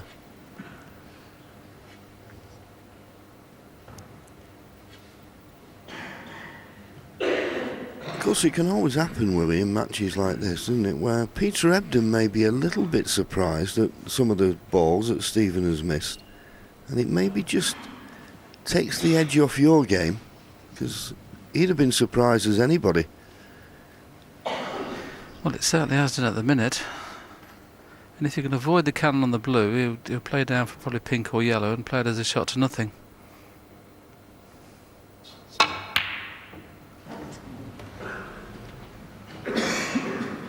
Both players are going through a nightmare spell at the minute.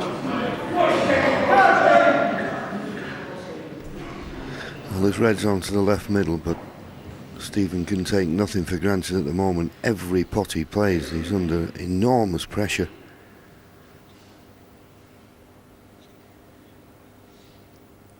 Just about went in. Nothing is easy for the 7 times world champion at the moment. Whoa, gravity took over.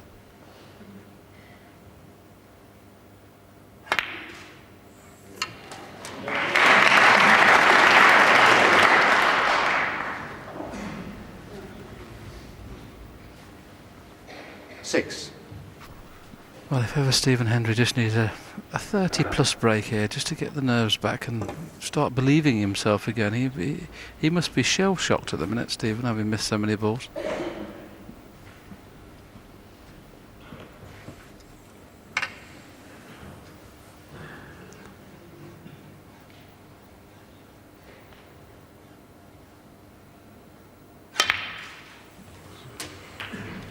Well, we've got the 4 generations of the Hendry camp here today. That's Stephen's father, and that's Blaine. Hello, sir. I beat your daddy when he first went to the Crucible. And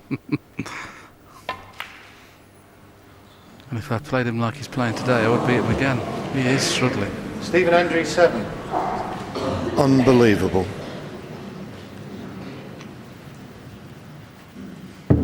It's remarkable, isn't it? This young man, we've seen him make so many big breaks, perform heroics on a snooker table. And you may ask, how can he miss a blue like that? But at the moment, he's struggling big time.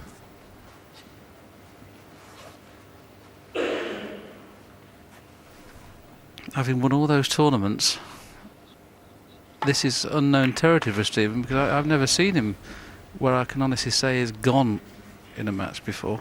Okay, we all miss balls, and we've seen Stephen miss pressure 6. balls, but there you see, he's just trying to gather his thoughts. He's missed now 6 out of the last 7 pots he's gone for.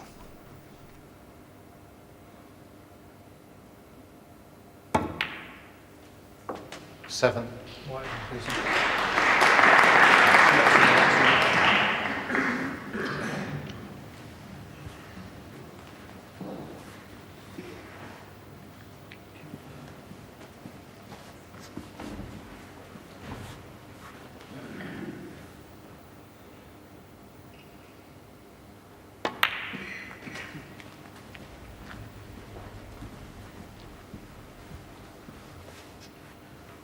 Sorry. 12. 2 reds will pot. Potting this red, as long as he gets top side of the blue, shouldn't be a problem 13. getting on those. It all depends whether the black's potable. If it is, he can get onto the... I don't think it's potable. I think if he gets on the 2 reds near the pink spot, he would have normally liked to run through for the black, but I think he'll have to work on the blue at the moment. So not necessarily going to win the frame at this visit. 18.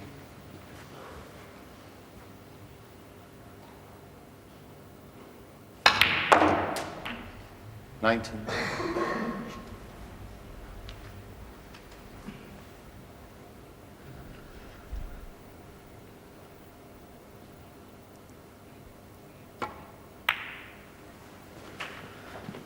$40 points the lead.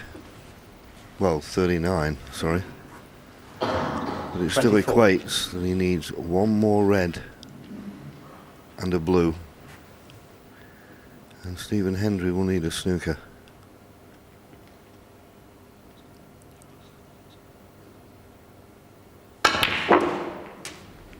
In goes the red. He's on the blue. Okay, the wrong angle, but he just makes certain of it. And Stephen, what can he do? There's 1 more frame before the mid-session interval. At the moment, Peter Ebdon must think all his birthdays have come at once. the opposition he expected has not arrived.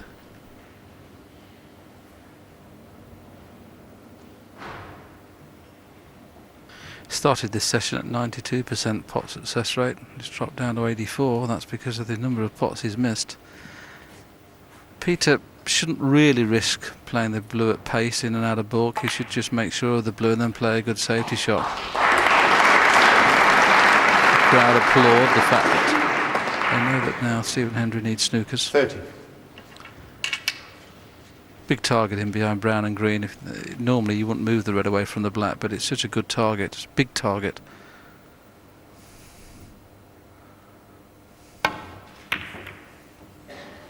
Mind you, miss hit that. You miss hit that. And a very good kiss.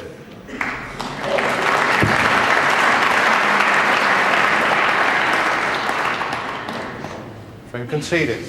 Frame Peter Ebdon. Well, Stephen concedes. He only needed one snooker, but Peter Ebdon marches on. Now 3 frames in front. 7-4. He's got to dig in, and he's got to try and win this frame. Mid-session interval after this. 15-20 minutes to regroup.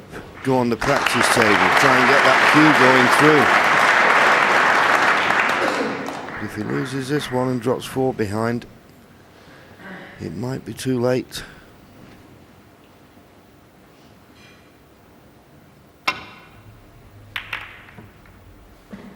Yes, he led 3-1 and then he's lost 6 of the next 7 frames with only 3 breaks over 30, including just one of 52. And because he's playing so poorly, it's affecting his safety as well, because that's woefully short.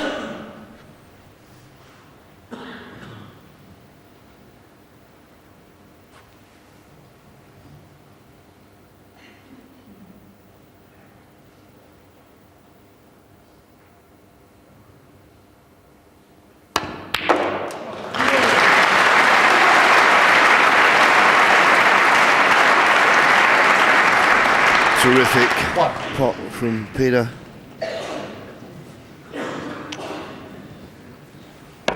Right in the heart of the pocket. Stun round through the gaps, come nicely off the side cushion on a baulk colour.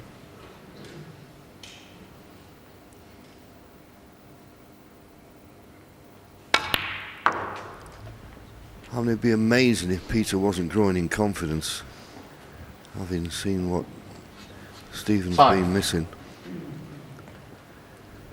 But he's a great champion, is Stephen. He'll be trying to work out a way to get back in this match. You just know he won't give up without a fight. But to have any chance, you've got to pop balls. That's the only way you get points on the board at this game.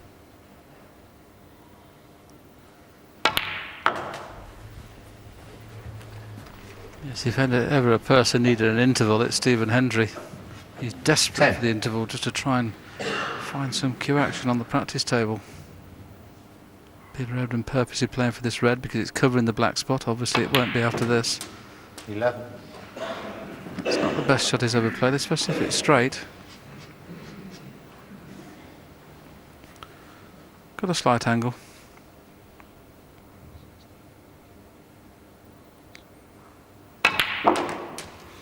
This is a great chance for 8-4. 18.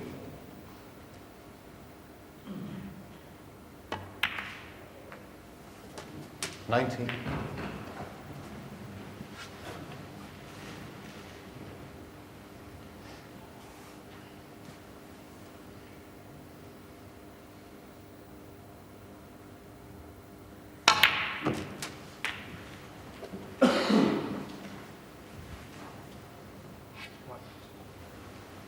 26.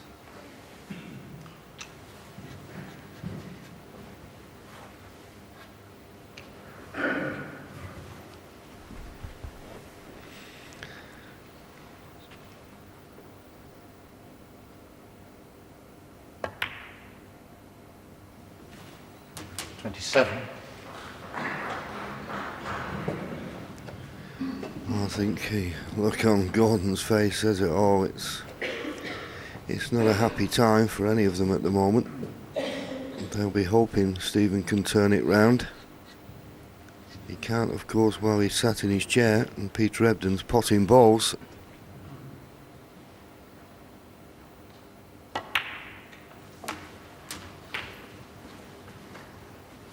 This is one of those scenarios where in potting the next red after the next colour, that opens another red. The red at the back of the bunch will pot. 35. It's a lovely pack to go into if he wants to. That gap in between the reds, should he want to go into them, he can, but for every red he pots, another red comes open, so whether he's got the angle to get onto it now or not, I don't know. That red at the back does pot, look, you see. Decided to go into them, and he's credited. He just generates some wonderful cue power, Peter Ebdon. He's one of the best in the world, I mean, along with O'Sullivan at this kind of shot. 42. Just keep an eye on the white. He hits, then suddenly the spin takes hold. Plays that shot as good as anybody, and it now looks to be a frame winner.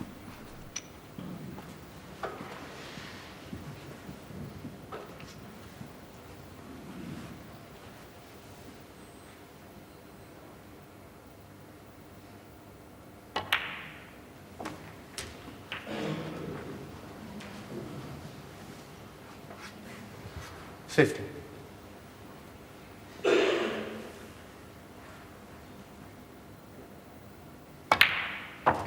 51.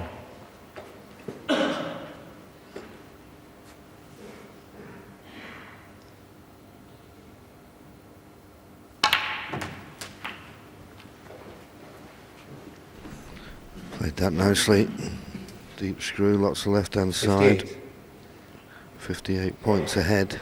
83 remaining, so he's going to need 3 of the remaining reds to be certain. 59. Got a nice angle on the blue.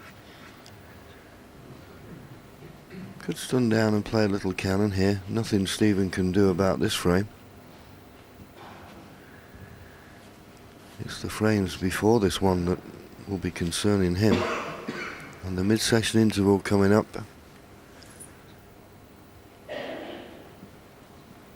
And he'll have lost all 4 frames if Peter Ebdon can convert this chance.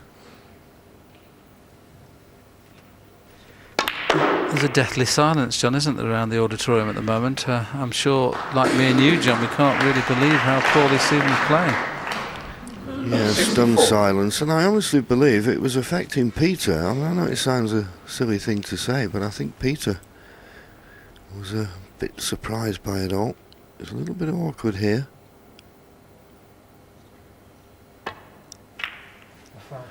He fouled the pink. Never mind, missed the red.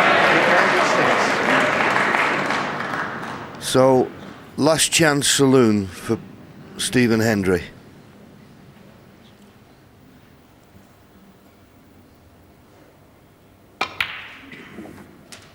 This will be the best break he's ever made if he clears up and wins the frame here.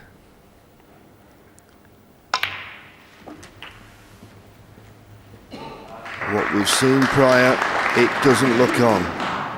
7. But great champions are made of stern stuff.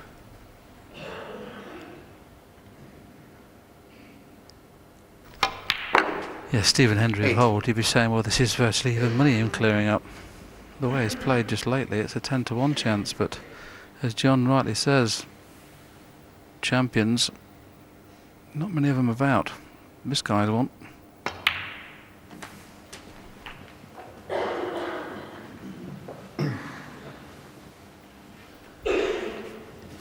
Black is not available into the right corner.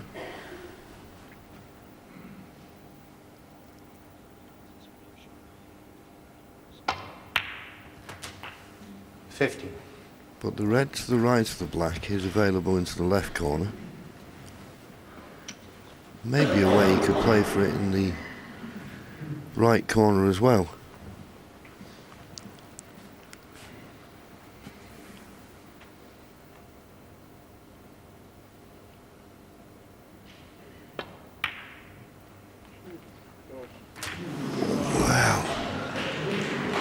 Used every inch of that pocket And because he didn't pot the pink in the middle, is he on this red to the right of the black? How did that drop? And he's not on this red. And all that's left now is a very, very tough pot into the far right corner. One that he'll be getting down, and he'll be not looking forward to playing this one. So trying to compose himself. Big shot.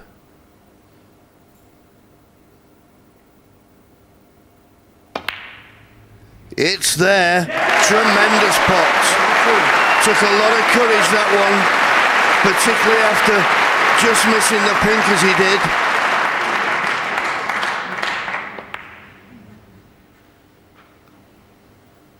That one was from his bootlaces.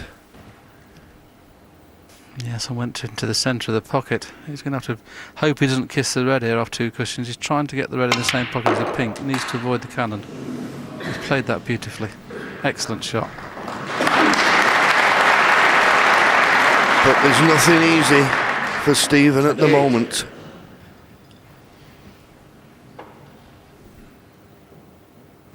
It takes the pressure off this if he plays up for the blue or bought colour. Because the harder you hit these, the more control you've got on them.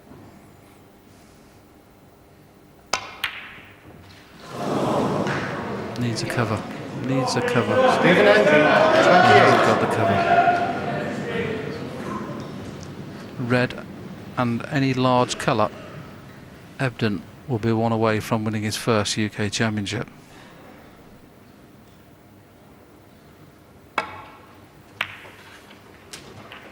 one.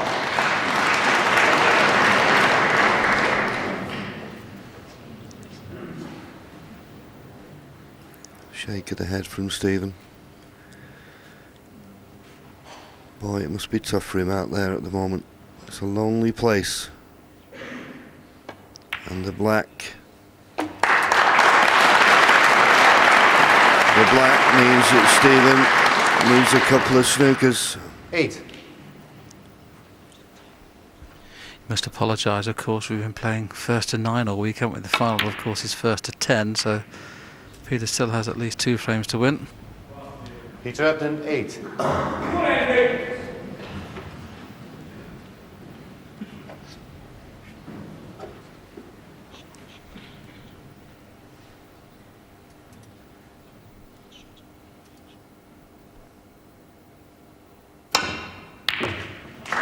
Terrific pot.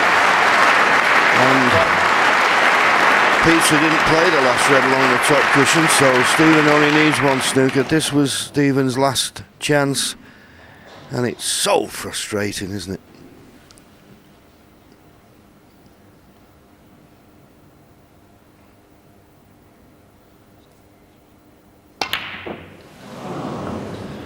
Well, he couldn't pop the black off the spot. That sums up the 4 frames for the 7 times world champion. Peter Ebdon, he'll be happy with the scoreline as he goes to the mid-session interval. He leads 8 frames to 4. Change of rota in the commentary box now, and we welcome Dennis Taylor and Clive Everton. Stephen Hendry, from 3-1 up, has lost 7 of the last 8 frames.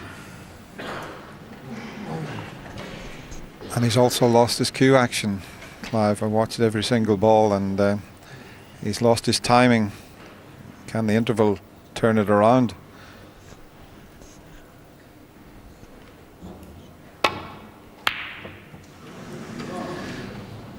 Well, there's an event. Those sort of half-ball pots from distance have been meat and drink to Ebdon. And straight away, Clive, a big test for Stephen's cue action. He'll have been in the practice room. Let's see if he can get close to this long pot, the type of pot that he's usually so good at. This will tell a story.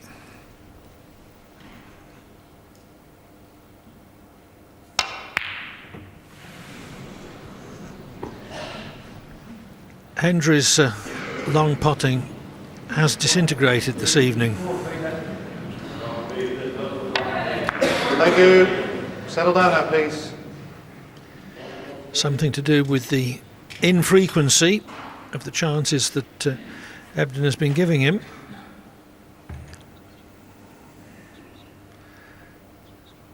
Hendry's long pot success rate right down at 46%.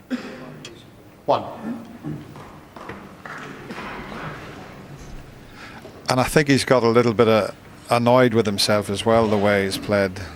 I think we've seen that there, which is very unusual for Stephen.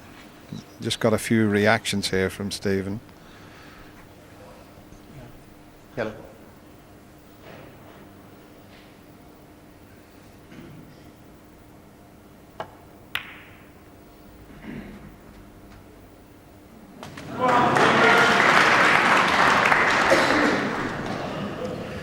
To take nothing away from Peter, he has carried on. He's played 3. probably the best snooker throughout this Maplin UK Championship this year.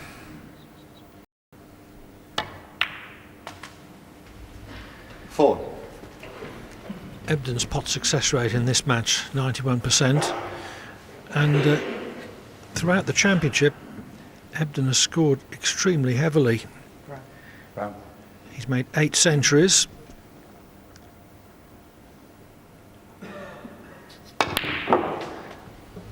He's not scored heavily in this evening session. He's been more in grinding mode, but it's been extremely effective. 9. Yes, you mentioned the centuries, that he's made 8 centuries. He only made 9 all last season, so that shows you the form that he showed here. Okay. Yes, he left his 16. wife and family at home in Dubai to give himself a month of intensive preparation for this championship. And it looks as if it's going to be worth it.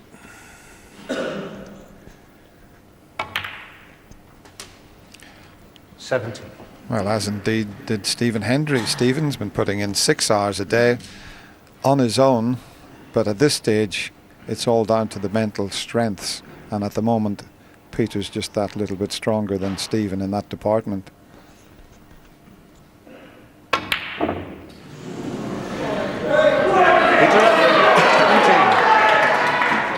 I can hardly remember a single black off the spot that Ebdon has missed this week.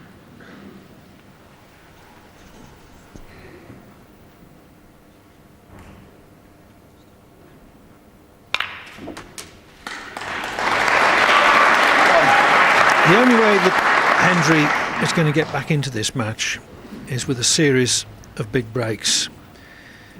He's not going to do it by winning a series of frames in bits and pieces.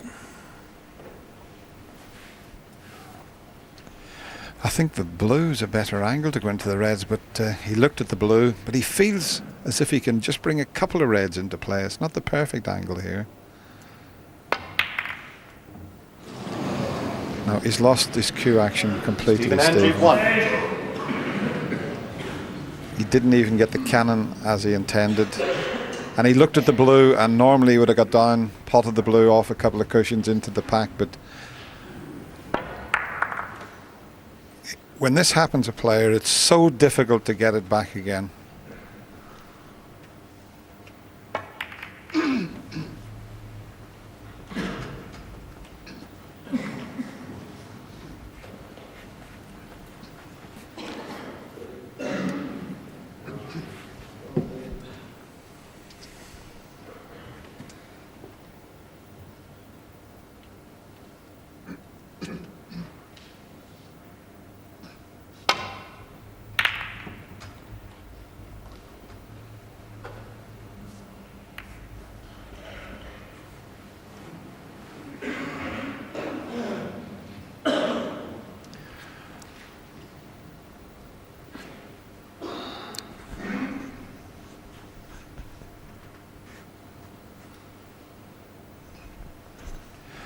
Couple of fairly straightforward safety shots for Peter. You can come off that red that's on its own, the right side of the table, just a half ball contact. We'll take the white up towards green and brown. Wow. As if, well, I'm not sure what way he played that, but look at the result he's had. Well, it's not a snooker actually. Stephen can get through to this red, but, well, once again, it's another long pot. He needs to knock one of these in to restore a bit of confidence. He really does.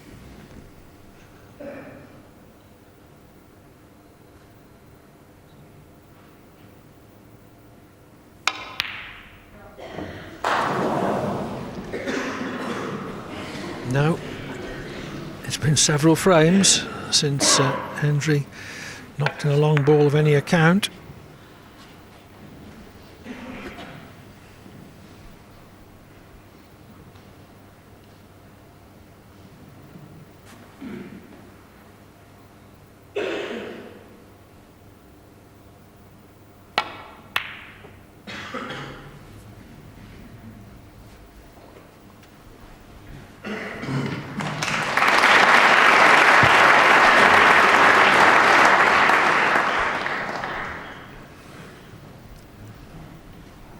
If he takes the pot on, the one that's to the right of the bunch, if he catches it correctly, he'll go between the reds and the pink and back up the table.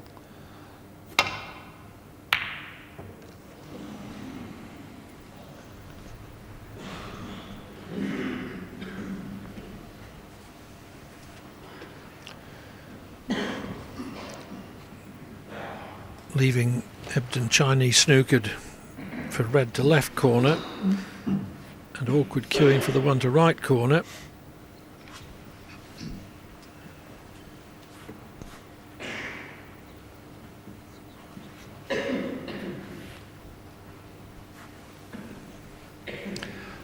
Well, he can get his hand on the table and cue between the yellow and brown so he can take this on. Great shot.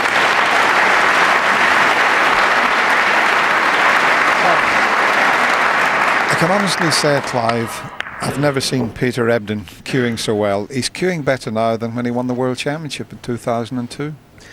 I quite agree, Dennis. I've never seen him more fluent, although that doesn't really apply to this last session.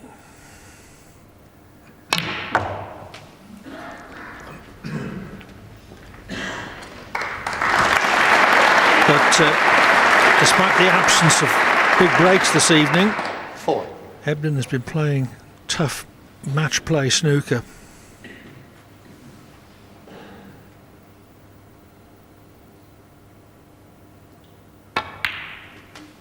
Fun. Couple of loose reds. Not that easy a chance just yet with the black up the other end of the table and the pink near this cushion behind the black spot. Quite easy to get onto the two reds.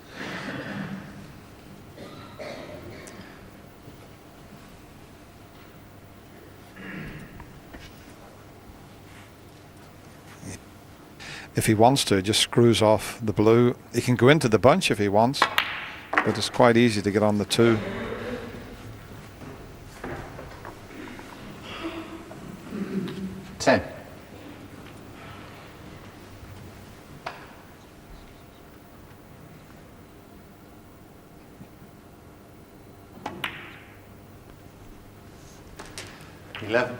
See, this is good thinking to get the pink back on its spot.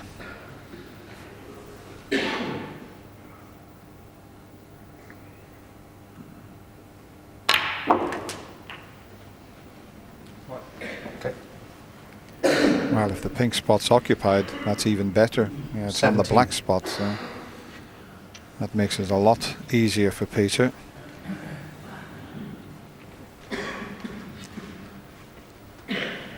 It's been a tough night for the 7 times former world champion. 18. Wow, great shot that was. Pop the red, screw off the bunch, retain position on the pink.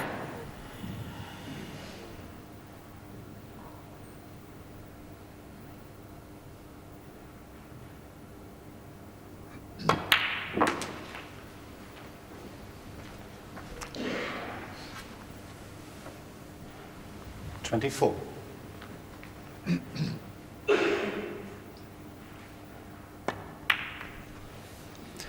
Took his eye off the pot completely there.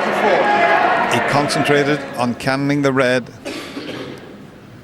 But once again, to miss a sitter like this, that was just taking his eye off the pot.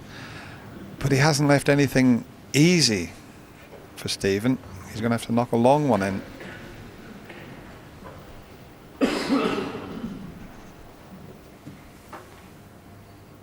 Is he going for the middle?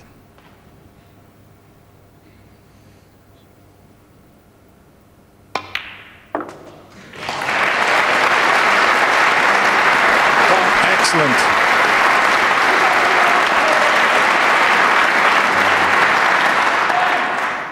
Now the black will go up onto the pink spot. So this is a very good chance.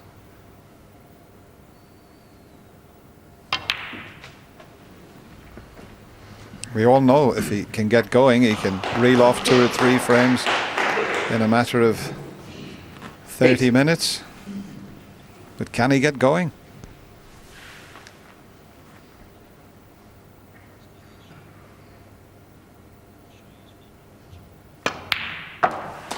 Nine.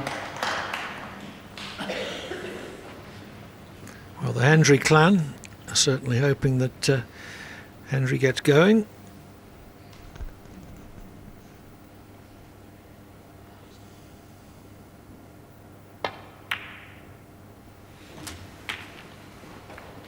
Yes, his son Blaine's a delightful little boy, and he may be a future world champion, I can tell you. 16. Well, he started to play in junior age group tournaments anyway. It's a start, Clive.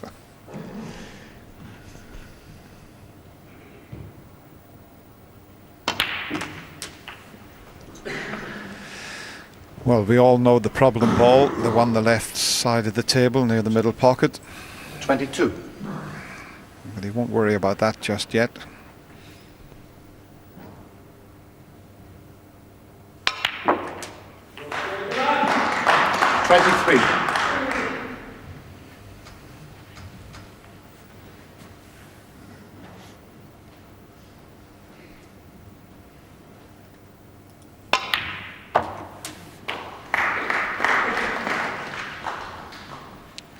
$30.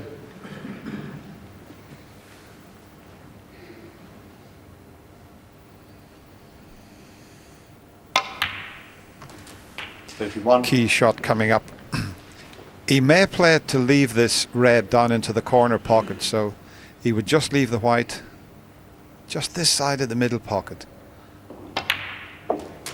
And this is the key shot. Slight problem 38. with the yellow off its spot.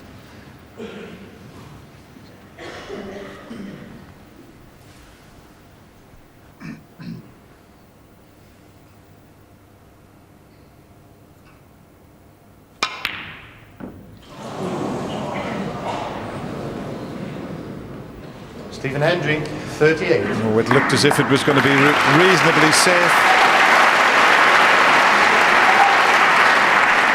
But as soon as that red touched the jaw of the middle pocket, it made it a little bit easier for Peter. I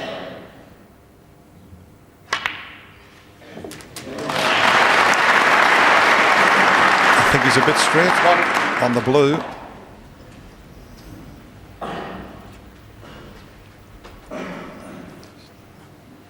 Because of where the yellow is, he would be looking to get the white somewhere near the circle, but he's straight on the blue, so he can't do that.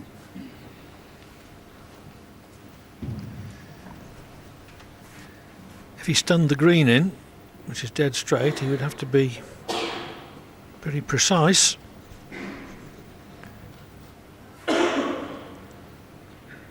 If he takes the brown, he's got to cannon the yellow, you would feel.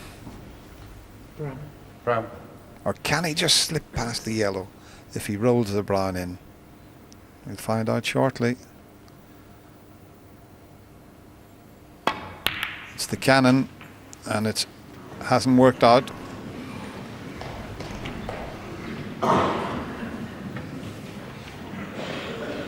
5.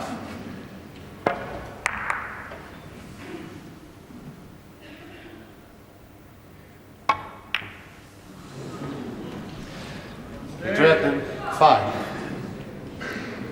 Now, is he going to find the gap? I think the pink has snookered him. Easy to escape from. 2 cushions, hit the yellow from behind. Where can he knock this to?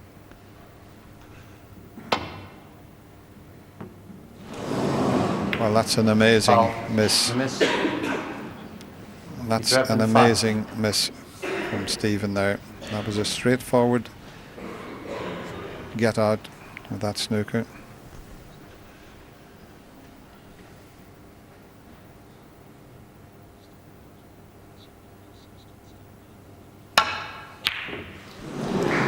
Well, the pot itself was easy enough, and if that had been all there was to it, Ebdon wouldn't have missed it.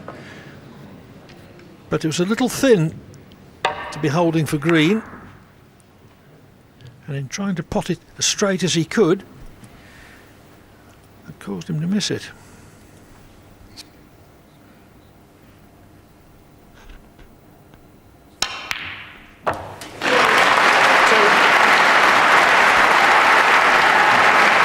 As a single ball pot, that was his best for some time. 5.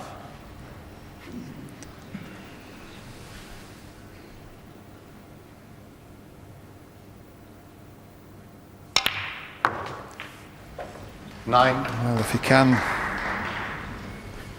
pinch this frame, it will give Peter something to think about, because that was a good chance on the yellow. Yes, Ebdon's made a couple of unexpected mistakes in this frame.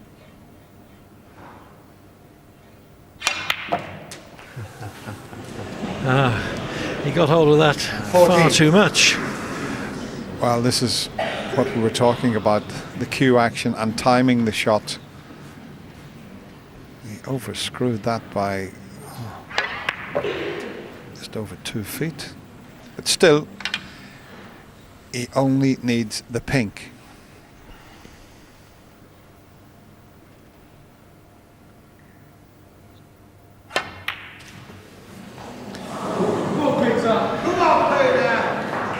Stephen Hendry, 14. Well, that pink would have brought Hendry back to 3 behind. But he's very dissatisfied and frustrated with how he's playing.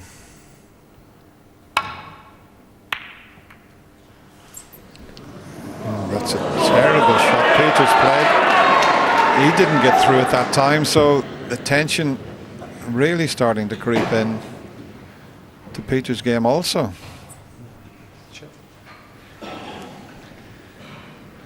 Well, Hendry not very convincing in this frame, but as Ebdon has also started to make mistakes, this is again frame ball.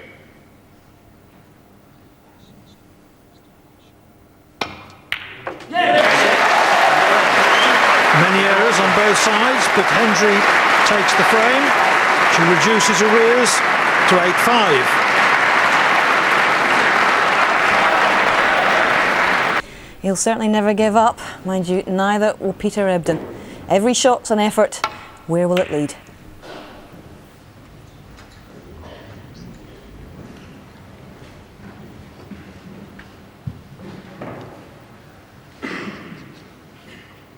This may be a natural shot to nothing.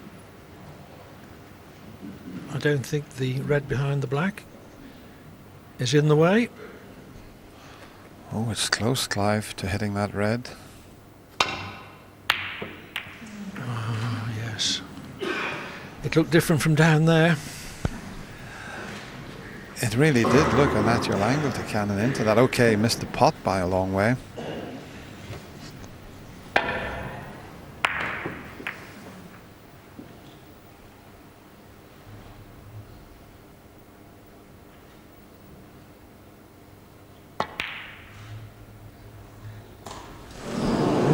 Started to miss. Steve Davis said in the studio, it's great to see the big breaks going in. And we talk about these pockets being slightly more generous here this year, but when you get to this sort of stage, the pockets seem to start tightening up. But isn't it exciting? Peter's been fortunate again. The red he missed is covered, and that one doesn't pass the green. And the one he's looking at is a very thin cut into this left corner. And the white will be running away.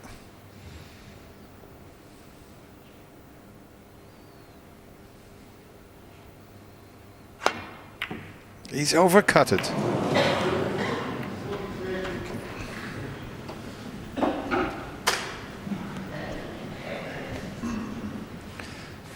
But first glance, this is not an easy chance. He's got to take this red that's near the left corner pocket, because the one over the right corner up the other end, not that easy. So it's all about the white again here.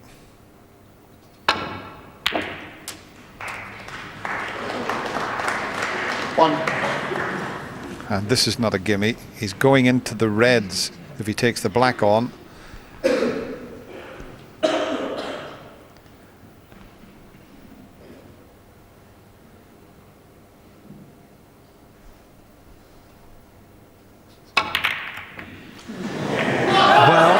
This is giving Hendry encouragement. Not that that was all that easy, but again, it's not the sort of shot that Ebdon has been missing. Only consolation for Peter there is that the black is gone. Awkward. The blue's awkward. The pink's not available just yet. So this is far from easy for Stephen Hendry.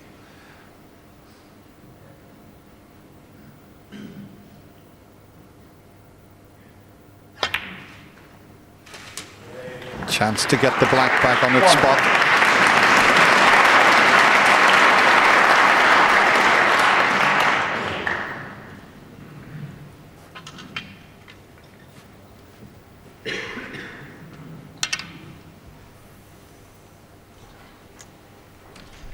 The one thing about Stephen Hendry, even if things are not going right, he'll always play the shot that he feels he should play.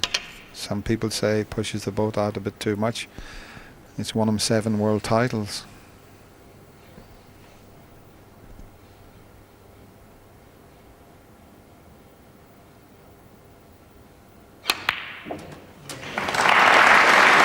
Plus 5 UKs and 6 Masters. 8. Can you be quiet now there at the top? Let him concentrate. I think the crowd here at the Barbican want this one to go all the way. There's a lot of support for both players here.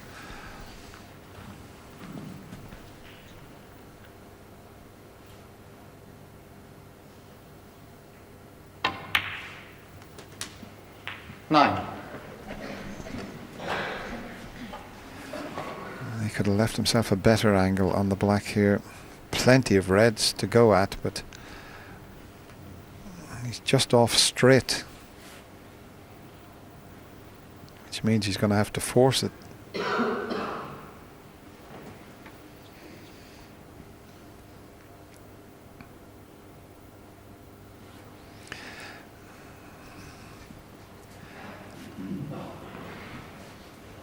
White a little bit further to the left. It would have been a straightforward pot to get back for the 3 reds that are just to the right. Those 3 that you can see there. He can't get to those. So it's a middle pocket. Choice of reds to both middle pockets. He played that very well. He cued that one nicely. Is the cue 16. action returning?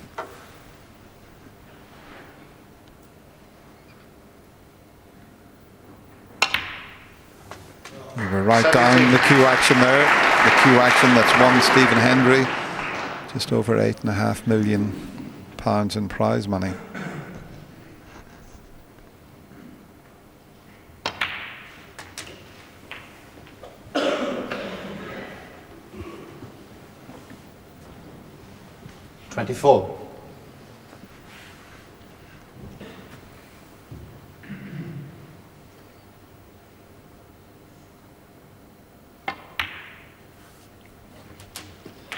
25. This is the sort of opportunity of which Hendry has been starved for most of this evening. Black on spot, lots of open reds.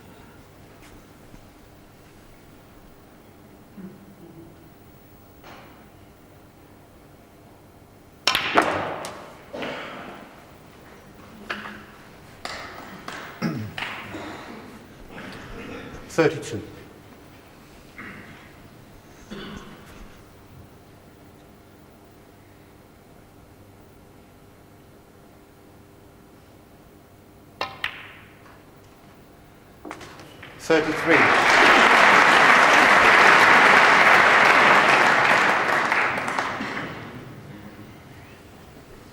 Might have to just play a cannon here because those two reds to the left of the pink are a little bit awkward. That'll do very nicely.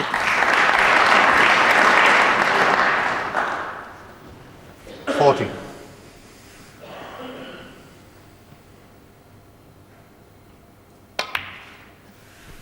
$41. We keep saying the game of snooker is all about confidence, and it looks as if the confidence is returning with the help of Peter Ebdon, it has to be said. 47.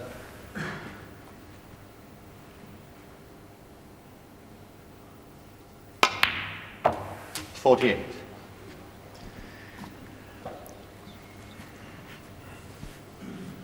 Ebdon concentrating fiercely on the table, not letting his thoughts wander.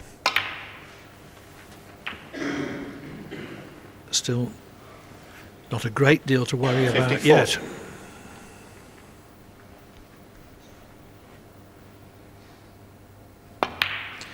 $55. What a time to make your highest break of the match.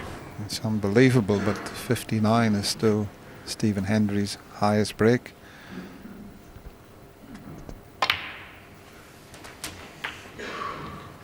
He's not had all that many clear-cut chances because just about every 61. frame has been broken play. 62.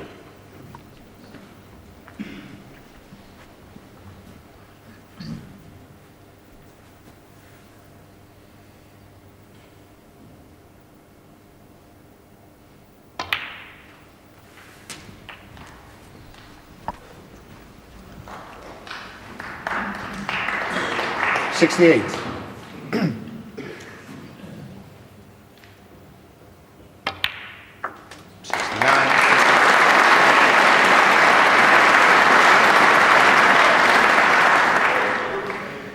Once again, the crowd acknowledge that Stephen is at the stage where Peter needs a snooker. 72.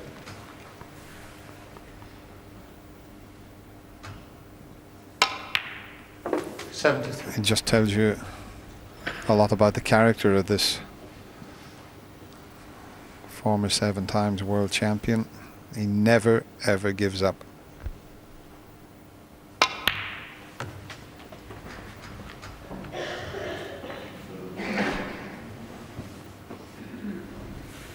$77.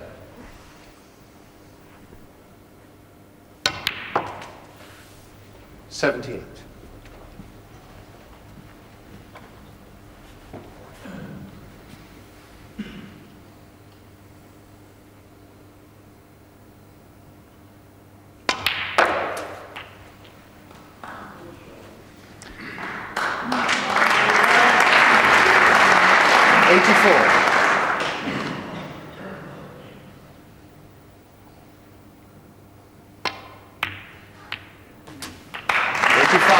It'll be interesting to see the extent to which Hendry has played himself in with this break.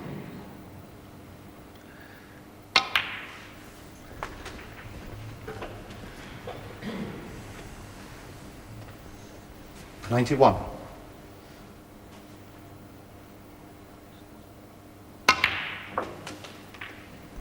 $92.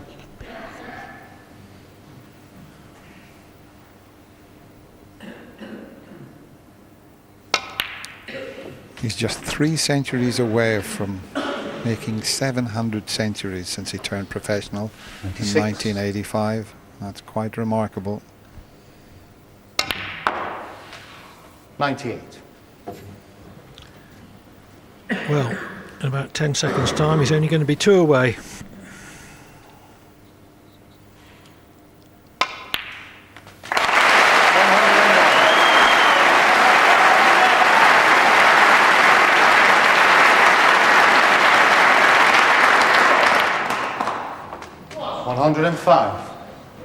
A century which I think has rekindled Hendry's belief that he still can win this match.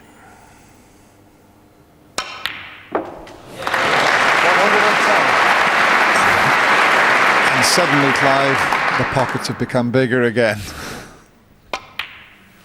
116 in the frame. Stephen Hendry. And with that break of 116, Stephen Hendry reduces Peter Ebdon's lead to 8-6. We're very much cruising towards the conclusion of this MAPA United Kingdom Championship. Who's going to win it? Stephen Hendry still very much alive in this.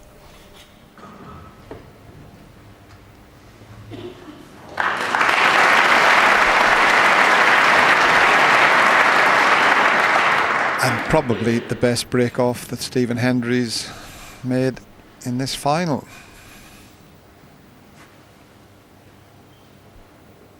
This is a possibility, but from tight on the cushion, he was going to get down and take the red into the left corner pocket. Could drop on the black, but if he doesn't get it right and misses it, he could quite easily leave a red on here.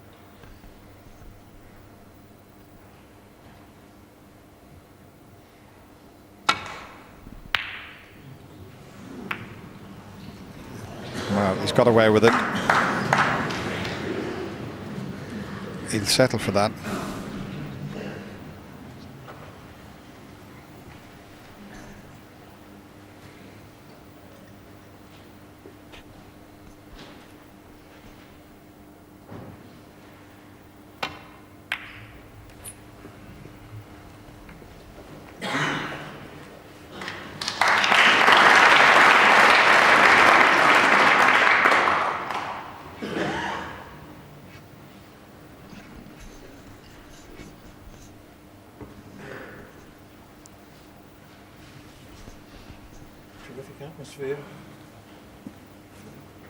Terrific atmosphere as this match moves towards its climax. Peter Ebdon attempting to become the 9th man to add a UK to a world title. He was world champion in 2002.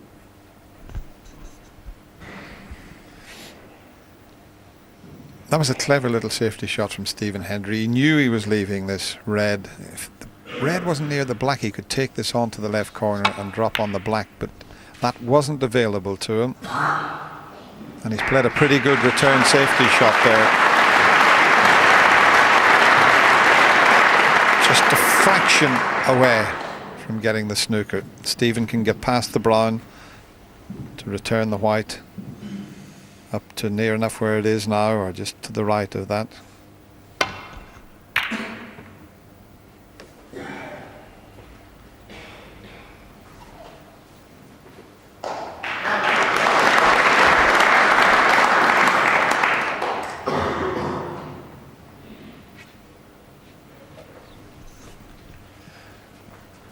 But we've said so many times about Peter Ebdon, his mental strength's one of his great assets. And that's why he went out just to compose himself. He's still 8-6 in front.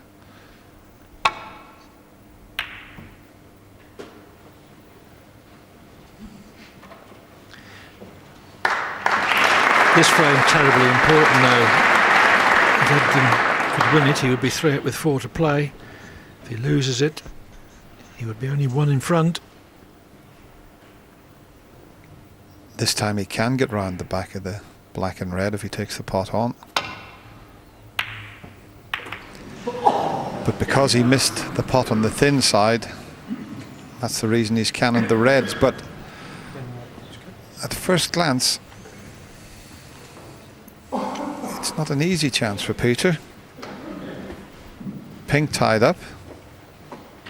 Black only available into one pocket. So it's going to be the red in the middle.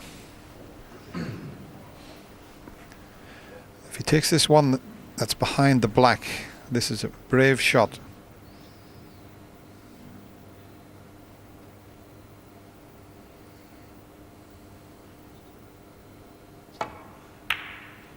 Terrific, absolutely terrific.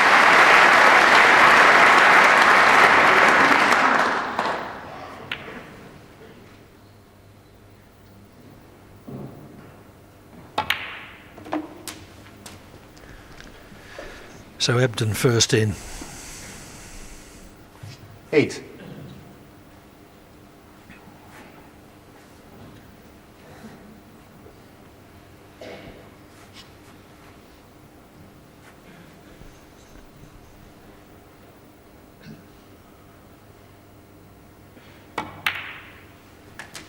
Nine. I think what happened in the last frame, that first red that Peter potted was terrific under the circumstances.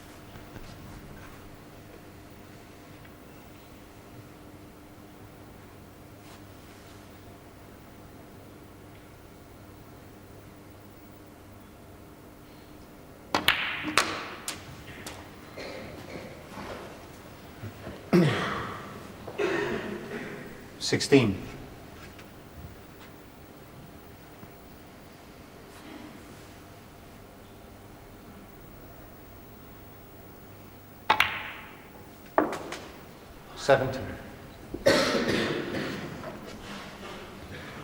He's okay, he's got a little bit of angle. He can run around off 2 cushions and leave that red that's to the right of the bunch, or the other one, depending on the pace.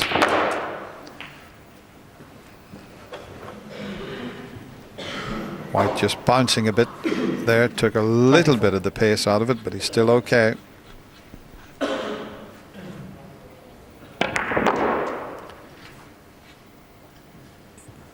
That was played as a stun run through.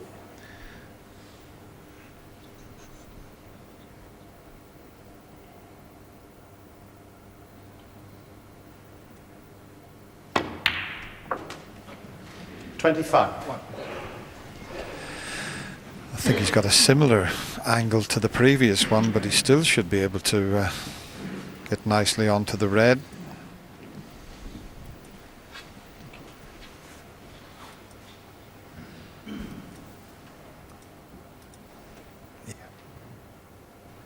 That's what he's looking at, I think. He's gone a bit too close to the cushion for comfort. Played it off 1 cushion rather than running it round off 2. 32.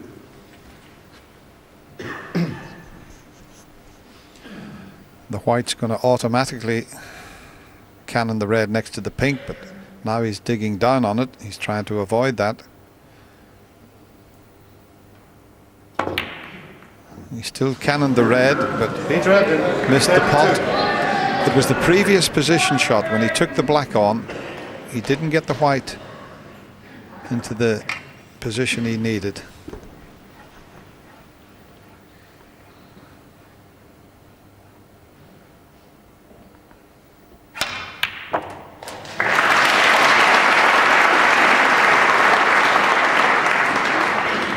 One.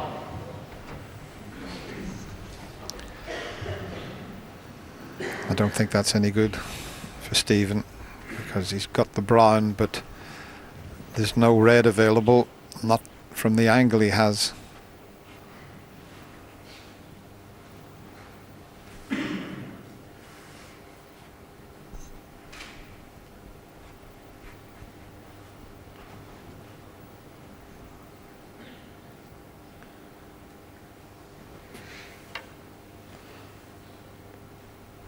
This might be another Stephen Hendry safety shot where he opens the, well, he did try to open the reds up there and knock the brown into the bunch.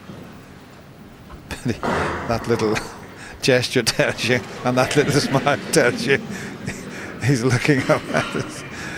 That he missed the reds by a long way with the brown.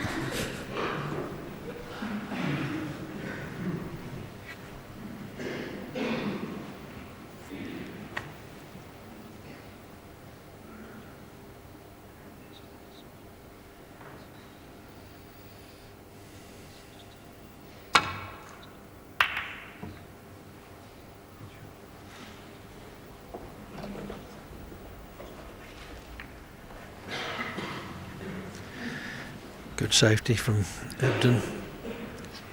That was always going to be a potentially troublesome area of the table for Hendry to be playing from.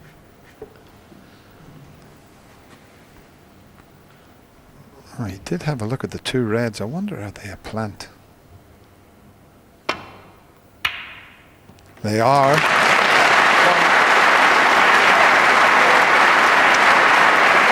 Well, Ebdon didn't notice it.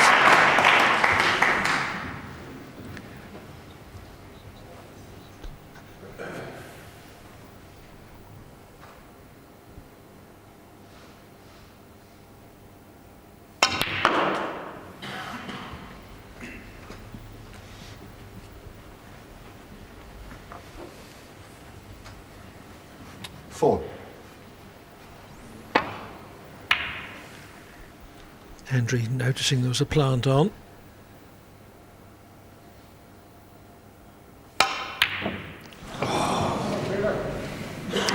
He hadn't got the angle to hold for the black there. Hendry 4. But every time he's missed a pot, when he's forced it like that, he's missed it to the right of the pocket as he looks at it. And see, it hits the left jaw as we looked at it there. 1. Well, this is just a massive frame of snooker now in the context of this final.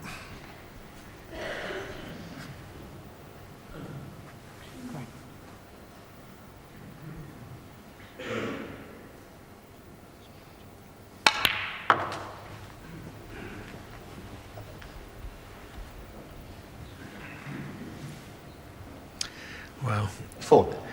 Hendry metaphorically shooting himself in the head.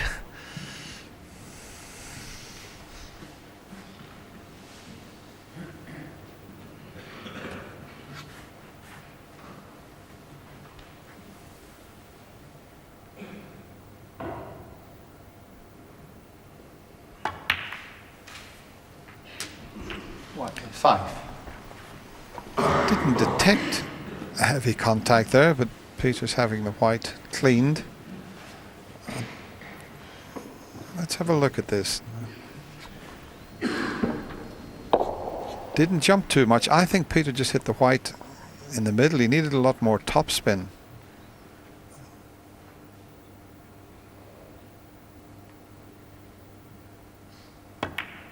He's overcut it. Well, that was well onto the side jaw. But 12. just dropped in. The fall of the pocket is slightly rounded, perhaps more rounded for this championship than usual. 13.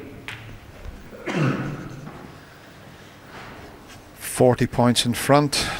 And look how the reds are situated. You'd have to do something very silly not to clinch the frame now. But we've seen in the previous frame what can happen under these sort of circumstances. 19. And that wasn't a good positional shot that Peter's just played. He's made it slightly difficult for himself.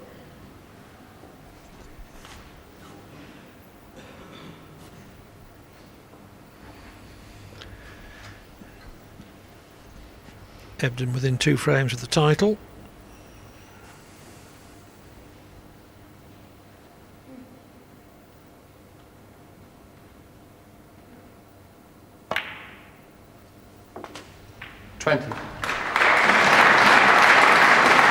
Well, he's doing his best to make a mess of it, because that's a couple of positional shots. The one previous was a poor shot from Peter, so he really is feeling the pressure at the moment. This means so much to him if he could lift this UK title.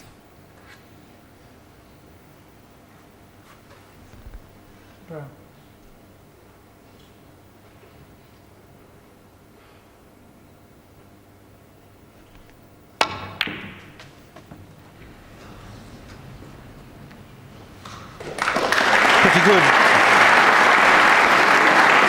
24.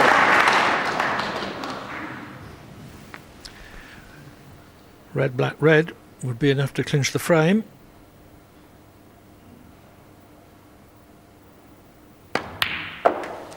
Five.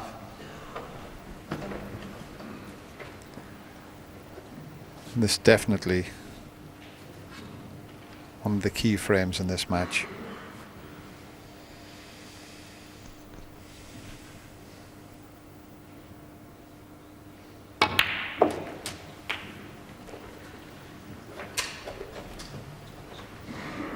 It's 32. So it's this for 9-6 effectively.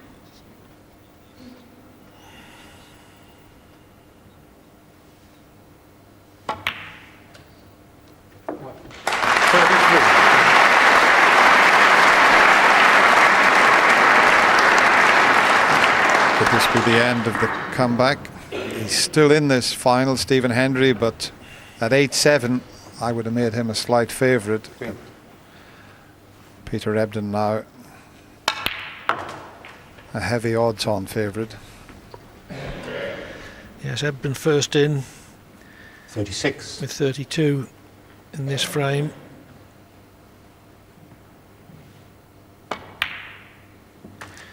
$37. Hendry did have a decent chance for a counter-attack, but it stalled early with a missed pot.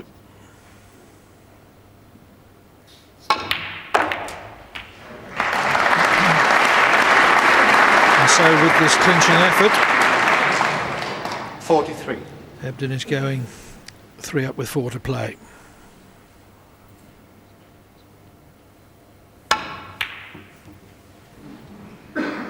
And the frame. Peter Ebdon. 10 is Ebdon's target. He leads by 9 frames to 6. You could see the frustration on Stephen Hendry's face there. He knew he'd sort of let Peter off because he knew Peter was reeling. One more, and Peter Ebdon will be the UK champion. Only 8 players have won world and UK titles. Steve Davis, Stephen Hendry, John Parrott, Ronnie O'Sullivan, John Higgins, Mark Williams, Terry Griffiths and Alex Higgins.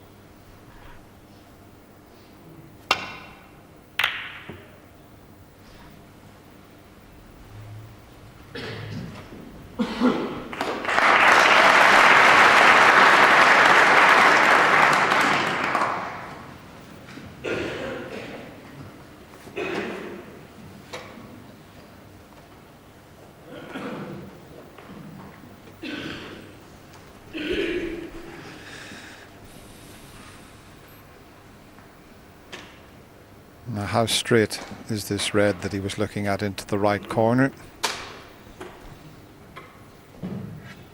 There's a bit of angle there, and he had a look to see if one of the reds to the left of the black was available.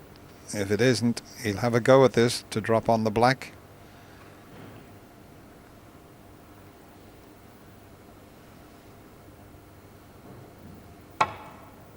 Too thin, much too thin.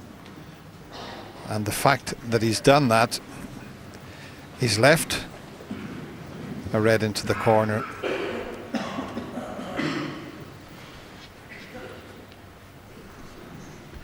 But not easy, because Stephen can't get back to leave the black into the same pocket. It's, well, maybe he can.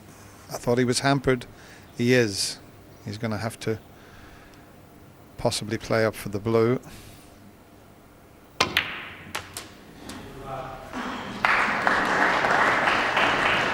One.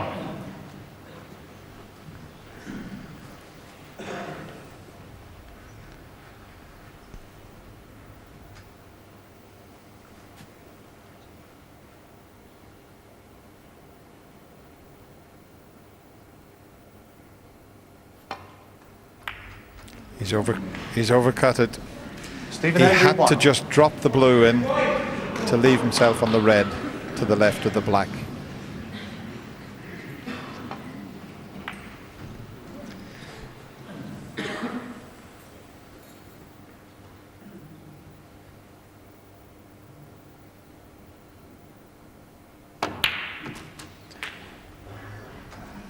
And this One. is a pretty good chance.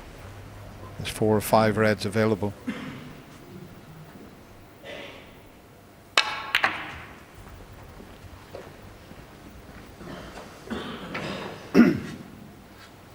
Six.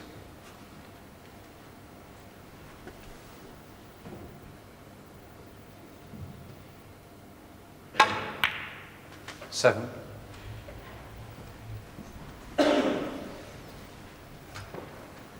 Choice of reds to play for here. One to the right of the pink.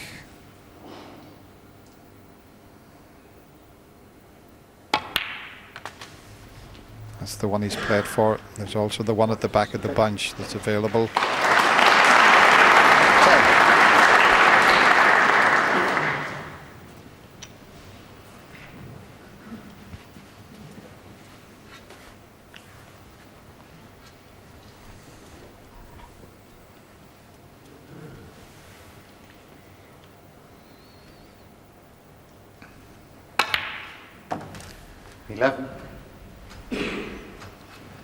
Once again, choice of reds to play for.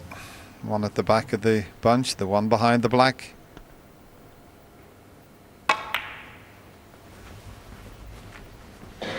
And when he pots this is good thinking, because when he pots this red, the red to the right of it 16. will become available into the opposite corner. It just depends on the angle he has on this one. No, it's not the angle. I thought he was straighter on that. So that means a slight change of plan. Taking the other red and opening the bunch here.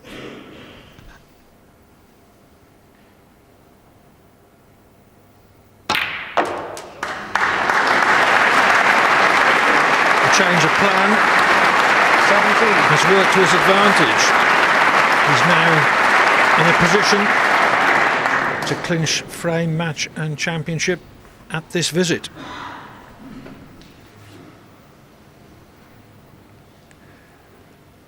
There's 3 or 4 things you need to get to the top in World Snooker. You must have the ability, you must have the concentration and temperament. Dedication is required. And one of the biggest assets is determination. And I think Clive Peter Ebdon's the most determined player 20. I've ever known in the game. Tremendous force of will. I agree, Dennis. Okay. 21. Stephen Hendry has lost 5 of his last 7 finals on the tour. He's still not won a title since the Malta Cup of February 2005.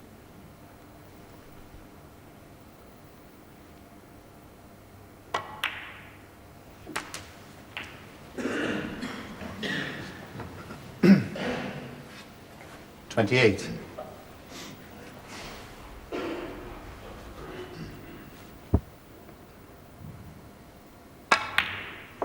29.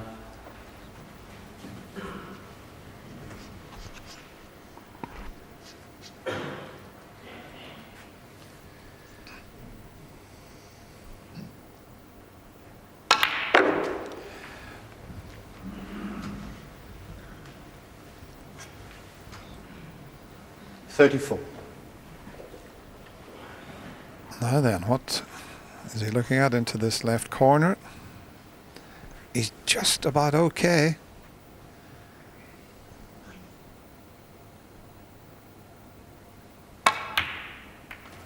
$35.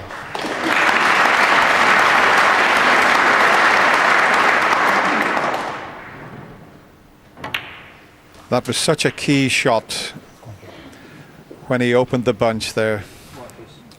He didn't drop on the red 42. that he played for, and then he decided to take the slightly more difficult pot, and he really did open the reds up, and it certainly was the key to this frame and possibly his first UK title.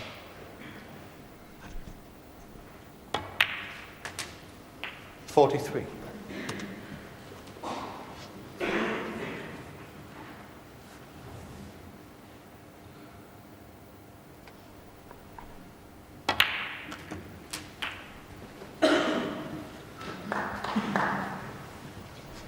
$50.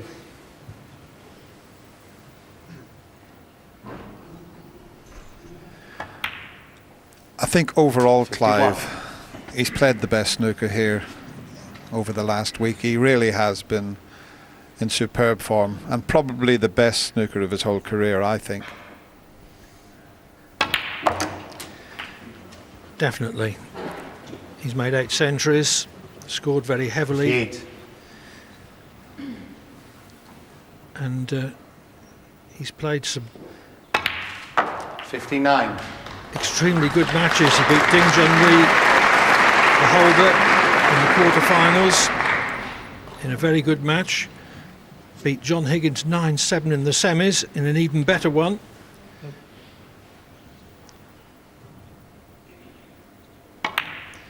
And although he hasn't scored as heavily in this match as he has in the others, he's played very consistently, 64. very steadily, and now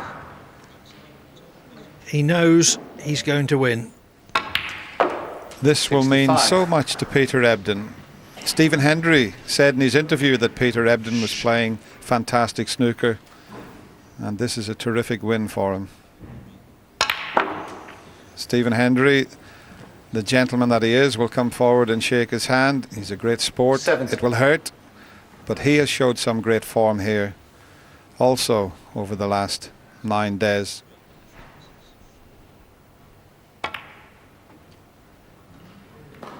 Peter Ebdon, 7. And with that break of 70, Peter Ebdon wins the Maplin UK Championship.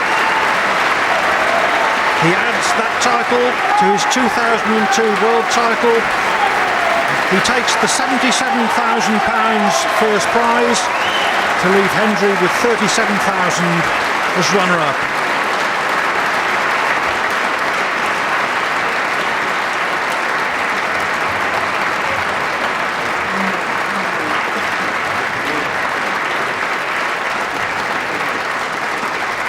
Well, ladies and gentlemen, I'd like to introduce to you your presentation party, and to present the trophies, will you please welcome the Director of Marketing from Maplin Electronics, David O'Reilly, and the Chairman of the WPBSA and World Snooker Limited, Sir Rodney Walker.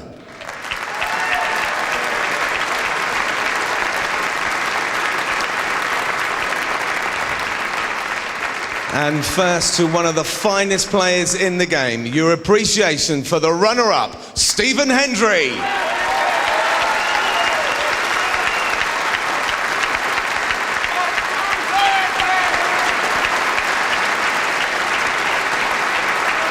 And now, winning this prestigious title for the first time in his career, the 2006 Maplin United Kingdom champion, Peter Ebdon.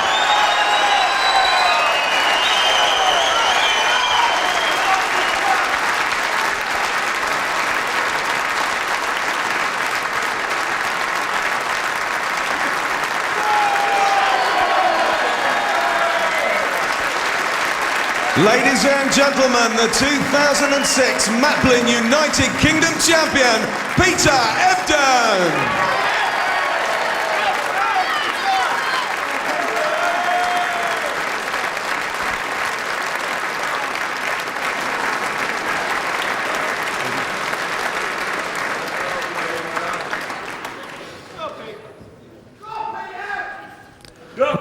Well, Stephen, you've played marvellously well all week. It just didn't happen for you today.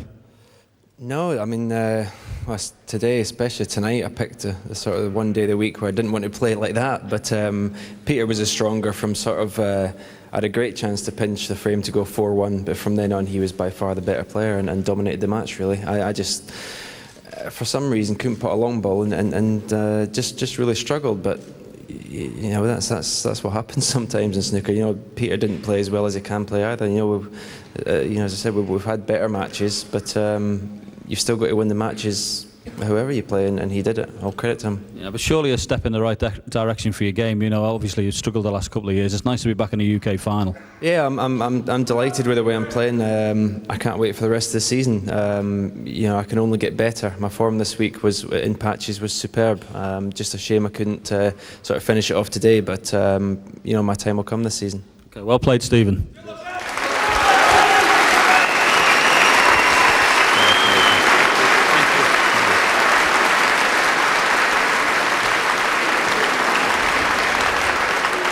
Well, I know this is a tournament you've been desperate to win.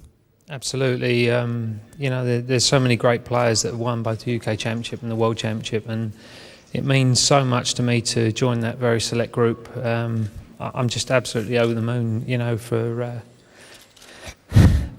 Take a second there. I can actually tell you that you've joined the rota at number 9. You're in at number 9 of the players, but you've played fantastically well all week. You've scored right from ball 1 in your very first match, 4 centuries. You've just played really well in the balls all week. Yeah, I worked ever so hard for this tournament, and I've had so many tough matches. Mark Selby played incredibly well against me in the first match, and he made me produce my very best snooker, and to make 4 centuries and a couple of 90s in that match. You know, I was just so proud of myself, and the game against John Higgins was unbelievable. You know, the final just went a little bit funny really, and we both started missing balls, but you know, there's a lot of pressure out there, but I'm just so proud for my friends and family and everybody back home, and I think Deborah and the children are watching on BBC via the internet, so you know, for Deborah and the children, this is for you. Well done. Well, Peter Ebdon, UK champion, Peter Ebdon!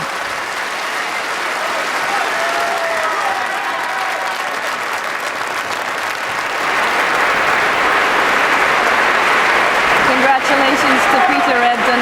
This means so much to him, as you heard there. His wife and family watching back in Dubai, and that'll be going home for them as an early Christmas present in the next few hours. Well, Steve and John, we've thoroughly enjoyed this as we watch Peter taking the spoils of victory here.